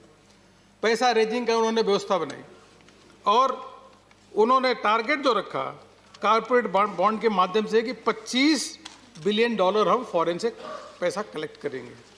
लेकिन उस समय स्थिति तो बिल्कुल भिन्न थी, बाहर के लोग तो विश्वास ही नहीं करते थे, और स्थिति ये हुई कि पूरी ताकत उसमें यूपीए के लोगों ने लगाया, जाके मार्केटिंग भी किया, लेकिन इंफ्रास्ट्रक्चर बॉन्ड के लिए केवल 15% पैसा जुटा पाए। यह यूपीए के समय था। अब आज मोदी गवर्नमेंट है जिसके अभी आज के दिन में $74 बिलियन देश में आया है, हाईएस्ट लेवल $74 बिलियन, और फॉरेक्स रिजर्व भी $590 बिलियन आज रिजर्व है, जो देश के इतिहास में सबसे अधिक रिजर्व आज के हैं तो हमारे देश में। स्थिति जैसा मैंने कहा किस प्रकार से आर्थिक कुप्रबंधन उस समय का दौर था। उस समय एक रिसर्च एजेंसी ने कहा था, PEW रिसर्च ग्रुप एजेंसी, फरवरी 2014 में उसने पूरा व्यापक रिसर्च किया, और रिसर्च करने के बाद क्या कहा, उसने कहा कि जो भारत की स्थिति है, भारत के लोग 10 में से 7 लोग जिस प्रकार से चीज़ घटित हो रही है, 10 में से 7 लोग नाखुश है, बिल्कुल इस सरकार को भी नहीं पसंद करते, नीतियों को भी नहीं पसंद करते। और इसी का नतीजा रहा कि 2014 में जब चुनाव हुए तो 70% लोगों ने उस सरकार को रिजेक्ट कर दिया। एक स्थिति वह बनी थी। और दूसरी स्थिति आज की देखिए, आज की स्थिति यह है कि अभी पिछले महीने पूरे देश भर में रैंकिंग और रेटिंग की गई, अप्रूवल जब रेटिंग हुई तो हमारे प्रधानमंत्री को नंबर 1 विश्व में नंबर 1 स्थान दिया। यह माननीय प्रधानमंत्री जी की क्रेडिबिलिटी और उनकी पॉलिसी का ही नतीजा है।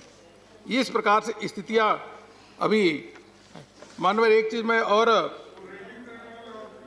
कहना चाहूंगा, आपने बोला है कि गरीब के, किसान के लिए, सबके लिए बताऊंगा, एक वर्ग के लिए बताऊंगा, जरूर बताऊंगा। बोल के तो निकल जाते हैं, सुनना ही चाहिए, कम से कम उनको भी महाज्ञानी है, थोड़ा और ज्ञान मिल जाएगा, लेकिन सुनेंगे नहीं, क्या करेंगे। किसानों की ज्ञान की आवश्यकता नहीं है। किसानों के भी आप 2013-14 में किसानों के 2014 में किसानों की 42 लाख हेक्टेयर ही केवल सिंचित भूमि होती थी। पर ड्रॉप मोर क्रॉप के माध्यम से जो बजट में भी उसके लिए फंड एलोकेट किया जाता है, 56 लाख हेक्टेयर से अधिक यह भूमि सिंचित होती है, यह किसानों के लिए। PM सम्मान किसान ने दिया, हमारे बजट में भी उसके लिए पैसा प्रावधान है। एक बार आप 50,000 करोड़ रुपए का किसानों का कर्जा माफ की घोषणा करके ढिढोरा पे पीटते रहते हैं। वो भी चुनाव आया तो हमारी सरकार चुनाव को ध्यान में दे करके नहीं, हर वर्ष किसानों को 60,000 करोड़ रुपए देने का वादा की है और दे भी रही है। किसानों के लिए आप कहते हैं कि आपने बहुत काम किया, हमने तो कुछ काम किया नहीं। मैं बताना चाहूंगा कि जब यूपीए की सरकार थी तो किसानों की क्रेडिट, ओवरऑल क्रेडिट लिमिट जो होती थी वो केवल 7 लाख करोड़ रुपए होती थी, केवल 7 लाख करोड़ रुपए क्रेडिट लिमिट होती थी। और आज कोई 7 लाख से 10 लाख करोड़ रुपए नहीं, आज किसानों को ओवरऑल क्रेडिट जो लिमिट है वह 16.5 लाख करोड़ रुपए हो रही है। इस बजट में इसका उल्लेख है। अब बताइए किसान खुशहाल होंगे कि नहीं होंगे, आप बताइए। लेकिन क्या करें, कुल मिलाकर के देखा जाए तो जिस प्रकार से मध्यम वर्ग ही ले लीजिए, आप कहते हैं मध्यम वर्ग भी नाराज है, मध्यम वर्ग की भी आमदनी नहीं बढ़ रही है। मैं बताना चाहूंगा कि 2013-14 में, मतलब 50-60 साल से जोड़ लीजिए, 2013-14 में इनकम टैक्स की रिटर्न 3 करोड़ 31 लाख फाइल होती थी, और आज के दिन में 3 करोड़ 31 लाख से बढ़ करके 2 गुना 6 करोड़ 48 लाख रिटर्न फाइल होती है। अब बताइए मध्यम वर्ग के लोग खुश हैं, उनकी आय बढ़ रही कि नहीं बढ़ रही है? लेकिन क्या करें, आपके लोग जनता को गुमराह करते हैं। और जनता भी जब ये चुनाव आ रहे हैं, जो चुनाव होते हैं, स्थानीय निकाय के चुनाव हो चाहे प्रदेशों के चुनाव हो, उसमें भी जनता आपको गुमराह कर देती है और दूसरी पार्टी भारतीय जनता पार्टी को जिता देती है, क्योंकि लंबे समय आप गुमराह उनको नहीं कर सकते। अब अभी तो साहब चले गए, नहीं तो मैं बताना चाहूंगा कि आप जो नहीं कर सुन रहे हैं, अच्छा ठीक है। आपने बताइए 2007-8 में कहा था कि जीएसटी ले आएंगे, यहाँ बैठे थे चिदम्बरम साहब, उन्होंने कहा था। और 2013-14 के बजट में बड़े दुखी मन से कहा कि 2007-8 में हमने कहा था कि जीएसटी ले आएंगे, लेकिन 2010 तक हम सोचे थे आ जाएगा, लेकिन हम जीएसटी नहीं ले आ पाए। नहीं, अगर मगर की देखो, अगर भाई अगर मगर आप कैसे हुआ, आप कैसे हुआ, अगर अभी कैसे हुआ? You are not yielding. I am not yielding, sir.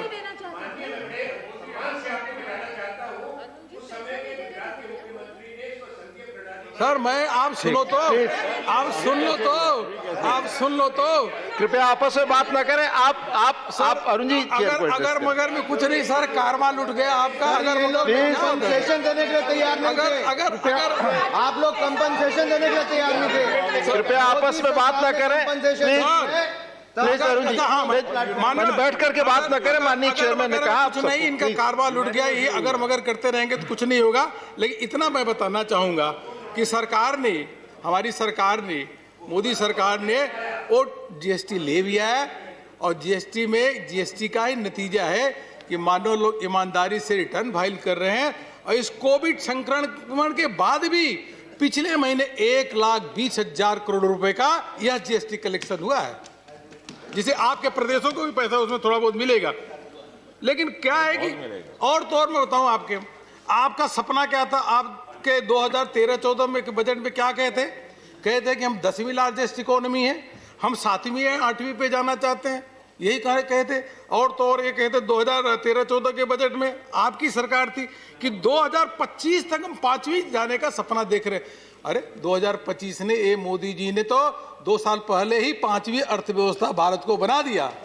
यह स्थिति है। अब सुनिए प्लीज आपस में बात प्लीज। रोजगार प्लीज, मानवर गुस्सा ना करिए। मानवर रोजगार के बारे में, रोजगार वो नहीं बने, वो दूसरा तैयार होगा। पर रोजगार के बारे में जरूर बताना चाहूंगा। पहले की सरकारें जब थी तो रोजगार मतलब वो मनरेगा और दिहाड़ी को ही रोजगार मानते थे। इसको तो बेरोजगार कर दिया। हमारे उन्हीं को मानते थे। भारत सबसे युवा देश है, विश्व का अगर सबसे युवा देश है तो कोई भारत ही है।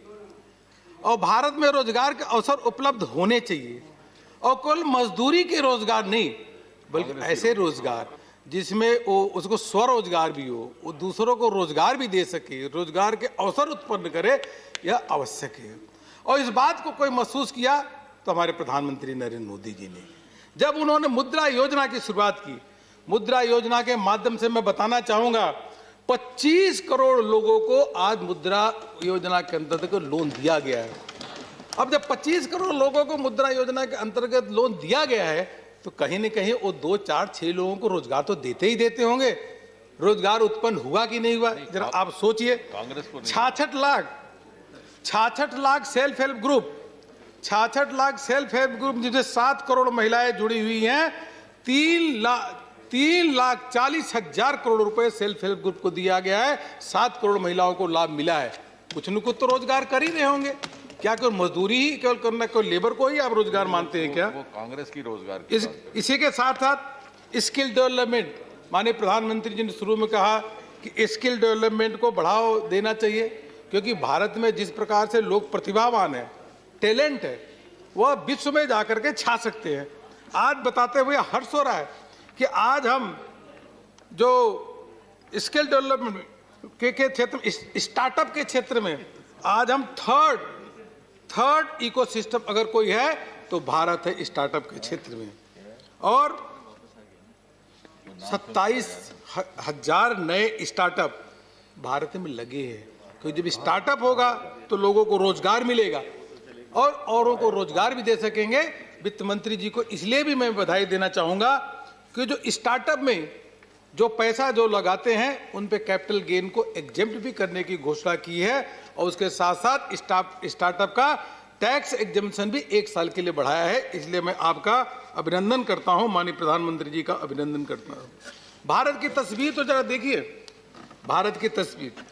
हम जानते हैं कि जब तक रिसर्च इनोवेशन नहीं होगा तब तक कोई देश बहुत आगे नहीं बढ़ सकता। आज क्या स्थिति है? पेटेंट, आपके समय से हमारे समय इस पे पेटेंट 4 गुना पेटेंट बढ़ चुके हैं। ट्रेडमार्क में ये स्थिति है, 5 गुना से अधिक ट्रेडमार्क आज भारत में रजिस्टर्ड हो रहे हैं। और तो और रिसर्च को बढ़ावा देने के लिए R&D होनी चाहिए, रिसर्च होना चाहिए और रिसर्च में नए नए चीज़ों का इनोवेशन होना चाहिए और उसमें नेशनल रिसर्च फाउंडेशन बनाने की घोषणा हुई है और कोई छोटा मोटा नहीं, 50,000 करोड़ रुपए अगले 5 सालों में खर्च होगा, यह बजट में घोषणा की गई है। तो उसके माध्यम से रोजगार मिलेगा। देश भर में 3 करोड़ से अधिक CSC है, उनके माध्यम से रोजगार मिल रहा है। स्टैंड अप जिसमें मुख्य रूप से महिलाएं हैं, SC ST के लोग हैं, 24,000 करोड़ रुपए से अगर पैसा उनको अधिक मिल रहा है तो यह बताइए कि यह लोगों को, युवाओं को कुछ न कुछ काम करने के अवसर प्रदान हो रहे हैं कि नहीं हो रहे हैं। इसलिए मैं मानवर कहना चाहूँगा कि स्थिति यही है, शुरू से जो प्रधानमंत्री जी युवाओं को आगे बढ़ाना चाहते हैं, युवाओं को अलग अलग अवसर देना चाहते हैं और देश का युवा आज कहीं खड़ा है तो नरेंद्र मोदी जी को और उनकी नीतियों के साथ देश का युवा खड़ा है। एक आपने कहा कि गरीबों के लिए कुछ नहीं किया है, चलो गरीबों का तो अभी मैं बता ही दूंगा, हमारे मित्र भी बहुत सारे लोग बोलेंगे गरीबों के लिए बताने के लिए बहुत कुछ है। आपने अभी बोल के गए MSME को कुछ नहीं किया, आगे MSME के लिए कुछ किया ही नहीं। अरे कैसे नहीं किया भाई, आप बताइए। पिछले बजट में 7,572 करोड़ रुपए था और आप सब लोगों ने क्या किया? इस साल का बजट जो असामान्य परिस्थितियों में बना, जिसमें सब कुछ बंद था, पूरे देश भर में, विश्व भर में लॉकडाउन था, उनके आंकड़ों को लेकर के जादूगरी के हिसाब से आपने बोलने का काम किया, तो कौन सा तीर मार दिया भाई बताइए? मतलब सब कुछ एडवर्स स्थिति थी, स्थिति विषम थी, उसको लेकर के ऐसा किया ऐसा किया। खुद खुश हो जाइए, लेकिन जनता, देश की जनता तो आपके भाषण से खुश होने वाली है नहीं। तो इनके बावजूद भी पिछले बजट से इस बजट में, पिछले बजट में जो 7,572 करोड़ रुपए जो इस सेक्टर के लिए रखा था, 15,700 करोड़ रुपए डबल करने का काम किया है। तो इस बजट में माननीय वित्त मंत्री जी ने किया है। लगातार MSME की डेफिनेशन बदलना, MSME सेक्टर जो है, छोटे और लघु उद्योग को लगातार कुछ न कुछ राहत मिलनी चाहिए, उनके प्रति अन्याय भी न हो, उनको छूट का दायरा भी मिलता रहे। लगातार उनके डेफिनेशन बदल करके उनको अधिक से अधिक छूट देने का काम किया और कंप्लायंसेज में उसको राहत देने का काम किया। इसलिए इसमें भी जो 50 लाख से अधिक 2 करोड़ पेड अप कैपिटल की घोषणा किया है और 2 करोड़ से अधिक 2 करोड़ से 20 करोड़ टर्नओवर की जो घोषणा की है, छोटे जो हमारे MSME सेक्टर के लोग हैं उनको बहुत बड़ा लाभ इससे मिल रहा है, क्योंकि जब टर्नओवर की सीमा बढ़ जाएगी तो बहुत सारी छूट उनको मिलेगी और बहुत सारे कंप्लायंसेज में भी उनको राहत मिलेगी। इमरजेंसी क्रेडिट गारंटी योजना चल रही है, लोगों को इस सेक्टर को बिना अपनी प्रॉपर्टी मोर्टगेज किए लोन भी मिल रहा है। 3 लाख करोड़ रुपए की उसमें योजना है। मुश्किल में जो MSME सेक्टर है, स्मॉल और लघु सेक्टर के लोग 20,000 करोड़ रुपए से अधिक उनको भी राहत फंड ऑफ फंड के माध्यम से दी जा रही है। आप बताइए, आपने तो एक काम किया नहीं। हमारे ऐसे छोटे और लघु उद्योग करने के लिए को लाभ देने के लिए यह सरकार ने निर्णय लिया, या प्रधानमंत्री जी ने निर्णय लिया कि 200 करोड़ से जो कम के टेंडर होंगे उसमें विदेशी कोई उसमें टेंडर में पार्टिसिपेट नहीं करेगा, केवल भारत के उद्योग उसमें जाकर पार्टिसिपेट करेंगे। यह निर्णय लिया, यह निर्णय लेने का काम किया। हजारों की संख्या में कानून ऐसे थे जो रिडंडेंट थे, उन कानून का अतः पता नहीं था, लेकिन देखिए धीरे धीरे करके हजारों की संख्या में उन कानूनों को समाप्त किया। MSME सेक्टर को उससे राहत मिल रही है, काफ़ी राहत मिली। और उसके अलावा कंपनीज एक्ट में बहुत सारे क्रिमिनल एक्ट थे, उनको डिक्रिमिनलाइजेशन करने का काम किया।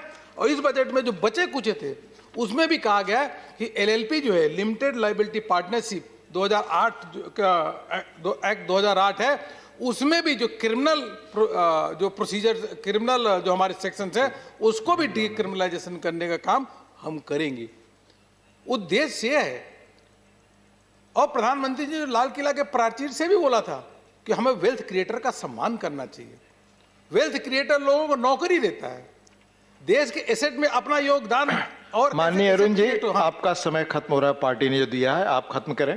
अच्छा, एक मिनट, मानवर कहने को तो बहुत था, लेकिन मैं इतने कहूं इसलिए उनको सम्मान देने का काम कर रहे हैं। बाकी फेसलेस बहुत सारे रिफॉर्म्स है, फेसलेस जो असेसमेंट के साथ साथ अब फेसलेस हमारे इनकम ट्रिब्यूनल भी होगा। और तो और मैं एक चीज़ और बता दूं, आदिवासियों के लिए भी बहुत अधिक घोषणाएं हुई है, 750 एकलव्य विद्यालय बनाए जाएंगे। एक चीज़ अंत में मैं कहना चाहूँगा, मानवर की पूरी बजट अगर पढ़े तो एक बात स्पष्ट है, जो $5 ट्रिलियन इकोनॉमी का लक्ष्य हमने रखा है, माननीय प्रधानमंत्री जी ने रखा है, आत्मनिर्भर भारत भी बने और आत्मनिर्भर भारत के साथ नए भारत की संकल्पना भी पूरी हो, इस बजट के माध्यम से अवश्य प्राप्त करेंगे। बहुत बहुत धन्यवाद। धन्यवाद माननीय अरुण जी।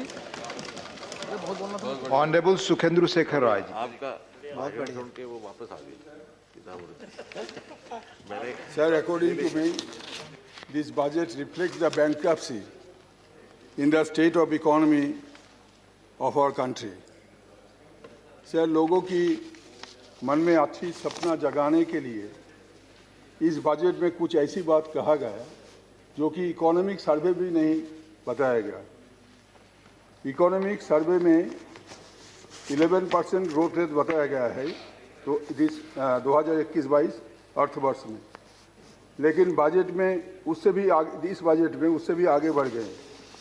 बजट में 14.4% का प्रोजेक्शन है। इस 14.4% के आधार पर बजट में सारे कहानियाँ सुनाया गया।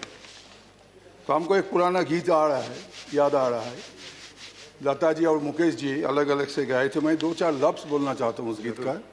फिल्म का नाम था शोर और म्यूजिक डायरेक्टर थे लक्ष्मीकांत प्यारेलाल जी। जिंदगी और कुछ भी नहीं, तेरी मेरी कहानी है। तो ना तो इसमें तेरी कहानी है ना मेरी कहानी है, आम जनता का कहानी इसमें नहीं है। बाकी सब जो है ये दर्द भरा कहानी है, उसी में अभी चर्चा करना चाहता हूँ। पहले तो आपको बजट में ये बोलना जरूरी थी कि ये 14.4% ग्रोथ रेट अब जो बता रहे हैं इसका बेसिस क्या है, क्योंकि वास्तव चित्र अगर हम देखते हैं तो in 2019-20 our economy contracted by 4.1% and it further contracted by 7.1% in 2020-21. And on 4th January this year, the World Bank Global Report estimated India's GDP to plunge 9.6%. However, the spokespersons of the government say that such reports should not be relied upon. हमें अभी तक revise estimate का कोई पता नहीं, तो कैसे हम वर्ल्ड बैंक के रिपोर्ट को खारिज करेंगे और कैसे आपके आंकड़े पर भरोसा रखेंगे। खैर ये सारे स्टैटिस्टिक्स कुछ भी हो, सरकार अपने कहानी पर खड़े है और आत्मनिर्भर भारत की सपना भी दिखा रहे हैं कि PLI schemes to create manufacturing global champions for alternative Bharat, Aatmanirbhar Bharat. This will help bring scale and size and key sectors and provide jobs to our youth. It will provide jobs to our youth. आत्मनिर्भर भारत का जो प्रधान लक्ष्य है उसमें ये भी बताया गया। लेकिन सर मेरे विचार से ये this is nothing but empty promises, क्योंकि ये पहले जॉब जो क्रिएट होता है एग्रीकल्चर के बाद MSME में सबसे ज़्यादा एग्रीकल्चर के बाद जॉब क्रिएशन होता है, लेकिन millions of MSME are still shut down. जैसे कि चिदम्बरम जी कुछ बता रहे थे, लेकिन सब जानते हैं, हर मेंबर का अपना अपना क्षेत्र में देख रहे हैं कि MSME का हालत क्या है। Government believe that they would take loans from banks and start running their units once again as before. But loan offtake in the MSME sector, even without any collateral guarantee, is at a record low. सरकार बोल रहे हैं कि तुम आओ loan लेके जाओ, तो तुमको गारंटी नहीं देने पड़ेगा, कोलेटरल नहीं देने पड़ेगा, लेकिन फिर भी लोन लेने के लिए कोई है नहीं, बैंक दरवाज़ा खुल के रखा है। कैसी हालत है हमारा, ये वास्तव चित्र है, इसको किसी को अस्वीकार नहीं करना चाहिए। कैसे सुधार लाना चाहिए उसके बारे में ज़्यादा ध्यान देना चाहिए था। और एग्रीकल्चर के बारे में क्या बताऊं, आपने 2014 का जो इलेक्शन मैनिफेस्टो था आपका पार्टी का, उसी समय आपने बताए थे कि 5 साल के अंदर हम किसानों का इनकम डबल कर देंगे, लेकिन उसको 2022 तक आपने फिर बढ़ाया, अभी 1 साल बाकी है, लेकिन आप समझ गए कि 1 साल में भी आप दुगुना नहीं कर पाएंगे किसान की इनकम। इसलिए आपने क्या किया, 3 फार्मर्स बिल लाया है और सारे agriculture sector will be now the play ground of the corporates. इतने 75 साल हो गया हमारा आज़ादी करीबन, तो इन लास्ट 75 ईयर्स किसी ने कभी सोचा नहीं कि एग्रीकल्चर सेक्टर को पूरा इसका दरवाज़ा कॉरपोरेट के इस ढंग से खोल दिया जाए, जो कि रिफ्लेक्शन आपका 3 जो किसान बिल वो आपने कर दिया। और 3 महीना से हजारों संख्या में किसानों, लाखों संख्या में किसानों राजधानी दिल्ली के नज़दीक 2 डिग्री टेम्परेचर में अपने परिवार के लेके, बीवी बच्चों को लेके वो धरना पे बैठे हुए हैं। कोई पॉलिटिकल पार्टी नहीं है वहाँ, और उन्होंने साफ कर दिया कि कोई पॉलिटिकल पार्टी का मदद भी हमें नहीं चाहिए। सरकार अभी उनसे चर्चा शुरू किया, तारीख पे तारीख, जैसे अदालत में होते हैं, ऐसे सरकार भी उनके साथ चर्चा करने का, डिस्कशन करने का तारीख पे तारीख कर रहे हैं, लेकिन कोई नतीजा निकला नहीं, क्योंकि वो लोग इतना खपा है, और उनका खपा होने का बहुत सारे कारण जो है जायज़ है। जिस ढंग से इस बिल को बनाया गया उसका पहले किसी से कोई चर्चा नहीं हुआ। रविशंकर प्रसाद जी ने और किसी मंत्री जी ने पब्लिकली बयान दिया कि लाखों आदमी से चर्चा हुआ, और एक इलेक्ट्रॉनिक मीडिया RTI किया था कि कोई किसान संगठनों के संगठनों के साथ कोई चर्चा सरकार किया कि नहीं किया, अगर किया हो तो उसका नाम दिया जाए। RTI जो कमिश्नर, इंफॉर्मेशन कमिश्नर ने बताया कि हमारे पास कोई रिकॉर्ड है नहीं कि कोई चर्चा हुआ था कि नहीं। तो किसका बात हम चाहे सच समझूं, मंत्री लोगों का या वो RTI कमिश्नर का, इंफॉर्मेशन कमिश्नर का? तो ये सब चल रहा है। अब देखिए कि देश की किसान अगर इस तरह खपा होते हैं तो हमारा इसका इकोनॉमी के ऊपर क्या असर पड़ता है मुझे समझाने का ज़रूरत नहीं है, क्योंकि हमारे माननीय आदरणीय वित्त मंत्री जी एक जाने माने इकोनॉमिस्ट है दुनिया के, इस बारे में सोचें।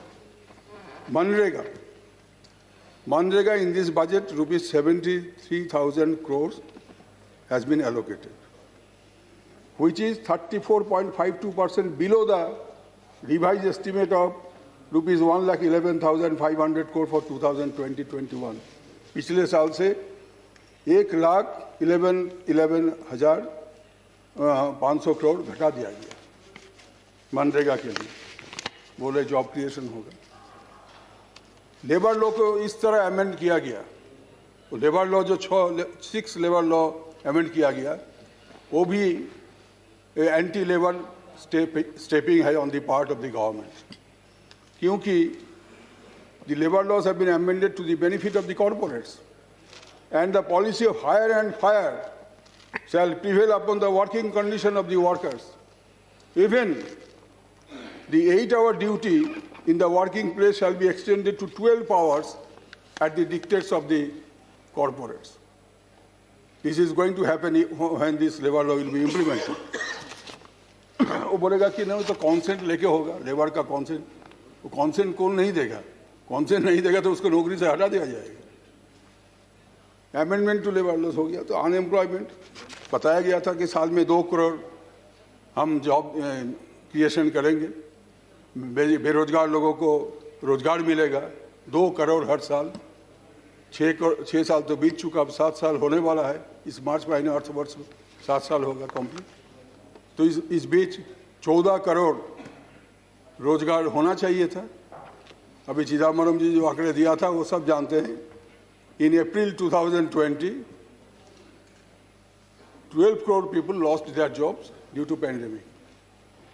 not only due to pandemic, but the recession that started from the period of announcement of Notbandi.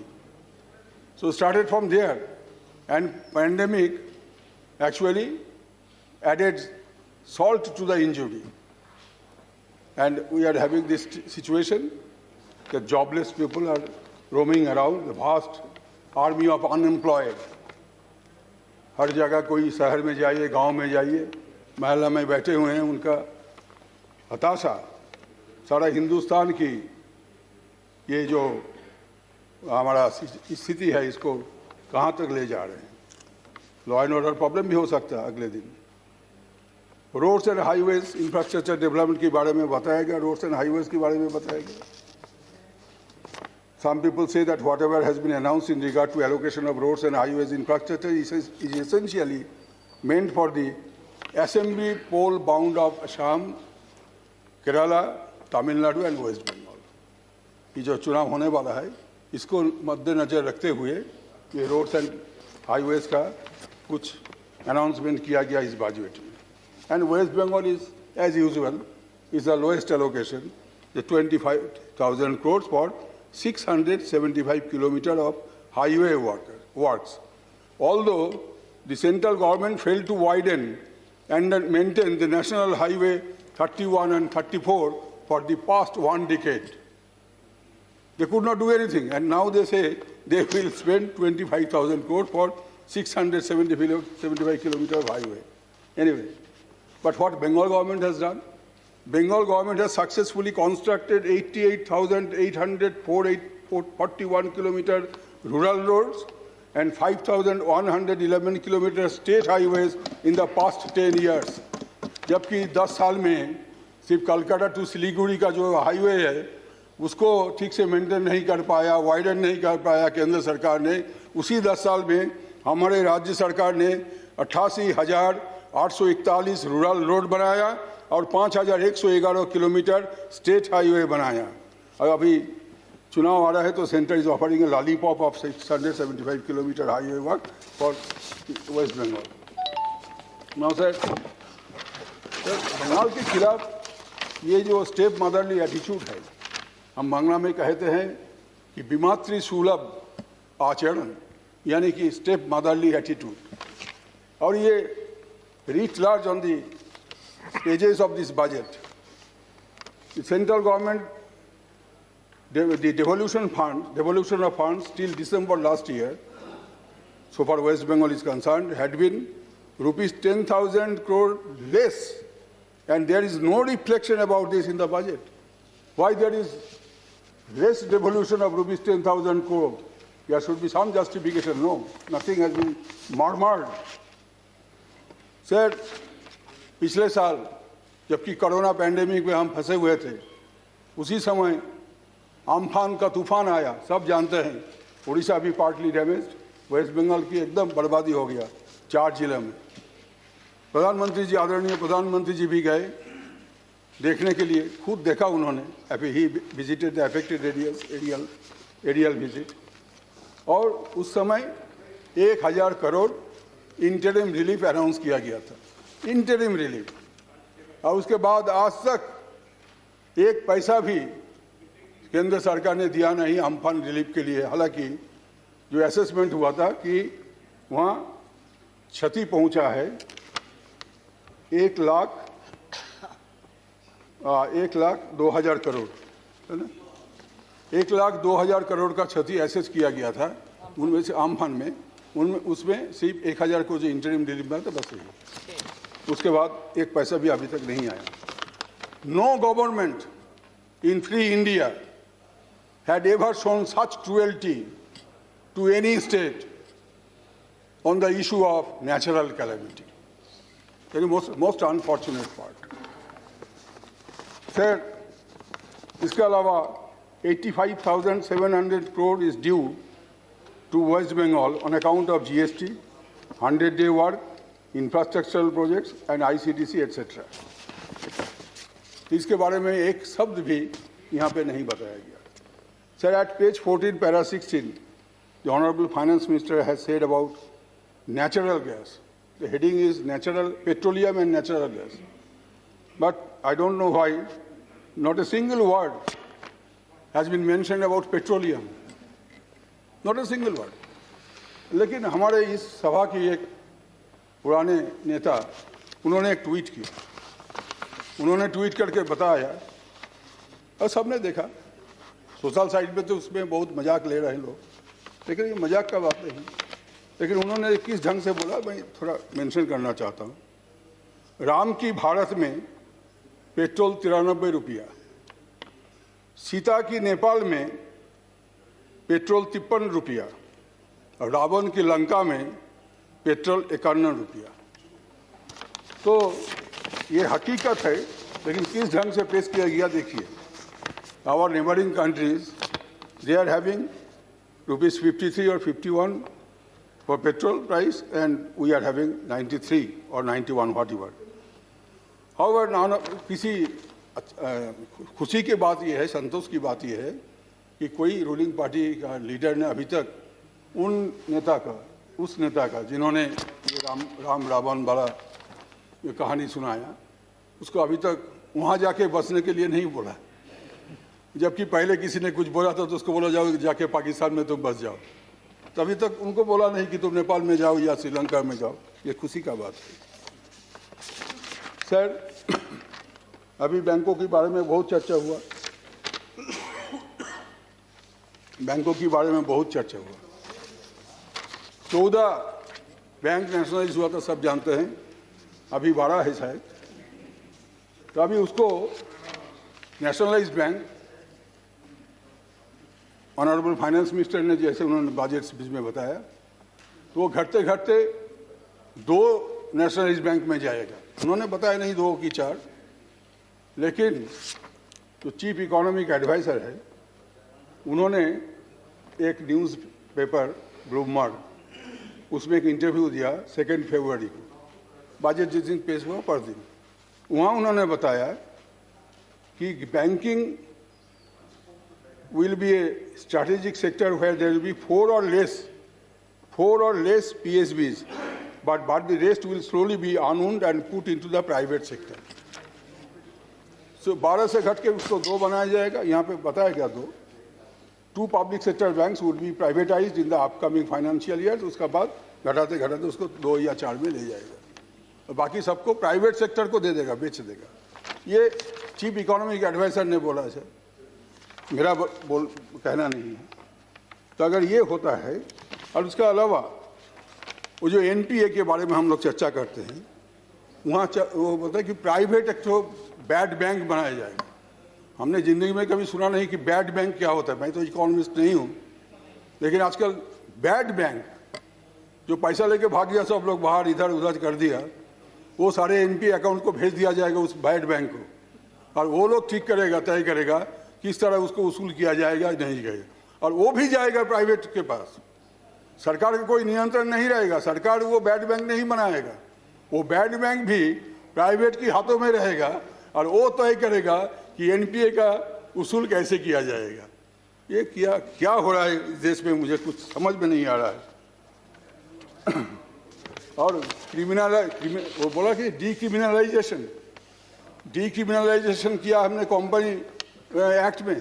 क्यों इतना सारे डीक्रिमिनलाइजेशन क्यों कर रहे हैं? जो लोग हमारे आम जनता का पैसा लूटा, they are criminals and criminal action must be taken against them. Why are you going for decriminalisation all the time? What for? बताना चाहिए देश को। इसका स्वार्थ आप रक्षा करना चाहते हैं आम जनता का, जिनका रुपया पैसा अमानत बैंकों में था और लूट लिया जो लोग, उसको आप हेल्प कर रहे हैं। डिक्रिमिनलाइजेशन वन आफ्टर अनदर, ये सिलसिला 3 साल पहले 4 साल पहले शुरू हुआ था, अभी भी चल रहा है। कोई क्रिमिनल एक्शन नहीं ले सकते अब उसके खिलाफ, क्योंकि आपके पैर से सर तक बिका हुआ है। अब कुछ नहीं कर सकते, विक्रेता सरकार है। सर, ये पब्लिक सेक्टर अंडरटेकिंग में 2 लाइन 3 लाइन बोलता चाहिए। मेरा दूसरा स्पीकर है मेरे पार्टी से। Honorable Finance Minister has announced that there will be only 4 key strategic sectors And in these key segments, there will be a maximum of 3 or 4 public sector units.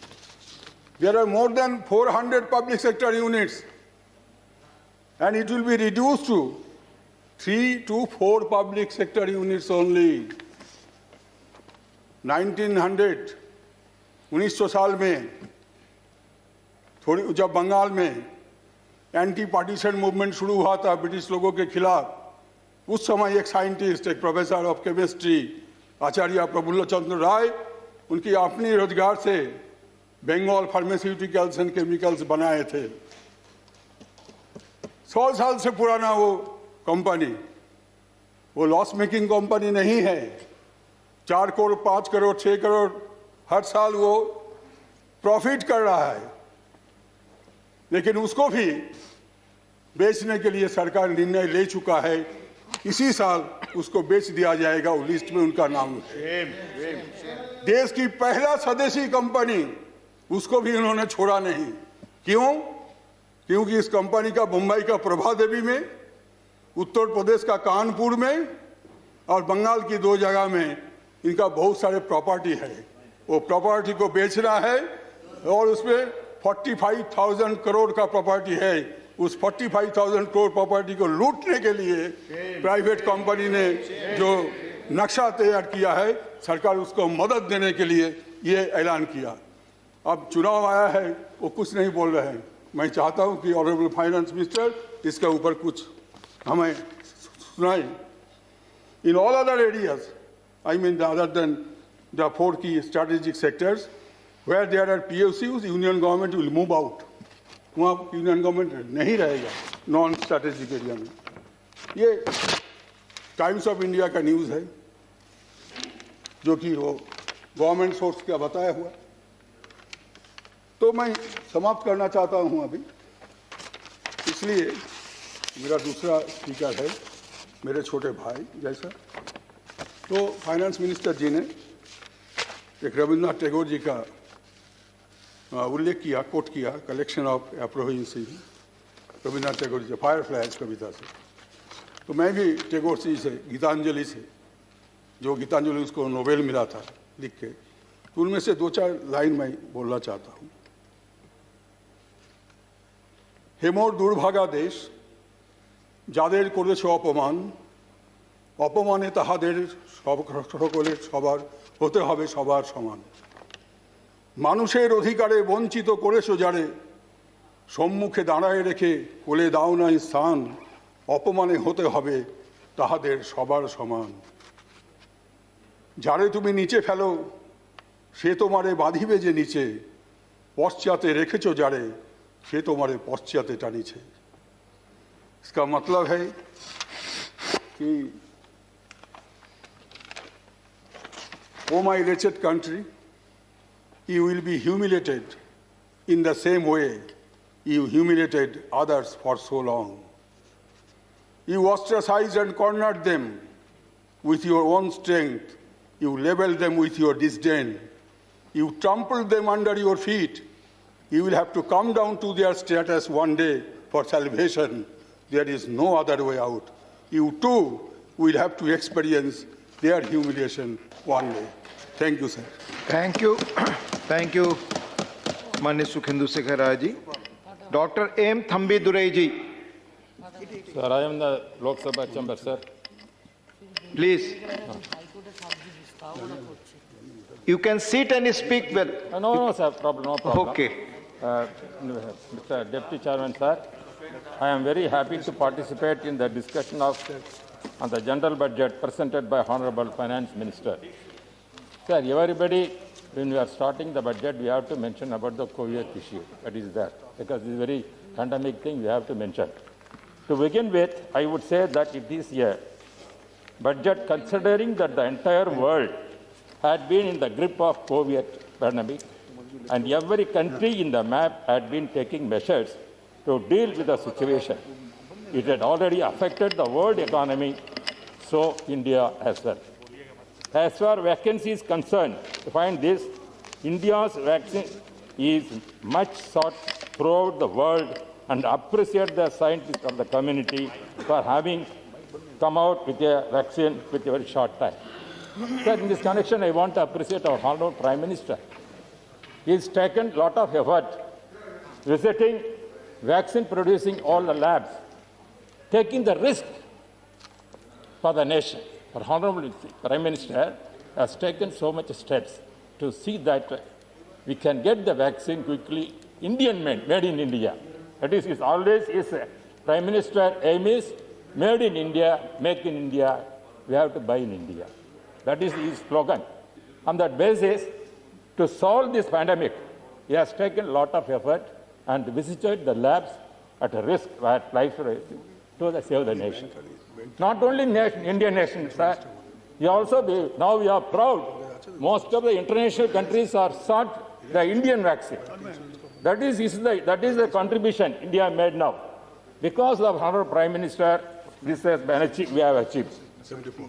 Sir, at the same time, I want to, before coming to other factors, I want to say about the budget provided for our Tamil Nadu also. Because our Honorable Chief Finance Minister hailing from Tamil Nadu, I have to congratulate her and also said thanks for her for giving so much importance to Tamil Nadu also for allocating funds.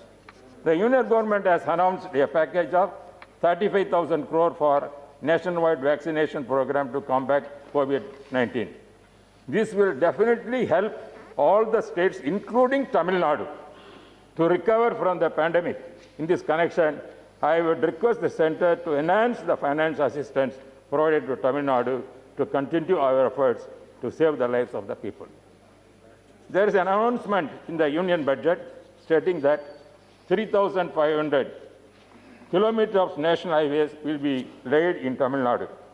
The construction of national highway at the cost of 1.303 lakh crore, which would include Madurai, Kollam, and Chittoor, Thachur, would boost economic growth of Tamil Nadu. In this regard, as assured by our Chief Minister of Tamil Nadu, Edappadi Palaniswamy, the government would take all the efforts to implement this project. While thanking the Centre for having approved the project sent by Government of Tamil Nadu to upgrade the fishing port and for the establishment of seafood production park, I would request further funds to Tamil Nadu to develop other small fishing ports in Tamil Nadu. Sir, I want to say, because I was also once Surface Transport Minister in the Vajpayee government, where we have taken so many projects in India. That is, nationwide connecting a Golden Cattle project. At that time, Vajpayee ji encouraged me to implement that project. For that, finance and everything.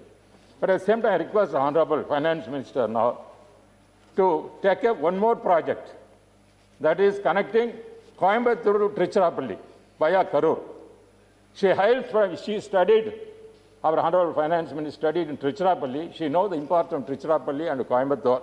Therefore, that corridor must be connected. That is waiting. That project already conceived by the National Highways Authority. It is waiting for 5 years. For a long time, we are waiting for that project, more than 5 years. Therefore, we allocate and take the projects. Within 2 hours, we can go from Coimbatore to Tiruchirappalli. That kind of facilities we can get. I hope our Honorable Finance will consider in this, sir. Coming to the metro rail project, as requested by Honorable Chief Minister of Tamil Nadu, I plead with the central government to release immediately 50% share for expanding the second phase of the CRMF. At the same time, I also request Centre to accord approval for implementation of the new metro light and metro new projects for the cities of Coimbatore and Madurai in Tamil Nadu. Sir, as a railway minister, she also presented a railway budget. In that, I request one more important project from Jollarpet to Bangalore via Krishnagiri. We are waiting for a long time. For 30, 40 years, we are fighting for that kind of a new railway line.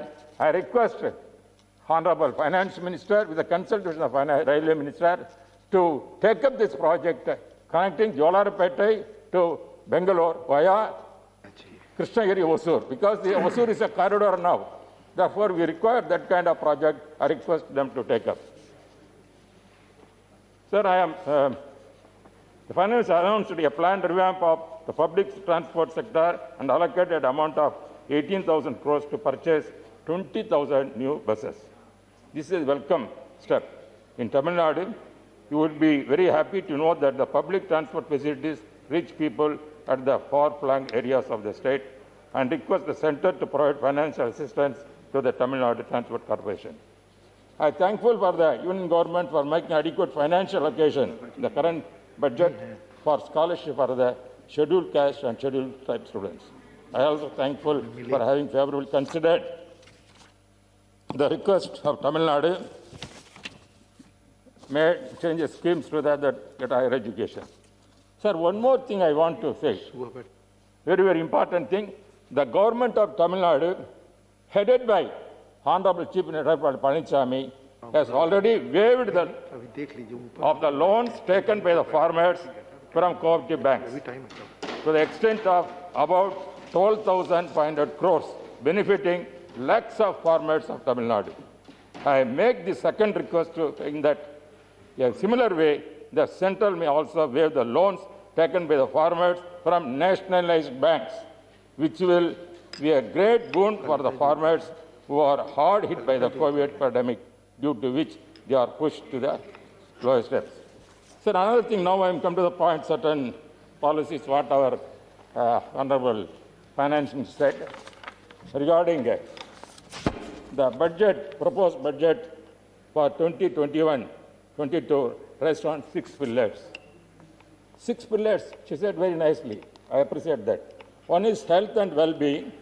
Second, physical and financial capital and infrastructure. Third is inclusive development for aspirational India. Reinvigorating human capital, innovation and research and development. Sixth, minimum government and maximum governance. I differ this, sir. Because you know very well, India is a developed country, it needs a lot of things. It is not unlike United States, where this concept of minimum governance and maximum governance was the first president, the president Ronald Reagan in the early 80s, he said about this thing. It won't suit for us. It may be suitable to America, this kind of minimum government, maximum governance is concept. It is a borrowed concept, I can say. It won't suit for our Indian condition. Because you know well, we cannot apply the maximum governance and minimum government blindly. We need maximum government in the same spheres like poverty, eradication, great equality, social justice, transform the rural India, just to name a few. Central and state government must enable rather than regulations. Sir, this is the way where we have to think of the poor people. Government has come forward many projects also, not only governance. Therefore, government must come forward taking many projects, public sector. You cannot close down immediately. That is what the budget says, which I am different, sir. I would like to quote the former president of Philippines, Romer Exe, who said, "Those who have laws in life should have nose in the law." How beautiful. It is in his name and memory, the annual Romer Exe award was considered as Asian Nobel Prize is given. We have more than 2/3 of the poor people in the poor country. We are poor, still. Even though we are a developing country, we know the sufferings of the people. Therefore, in that connection, what I am telling, this kind of, when we are taking that as a thing, we have to take care of the uplifting them, emancipating them. We need maximum government. Therefore, minimum government concept won't help for our country. We should constantly watch that the name of the efficient social justice is not victimized. It is important to remember that minimum government is sufficed by the minimum governance. At the India's level, per capita income and central and state governments cannot retreat together. Government must, with enormous force, is preventing exploitation of the majority of the poor by traditionally advantaged few. Ultimately, for India as a whole, the effect of maximum governance comes from embracing cooperative and competitive federalism unequal relationship between the center and the states will take us nowhere. Let us forget that India governed by in states also. Sir, another thing regarding most of the members said regarding Manrega. Manrega is very important thing, sir.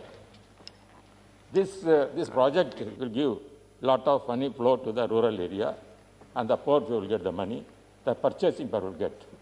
There may be some kind of inefficiency also. I am not saying that. For that, we cannot neglect that project. When you are giving more money, and what Keynes theory says, if a demand you want to create, you have to pump the money. Then only the people purchasing power will be great. Then your production will be increased. That is the economics theory. Everybody knows that. Our finance minister is an economist. She studied in London also. JNU also studied. Our Trichurapalli, she studied. She knows very well about the economic condition of the Indian condition. For that, she has to apply the theory that to create more employment, we have to spend a lot of money for the rural people. So at the same time, MP lads fund. So I was chairman. As you are now, you are a chairman for the MP lads in Rajya Sabha as deputy chairman. I was deputy speaker also at the time. I was also chairman for the MP lads. Most of our MPs, irrespective of political party, they given the signature, signed signature, demanded our Honorable Prime Minister to reconsider it.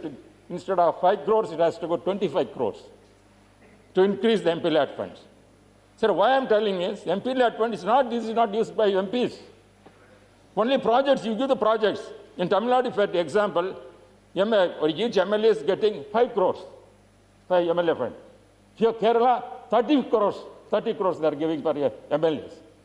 Because the project, you could earmark the project. You have central government projects are there, are going to implement that. That way, let the MPs can play also a role. MPs cannot nowadays come and sit here and make legislation. That days has gone. We have in the public life, as a MP, we have to meet the public. They are asking so many things as to fulfill. The elections are taking different places, different times. Lok Sabha election, and our state elections, and local body elections. Whenever we are going, the people are asking what you have done. MP have done, what you have done, they are asking. Please conclude, Dr. Thambi Duraiji. So I'm telling, sir, this is MP. I'm telling you are a chairman now of the MP lads. You know you are going to face the same problem. Our MP is going to demand. This I am request the Honorable Finance Minister and all Prime Minister to rethink at this project. Don't give the money to us. You tell the projects, which projects? Roads means the MP, any of central government is spending money. You are marked the project, the MP, when they are recommending the MP, the road or school building or water facilities, let them earmark that fund can be used like that, not given to MPs straight away to sanction certain things. Any of you are going to implement the programs, like it said. Sir, finally. Please conclude now. I'm concluding. Because our finance minister hails from Tamil Nadu, from R.K. Sanmanam Chettiar, who presented first financial budget same in the parliament. Now it's our empowering as a woman means, after Indira Gandhi, is the first lady has come from Tamil Nadu, presented the financial many times. She knows the households of the women suffering and women laborers. And I request once again to consider Manrega program. Therefore, I present. Thank you now. I conclude, sir. Thank you. Now I'm calling. Your time is over, sir. For the initiative taken in the current budget, I conclude. I thank once again for the finance minister. Thank you. Honorable Sujit Kumar ji. Shri Sujit Kumar ji. Thank you, sir. 10 minutes. Sir, it's an honor, indeed a great honor, for a new MP like me to speak on a very important topic like the budget. And for this, I thank you and profusely thank my leader, Sri Naveen Patnaik, for this opportunity. At the outset, sir, I would like to convey the message of my Honorable CM, who has appreciated the growth focus of this budget. And I quote him, the Union Budget 21-22 speaks of a medium to long-term vision for self-reliant India, which is good for the country. Union government has presented the budget 21-22 in digital form for the first time. We welcome the green initiative as we have already switched over to digital mode of presentation of the Odisha budget from last year itself, unquote. Sir, increased capital expenditure for improving the physical infrastructure in our country, higher priority to health and drinking water, higher allocation under National Livelihood Mission, steps to boost the startup ecosystem of the country are some of the very laudable and praiseworthy initiatives in this budget, which will definitely help India march towards prosperity. There are many more, but I'm limiting myself because of paucity of time. However, my Chief Minister has also flagged the inadequate support provided to Odisha in this budget, and I would like to share some of the concerns and disappointment of Odisha and its people. Sir, but before I do that, I would like to highlight a small concern regarding the very marginal hike in the defense budget. At 4.78 lakh crore, the total defense budget for BE, total defense budget estimate BE for FY 21-22 is only 1.4% higher over last year's 4.71 lakh crore, while we face two hostile nations, Pakistan and China. Pakistan has increased its recent 2021 defense budget with 5% hike in comparison to 1920, and China has increased its 2021 defense budget by 6.6% compared to 1920. Defense accounted for 15.5% of India's budget estimate last year, but this year it is only 13.9%. Even as a percentage of GDP, it's quite low at only 2%, while Pakistan spends 3.9% of its GDP on defense. And again, it's largely India-focused.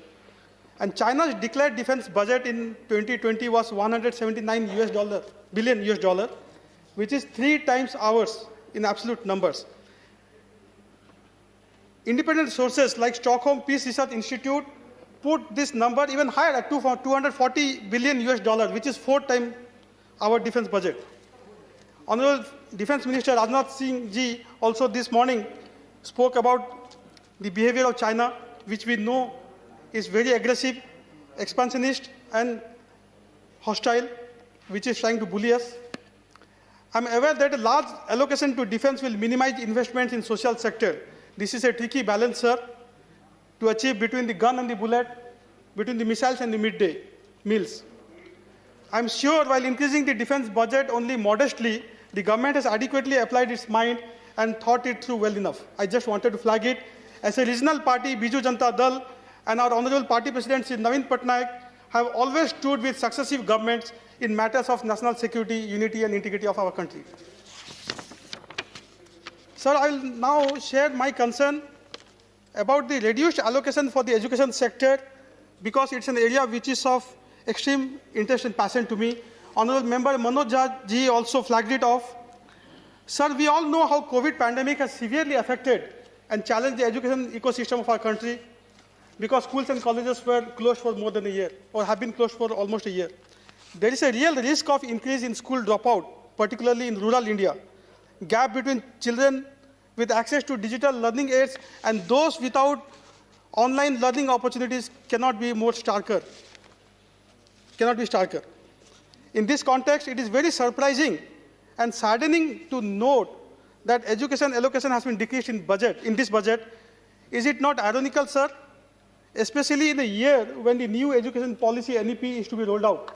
Let me quote a few lines from the NEP itself.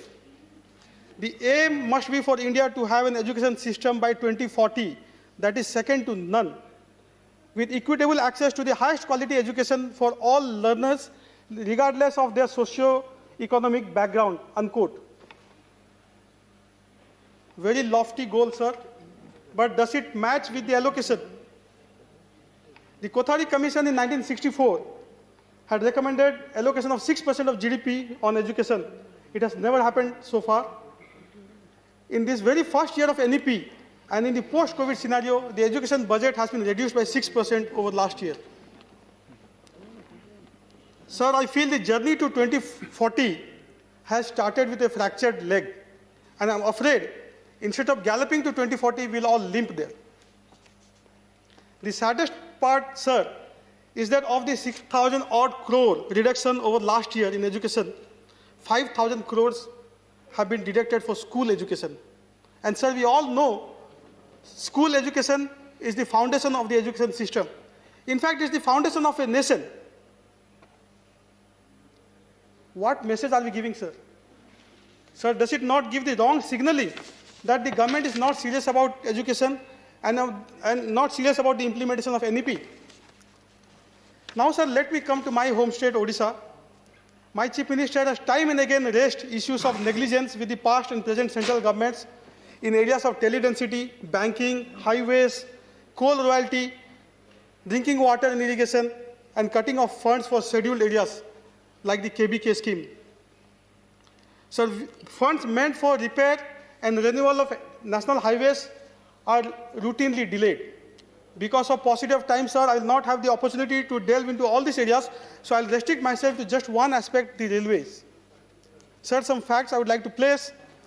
There are 6 districts in Odisha with no railways. My God. And it's not even a hilly state. It's not even a hilly terrain. In the last 7 years, only one additional district of Odisha has got railway connectivity. In the last 7 years, Odisha has got only one new railway line.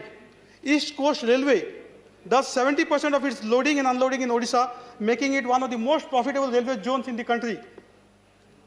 Odisha generates annually 20,000 crore for Indian Railways, yet the rail density in Odisha is only 15, while the national average is 19, and our neighboring state of West Bengal has a rail density of 44.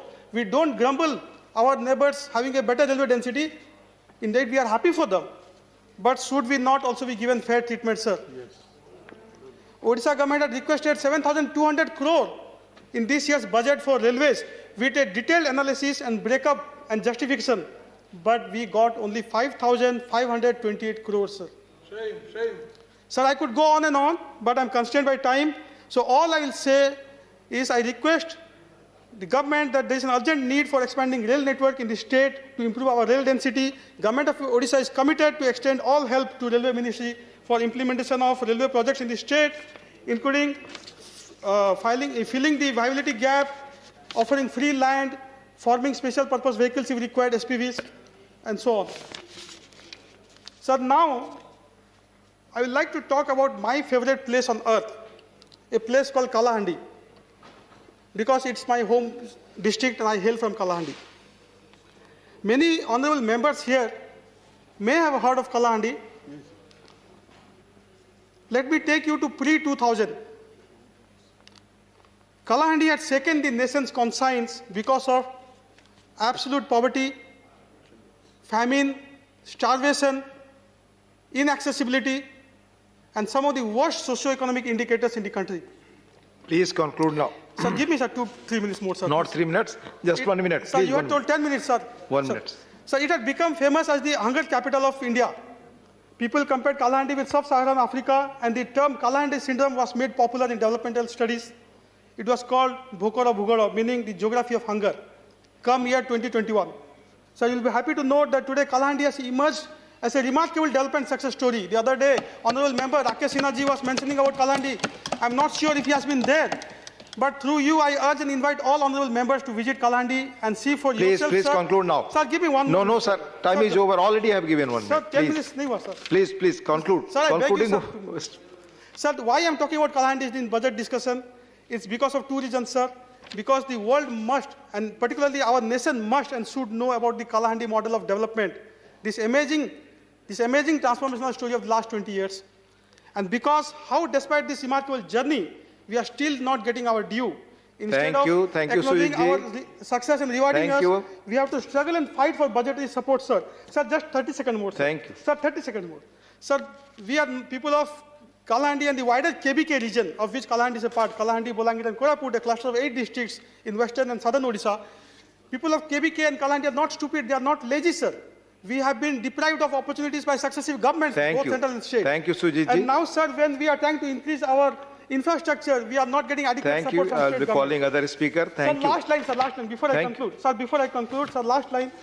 Sir, Honorable Finance Minister herself mentioned inclusive development for aspirational India as one of the 6 pillars of the union budget. Sir, Thank you. Thank you. I'm calling other speaker. Honorable T.S. Elan Govan Saab.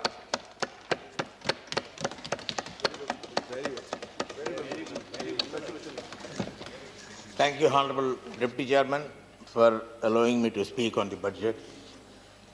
I can understand the plight of any finance minister during COVID times and the world's economic scenario, that presenting a budget is not an easy thing.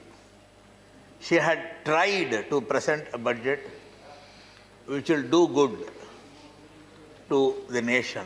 But I don't know whether this will bear fruit, because there is a contradiction in the government, among the ministers, among the ministries.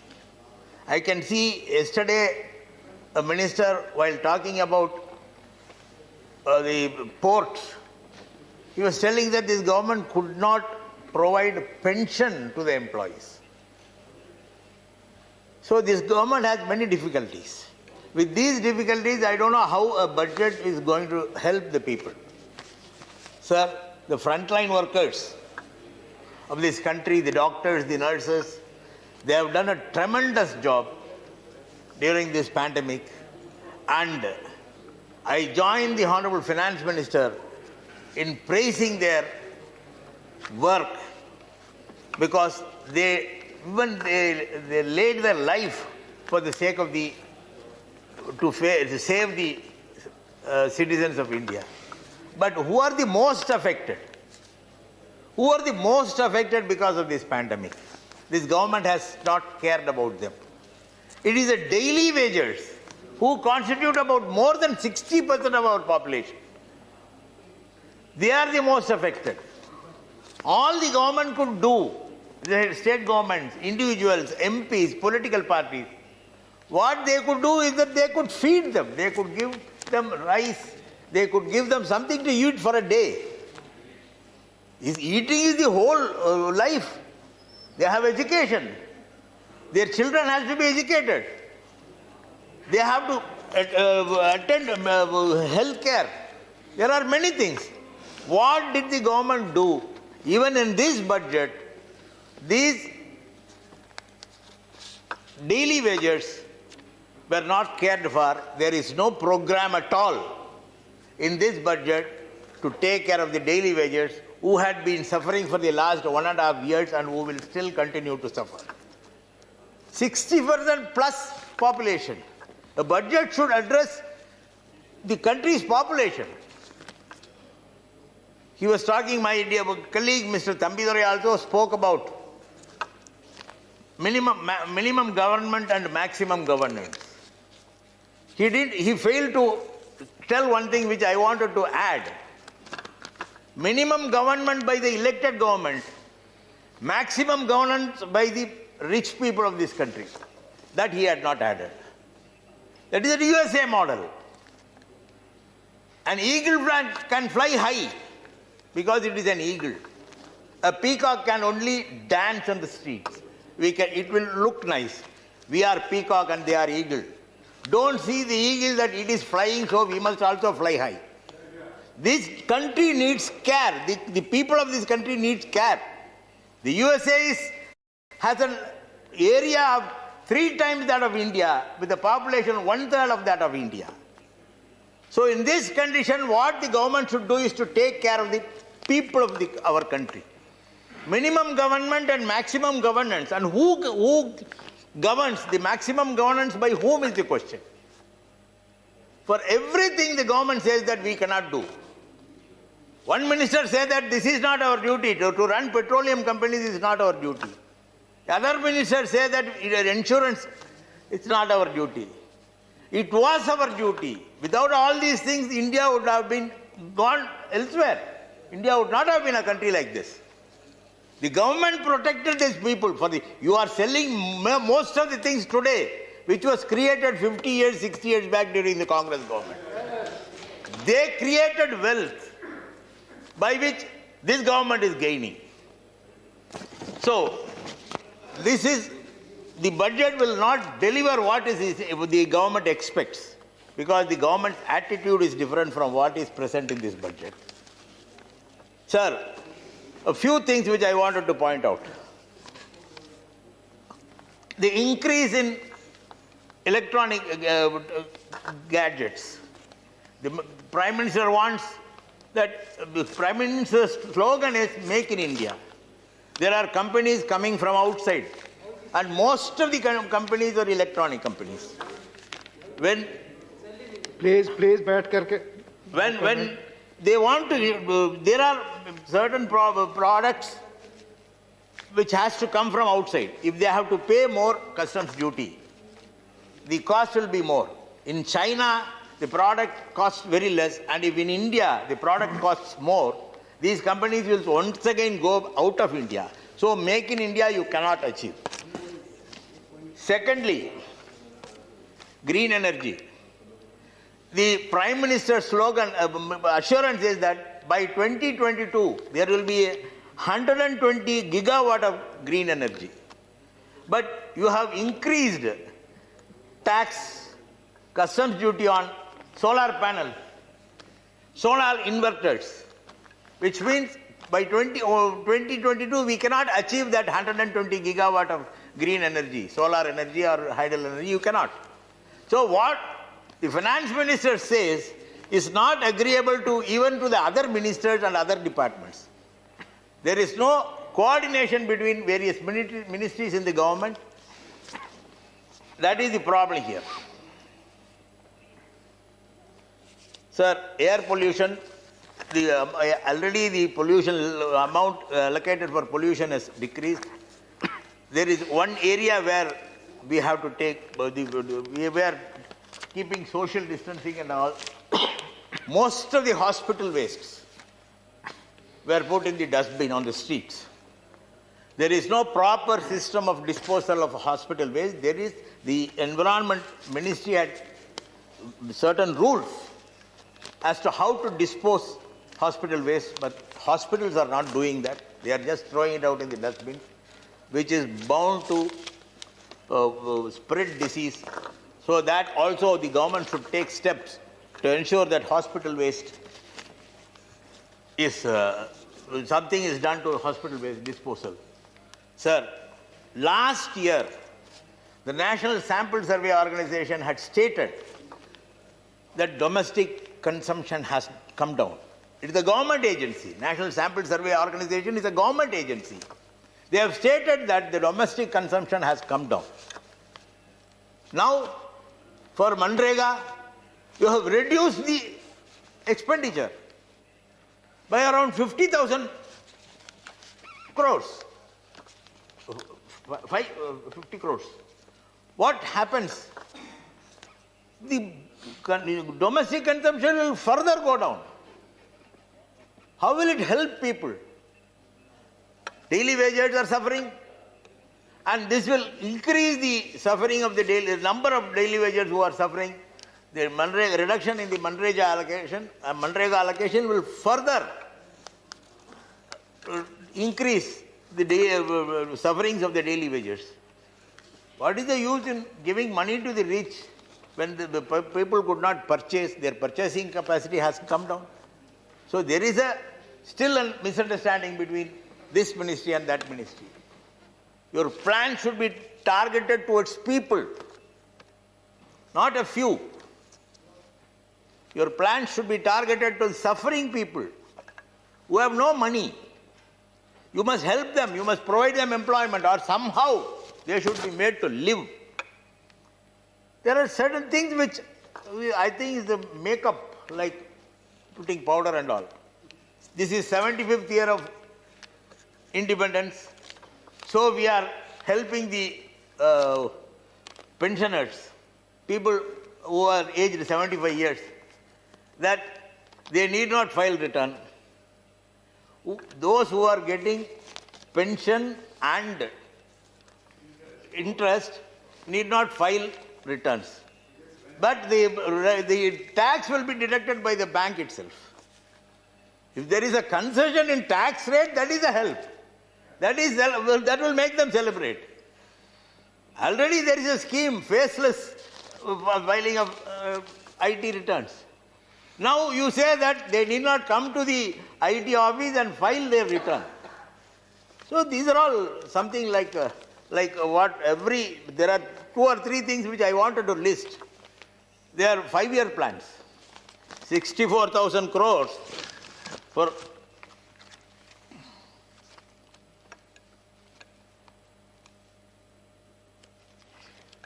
it is just to show that this government is spending more on people. But the scheme is for 5 years.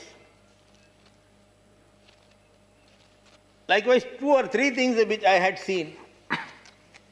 So this budget itself is to show that this government is doing a lot to the people, but ultimately it does not do anything to the people.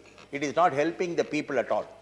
Please Minimum conclude government, now. I will complete. Your sir. time is over. Minimum government by the elected people, people on whom the people of India had faith and elected them to the government. Maximum governance by the people who are ruling them, who are the rich, who are the affordable, who can purchase anything, not by the representatives of the people. With these words, Thank you. with Thank these you. words I conclude. Thank you, Elan Govan ji. Shrimati झरना दास वैद्या, बैठकर बोले, आपकी आवाज आएगी. 3 minute please बैठकर बोले madam. Thank you, sir. The economy in India is a dire state. Sir, I do agree with the opinion expressed by honorable members that the budget is a total failure in addressing the present economic crisis. The honorable minister, you are giving more consciousness to the rich, but at the same time, you are not taking any step to enhance the purchasing power of the common people. The budget reflects, sir, of neoliberal policies and exploitation. It is a direct attack on the basic rights of women and reflects the conservative and anti-women attitude. The budget has been formulated in the context of the worsening hunger and manipulation of who is reflected in the fall in rank of India on the global hunger index.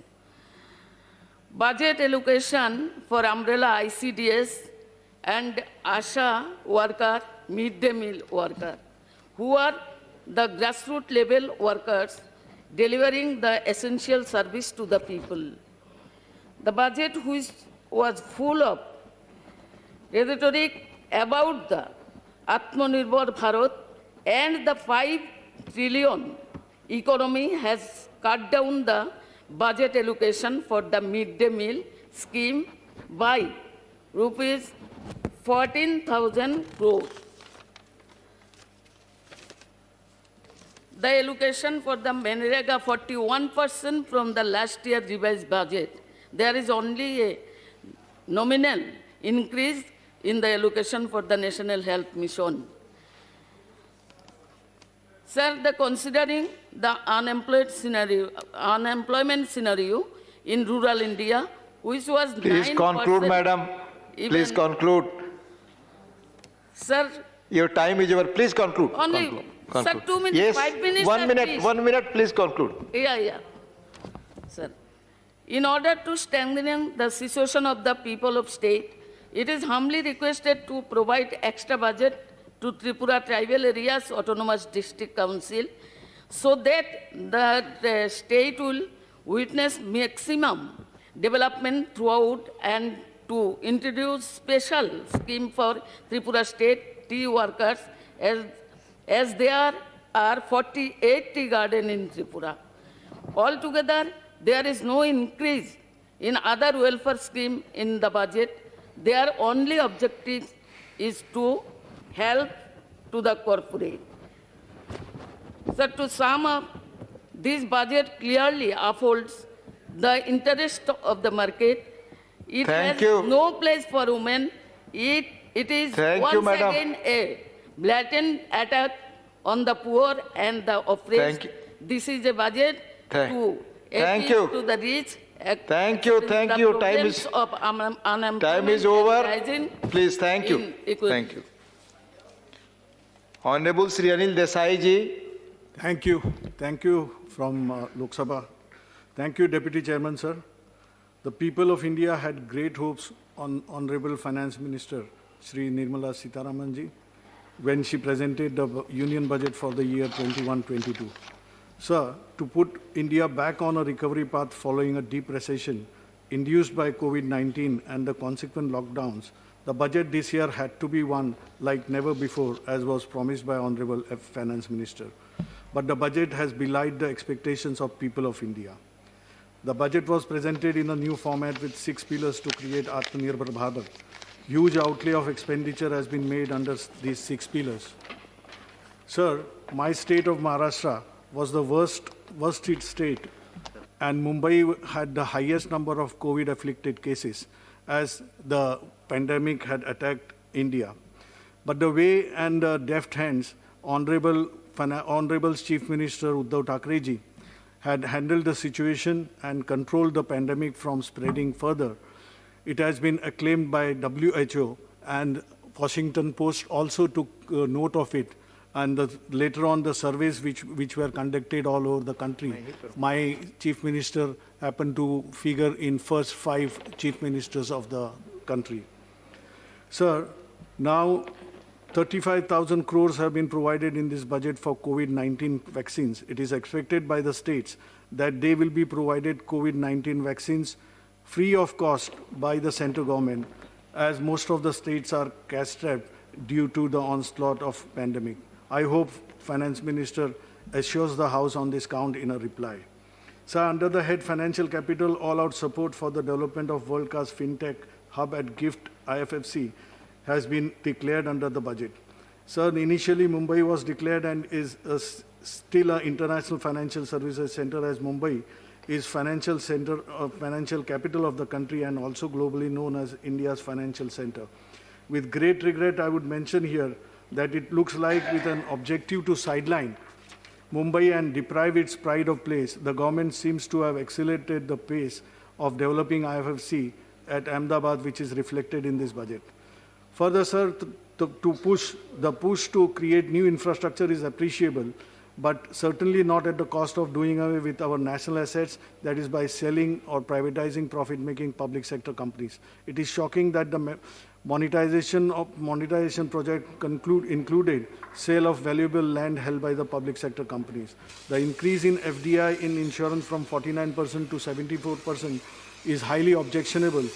It is as good as handing over the profit-making insurance sector to foreign players and corporates.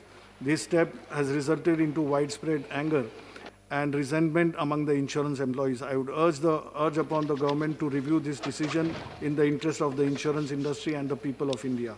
Sir, disinvestment and strategic sale of BPCL, Air India, Shipping Corporation of India, Container Corporation of BEML, Pawan Hans need to be reviewed by the government. Similarly, the proposal to privatize 2 public sector banks and one general insurance company should be scrapped, as these are profit-making national assets who also create job opportunities to the unemployed youth.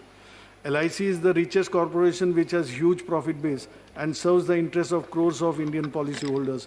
It has been playing key role in the financial market and also pays handsome annual dividend to the government of India.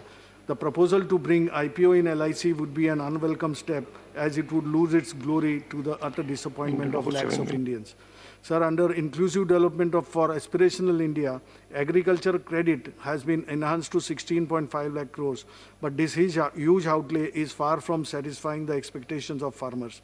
All that farmer needs is inclusion of MSP in the farm laws and not oral assurance. Farmers have been demanding MSP based on Swaminathan Commission's formula of C2 plus 50%, but ensuring 1.5 times the cost of production on crops will not help in addressing the farmer's plight, as it does not provide remunerative price. Farmer demand that the farm laws enacted by the government be withdrawn and they are given opportunity for hearing. I hope Prime Minister would give them the opportunity and resolve their contentious crisis. As more than 75 days have gone, the farmer community is agitating at the borders of Delhi. Sir, rupees 300 crore has been provided to the government of Goa for the Diamond Jubilee celebrations of the state's liberation from Portuguese. So my state of Maharashtra has also just celebrated its Diamond Jubilee in 2020. So why Maharashtra was dropped? So during COVID pandemic, Honorable Prime Minister had declared 20,000 crore package to overcome the depressive situation in the country and revive the economy by creating jobs and giving thrust to MSMEs. But nothing seemed to have worked on the ground. There is no mention about this in the budget. What evolved out of this package? Sir, still demand is sluggish. Though banks and financial institutions are flushed with money, there is no credit offtake. Unemployment is rampant due to non-availability of jobs. Under the situation, the government should put money in the hands of the people to create demand and thus revive the economy. The falling rupee and ever-rising fuel prices have broken the backbone of the common man. Government needs to take immediate corrective steps in this direction. Sir, in the entire budget, hardly anything substantial is been budgeted for my state of Maharashtra. It's with great regret I would state that Mumbai, the financial capital of India, contributes maximum to the exchequer by way of taxes, and in return, hardly Mumbai gets anything. Moreover, the rightful dues... Mr. Desai. I'm just concluding. One minute. Only concluding. Moreover, the rightful dues of GST amounting to around 25,000 crores have also remained in arrears. It was expected that Maharashtra will be provided substantially, but nothing has come our way. But the states which are going for elections have been provided liberally with an eye on elections. Sir, spirit of cooperative federalism should be reflected in the budget in a better way in time to come. Thank you. Thank you.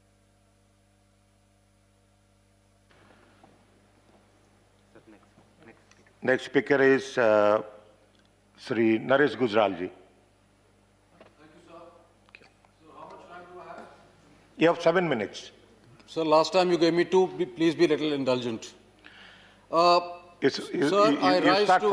I rise to oppose the budget, but at the same time, as a chartered accountant, I commend the finance minister for being very transparent.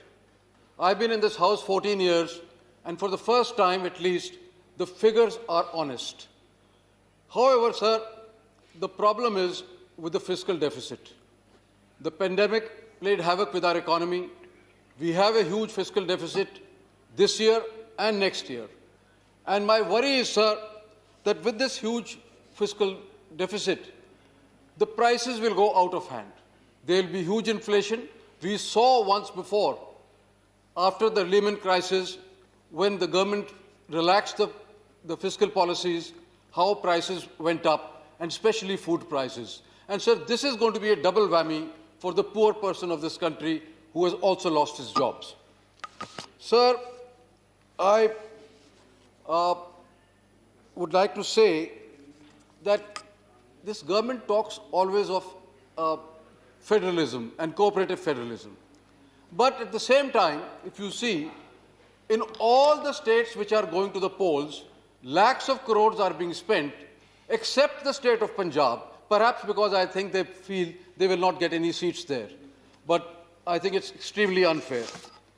Sir, the finance minister gave the figures of how much procurement has been done, how the figures have gone up 2 times and 3 times.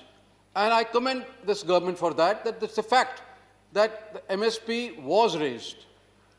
Direct benefits to Kisans have been given. Soil cards were given. Insurance has been improved. But then the question arises, why are the farmers on the street? Why are the farmers committing suicide? Why are the farmers in debt?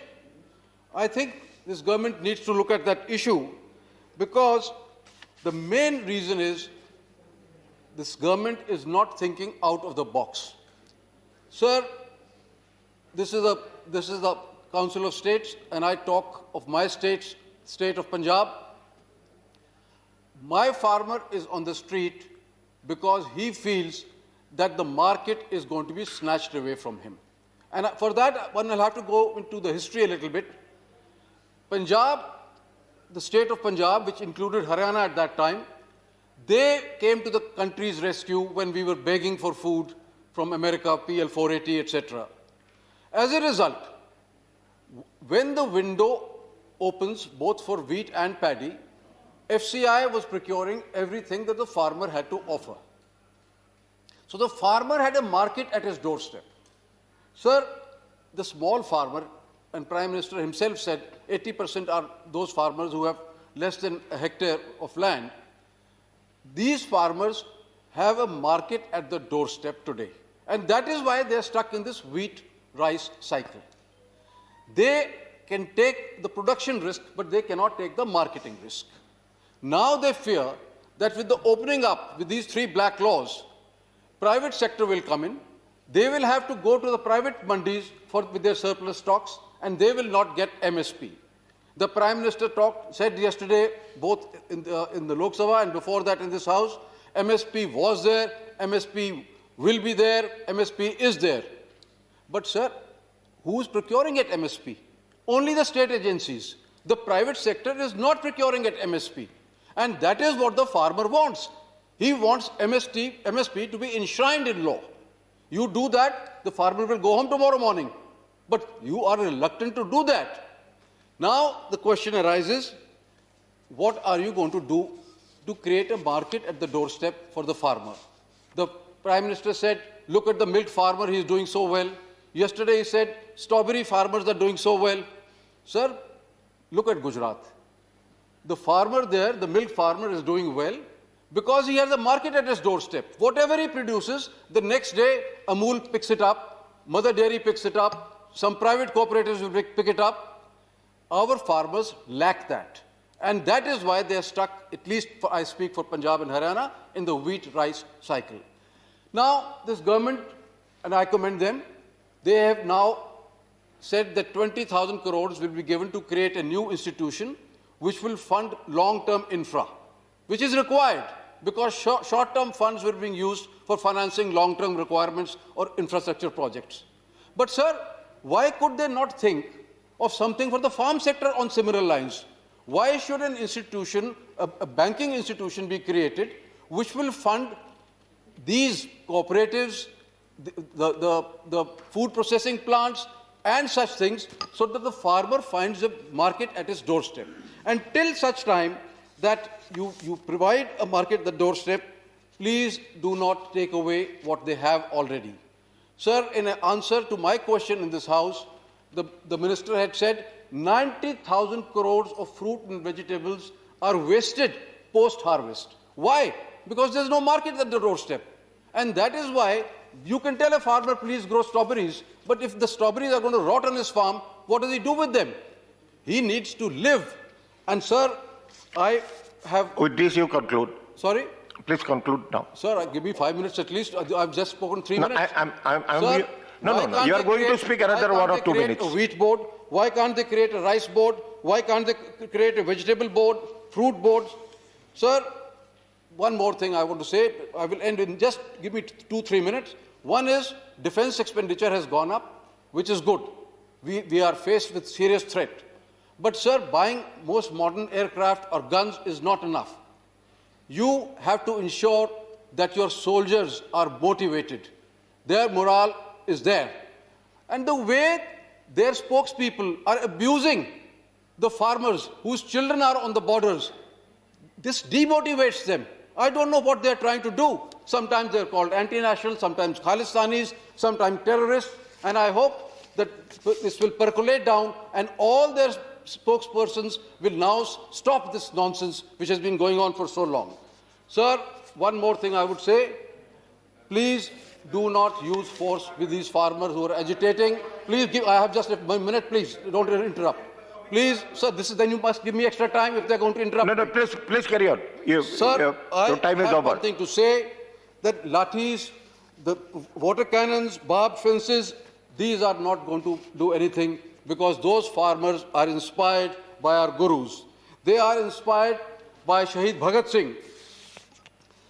And today every farmer is saying, सरफरोशी की तमन्ना अब हमारे दिल में है, देखना है जोर कितना बाजुए कातिल में है. Thank you. And I can tell you, sir, these farmers will only go home when they can go home and say, Fateh, Fateh, Fateh. They will not go home otherwise. And I'm telling you, either you withdraw these black laws or you provide them MSP for everything that they procure. Thank you very much, sir. Thank you.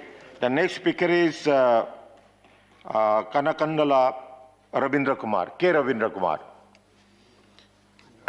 Honorable Deputy Chairman, sir, I am very delighted for the opportunity given to me for participating in the discussion. Sir, this budget does not provide any hope to 5 crore people of the state of Andhra Pradesh. No allocations in the budget in order to implement the provisions of the AP Reorganization Act 2014. Till now, territorial jurisdiction of Visakhapatnam Railway Zone has not been specified. No funds have been allocated. No fiscal deficit relief. The centre needs to generously support the AP, which was suffered with the bifurcation of the state. The proposal of the central government to privatize the Vizag steel plant to an uproar in the state of AP. The Visakhapatnam steel plant, now worth about 2 lakh crores.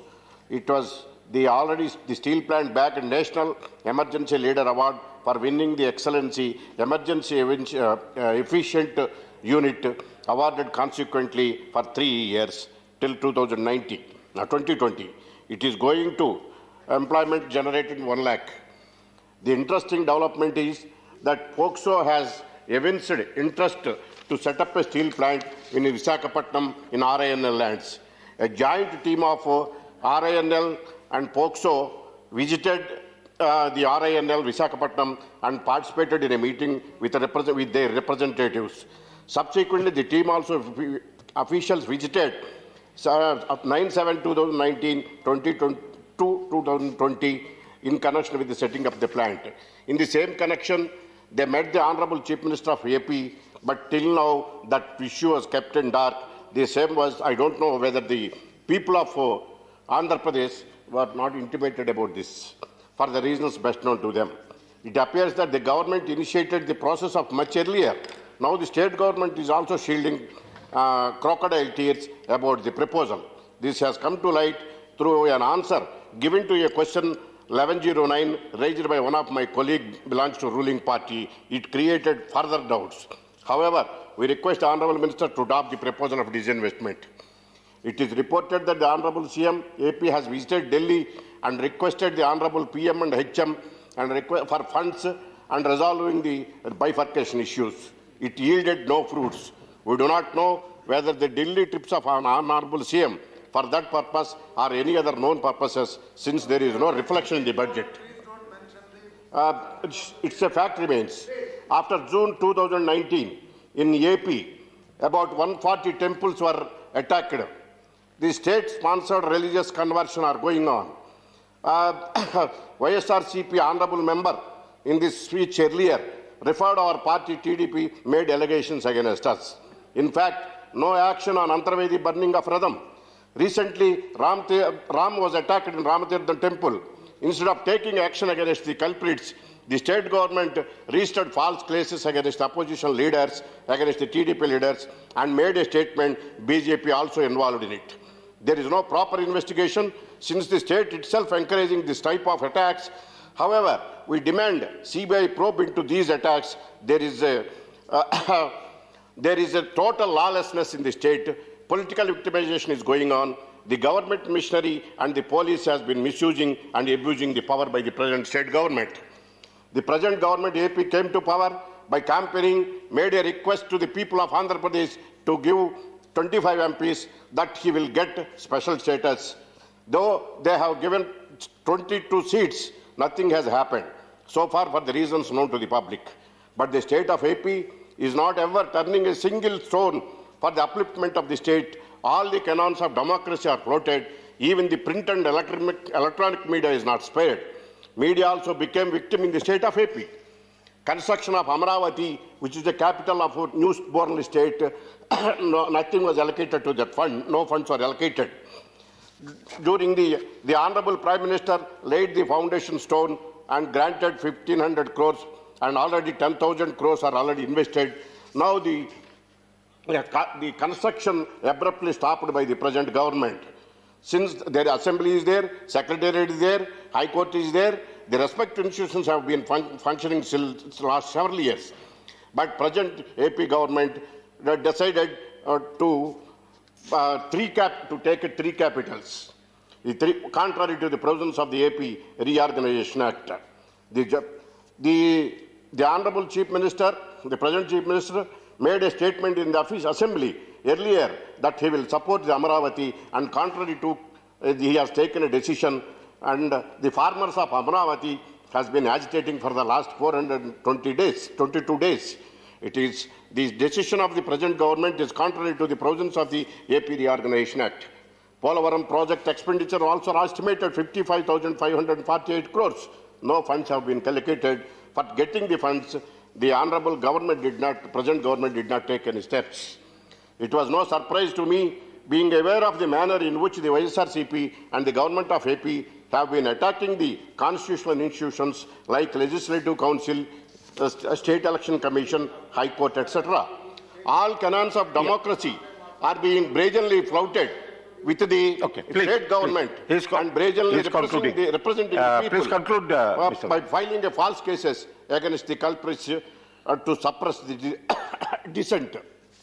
It shows that in the absence, if the central government did not intervene in the present situation in the state of AP, in lawlessness, alarming situation, filing false cases against the critics, and it is also suppressing the political opponents. It is the high time to central government to intervene, and also I request the Honourable Minister particularly and also the central government to allocate funds in order to fulfill the demands of AP Reorganization Act. I request the central government to take special steps immediately in order to protect and save the people of Andhra Pradesh from the state government oppressive and suppressive acts. Thank you, sir. Thank you. Sri K.C. Banugopal. Thank you, sir, for giving me this opportunity. Mike. Thank you, sir, giving me this opportunity. As we all know, we are discussing this year's budget in an extraordinary situation.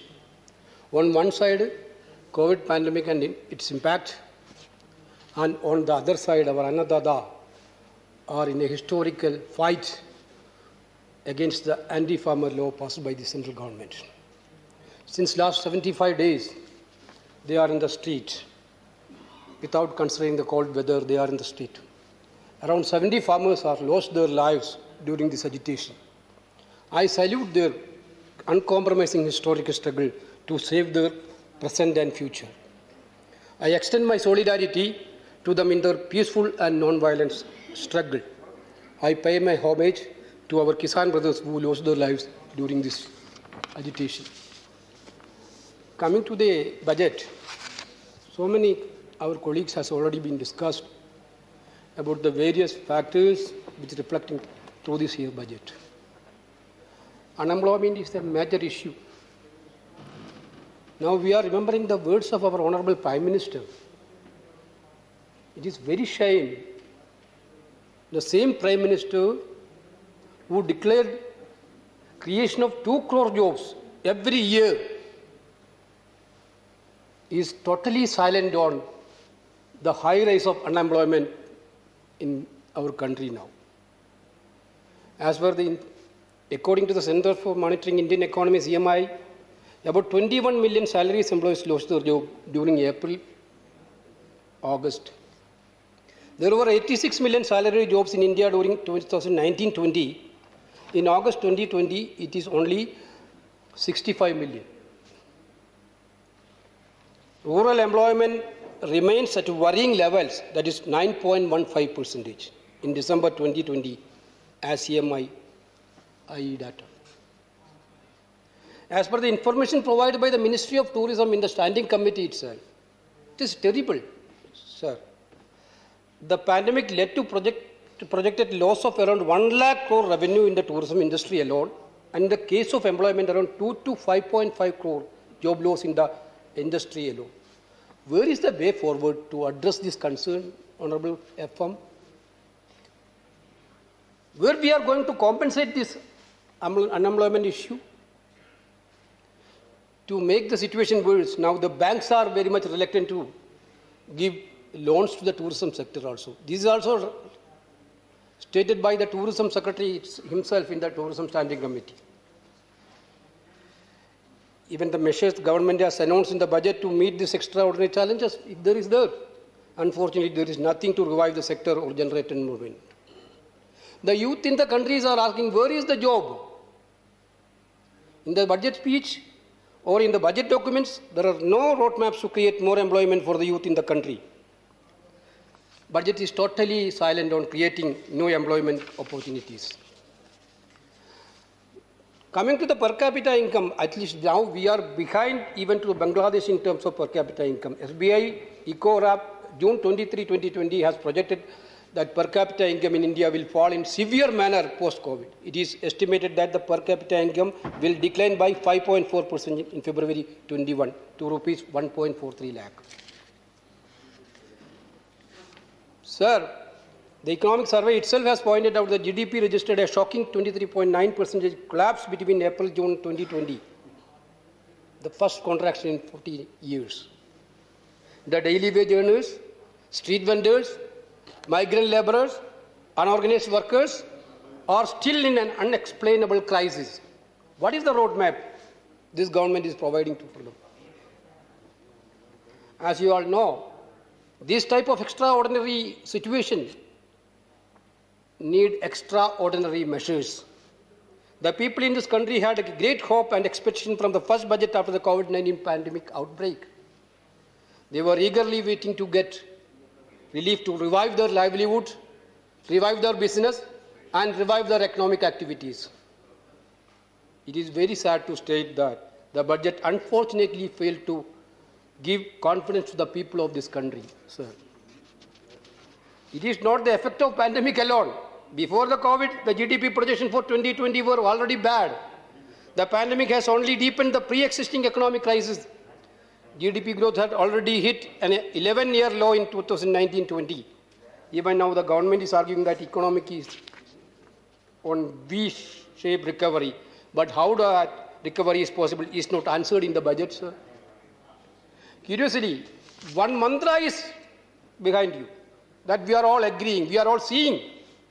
That mantra is privatization. The budget has included every measure to sell out our public enterprises. Disinvestment is the only source of income as far as this government is concerned. Earlier the airports, now shipping sector, and again to the insurance sector. Every sector is being sold out for the benefit of a handful of crony capitalist friends. The government has already sold airports. Now the Airport Authority of India become Airport Authority of Adani, sir. Now the Shipping Corporation of India is also going to in the same way. Yes, everything is going on the same way. Only the benefits on these buyers are 2-3% only. That is what the India is now wondering. MSME is the major sector for reviving our economy. It is the backbone of our economy. MSME employs nearly 12 crore people. It is responsible for about 48% export. What is happening in the MSME sector? Already Chidambaram ji pointed out. That is totally collapsed there. 35% of the MSME sector shut down. It is totally collapsed. What is the roadmap for reviving MSME? Nothing is there. That is the major area providing jobs. You didn't have any vision. You didn't have any program. Then how can you revive MSME sector, sir? Government offered credit access, ignoring the MSME sector's demand for stimulus to address working capital requirements. Manrega, that also everybody pointed out Manrega. The only hope for crores of Indian household was the rural employment scheme. Even though the Honorable Prime Minister in other house has called it as a monumental for the corruption of UPA government, now everybody is saying that's the only one scheme which providing jobs in the rural sector. But what is happening now? Total, as per the records, nearly 120 million people have asked for the job under the scheme this financial year. Total work demanded under Manrega in 2021 is 53% higher than last year. Nearly 35 million people have requested Manrega work in the month of December and January 2020. This is a clear sign that there is a high demand for a job in the rural sector. In spite of the demand from the people and suggestion from experts, Manrega allocation for 21-22 did not cross the rupees 1 lakh crore mark and stand rupees 73,000 crore only. This is a 34.5% reduction from 2020-21. From this reduced amount, it is clear that how the government is going to revive unemployment in the rural sector. So migrant labor issue we discussed so many times. We saw their plight. Poor migrant workers, they have been died during their workaway. It is also concerned that there is no immediate relief to the migrant laborers and unorganized sector in the budget. The enrollment of 25 crore workers in the proposed portal will take at least 5 years, which is announced in the budget. What are the immediate measures the government has taken? Nothing is there. Plus petroleum prices, that is also discussed here. Yesterday, Honorable Minister has given a reply to my supplementary question. Actually, with most respect, I am trying to speak that it is totally a misguiding statement. With all my respect, I would like to say that Honorable Minister was misleading this House. Let me put some details on this regard. In May 2014, at the end of the UPA second government term, the petrol price in Delhi was about rupees 71 per litre, and the global crude oil price averaged US dollar 101.10. Today, crude oil price is at 58 US dollar, and petrol price in Delhi is at 87.30. How it is happening like this?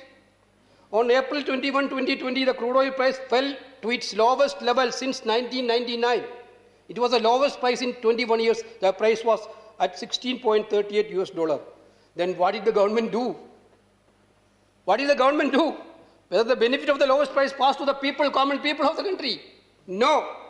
Within a week, what the government do is, within a week, on May 5, 2020, the government increased the excise duty on petrol and diesel.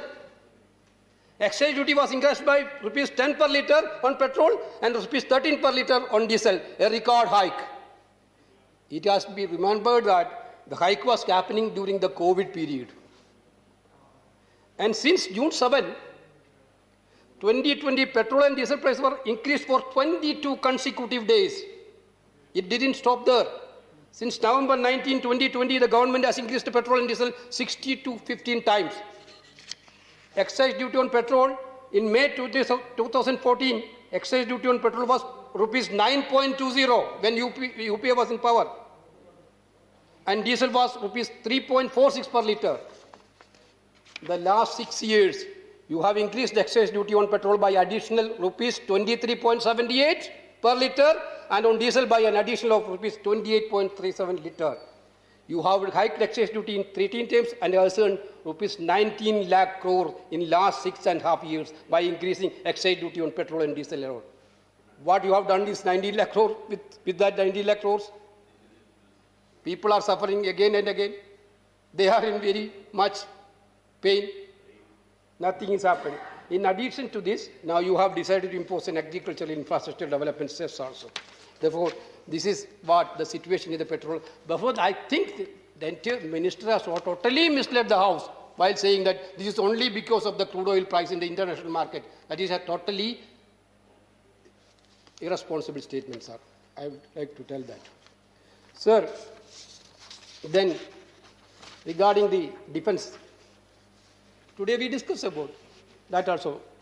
There is no, so Chidambaram ji pointed out, there is no even mentioning about the defense, the word defense in the budget itself. You are very much nationalistic. We saw the nationalism. The leakage of a WhatsApp message. We saw the nationalism. Balakot incident was leaked by one of your media friends. The country witnessed the nationalism by the BJP. You are talking about nationalism every time. What is your defense preparedness? Nothing is there. No additional. I will tell, in 2018, Indian Army Vice Chief Lieutenant General Sarath Chand had informed the Standing Committee on Defense that 68% of the army equipment was in the vintage category, 24% in the current, and 8% in the state-of-art category. What the government is doing? What is your action on that? for modernization of these defense forces? If any mentioning is in the budget, we didn't see any mentioning in this budget. Therefore, now Honorable Rajnath Singh today have given a statement about the border issues. We are all with you on this issue. Fighting our enemy countries, we are all with you. But you are not giving enough information to the political parties of the country. You are not taking into the conference to all political parties. That is what the country is lacking. You are doing your level things to show that you are the master in all these things. This is not going to help us. This is what I want to tell. Then so many announcements. My friend Muralidharan is sitting there. When is the Kerala National Highway announcement has happened? You know that Honorable Nitin Gadkari already announced 5 months before that NH is going to widen 6 line in Kerala. Now in this budget, you have announced 65,000 crore was announced for the road development in Kerala. That is a package of NHAI. Everybody know about that. So many announcements was made before also. In 2015, Honorable Prime Minister announced a 1.25 lakh crore to Bihar package, big package. That was a poll promise. But schemes worth only rupees 1,559 crores of the package was executed in Bihar up till 2020. Out of 1,25,000 crores, 1,559. This is the promises you have made pastly. This also, and then also last PR election you promised that free vaccine for poor people. We didn't see anything in this budget about the vaccination cost.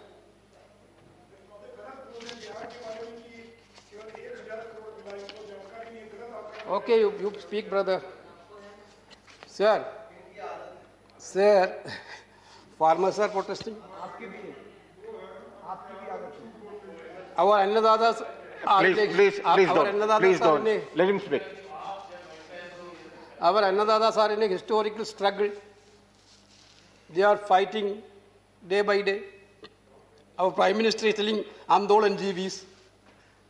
I didn't understand this Andolan Jeevis phrase.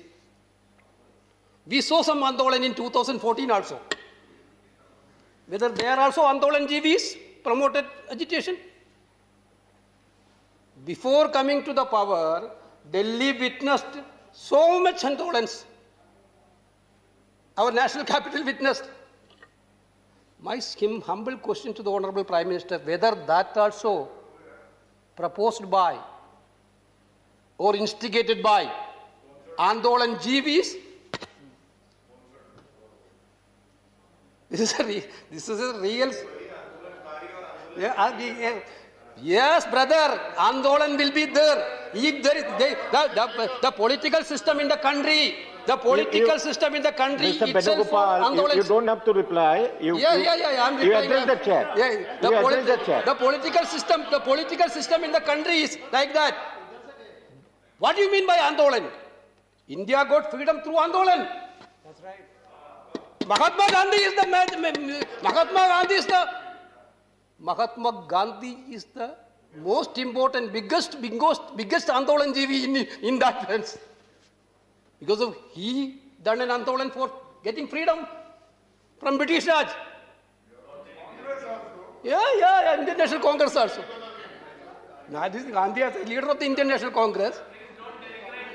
Every time. I'll check the record. And if it is denigrating, then I'll expand it from my question is, when the poor farmers are fighting for their livelihood, they're fighting for the present and future.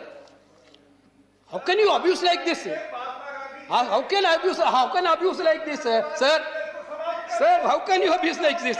I'll check the record. If it is, They are branded as Khalistanis. They are branded as terrorists. They are branded as Pakistan agents. Every day somebody sitting in the evening TV debates and they are abusing our farmers like anything. Now you conclude. Yes, sir, I am going to conclude. Sir, this is the fate of our Annadatas are facing due to the attitude of this government. Therefore, actually, the farmers need an answer from the government. I would like to end my speech quoting the same Tirukural which the Honorable Finance Minister was quoting. Uluvar Ulagattarku Aniyattaradu Iluvare Ellam Poruthu. This is the quote from Tirukural. That means farmers are the linchpin of the world. They also support all others who cannot pluck. So listen to the farmers. So their concern. Withdraw this Kala Kanun. Withdraw this Kala Kanun. Thank you very much, sir. Thank you. The next speaker is Anurag Thakur. धन्यवाद सभापति जी, आपने मुझे budget पर intervene करने का अवसर दिया।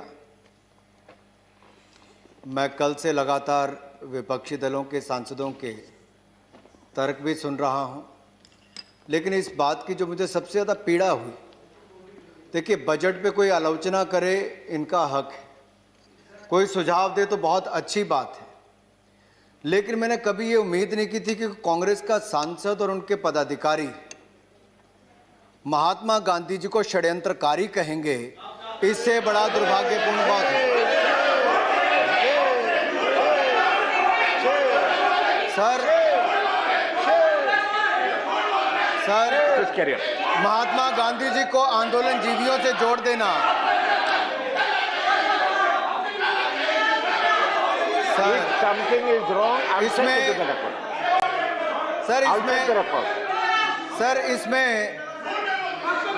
माननीय प्रधानमंत्री जी ने बड़े स्पष्ट तौर पर ये कहा if it is unparliamentary, I'll check the record and it will be corrected. में क्या अंतर है और अगर Please go to your seat. Mahatma Gandhi ji को उनसे जोड़ दिया जाए, जो इतना बड़ा Please go to your seat.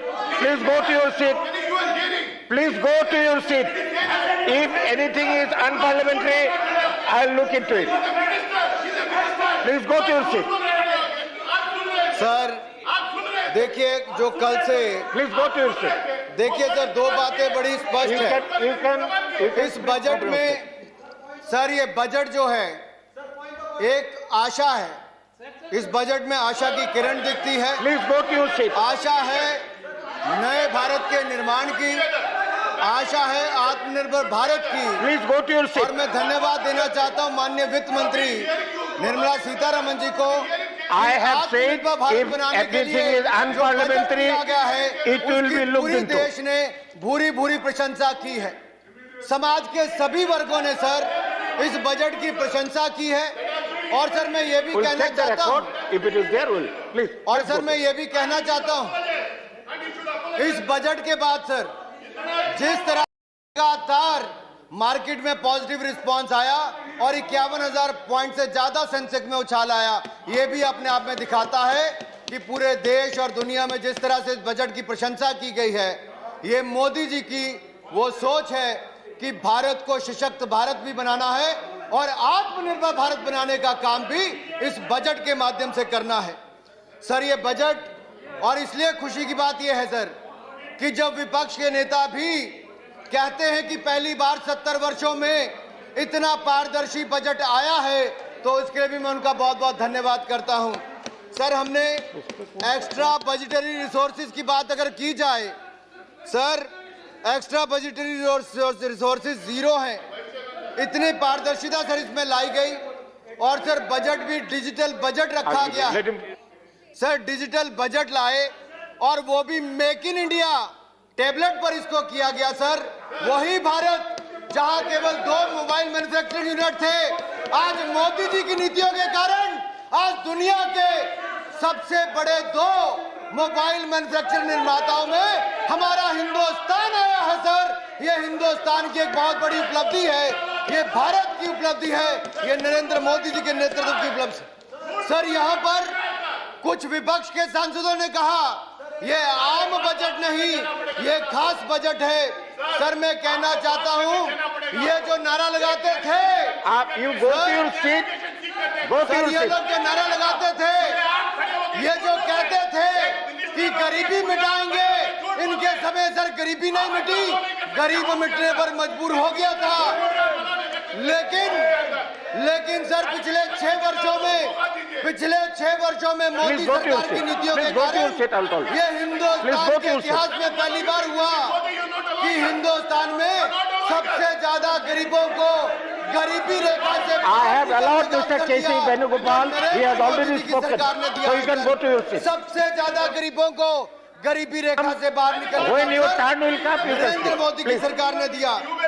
यही नहीं सर, हमारी महिला विकास मंत्री जी यहाँ पर बैठी है, Smriti Irani ji. When his turn will कहना come, you चाहता speak. हूँ Okay. महिलाओं और बाल विकास के लिए You have भी given हमारी names. सरकार ने 16% You have बजट given की your, वृद्धि you की है have सर। given names. ये Okay. भी Go महिलाओं to your के seat. उत्थान के लिए, विकास के लिए, बच्चों के विकास के लिए है। यही नहीं सर, समाज का वो वर्ग सर, SC वर्ग, अनुसूचित जाति वर्ग सर, इसके कल्याण के लिए मंत्रालयों में कुल मिलाकर सर 51.65% की वृद्धि की गई है। 51.65%। Mr. Nazir Hussain, just 1 minute. Mr. Minister, just 1 minute. यही नहीं sir, I did not want to take your name, but you cannot challenge the chair. You are a new member. Learn something. Then you say. Please go to your seat now. You go to your seat now.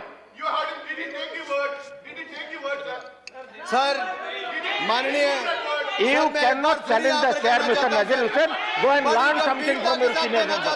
Please go to your seat.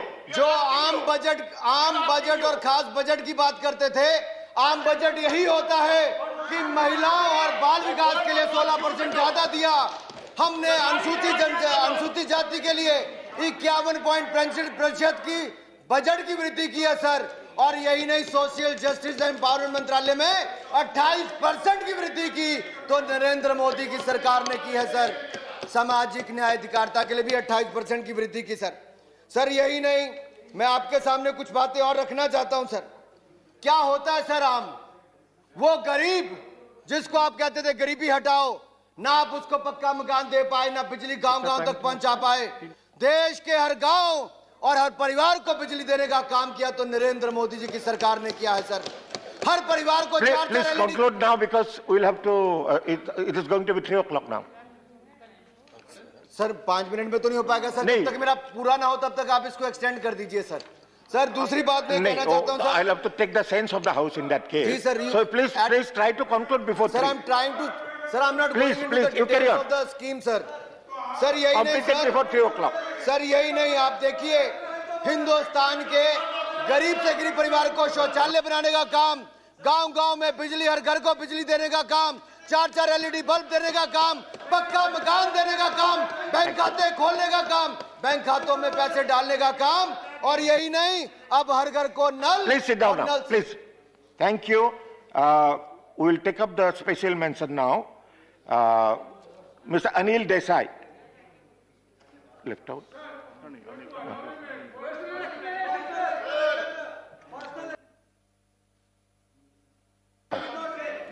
ये इनको भी बुलाना है। From Lok Sabha, not present. Shantanu Sen.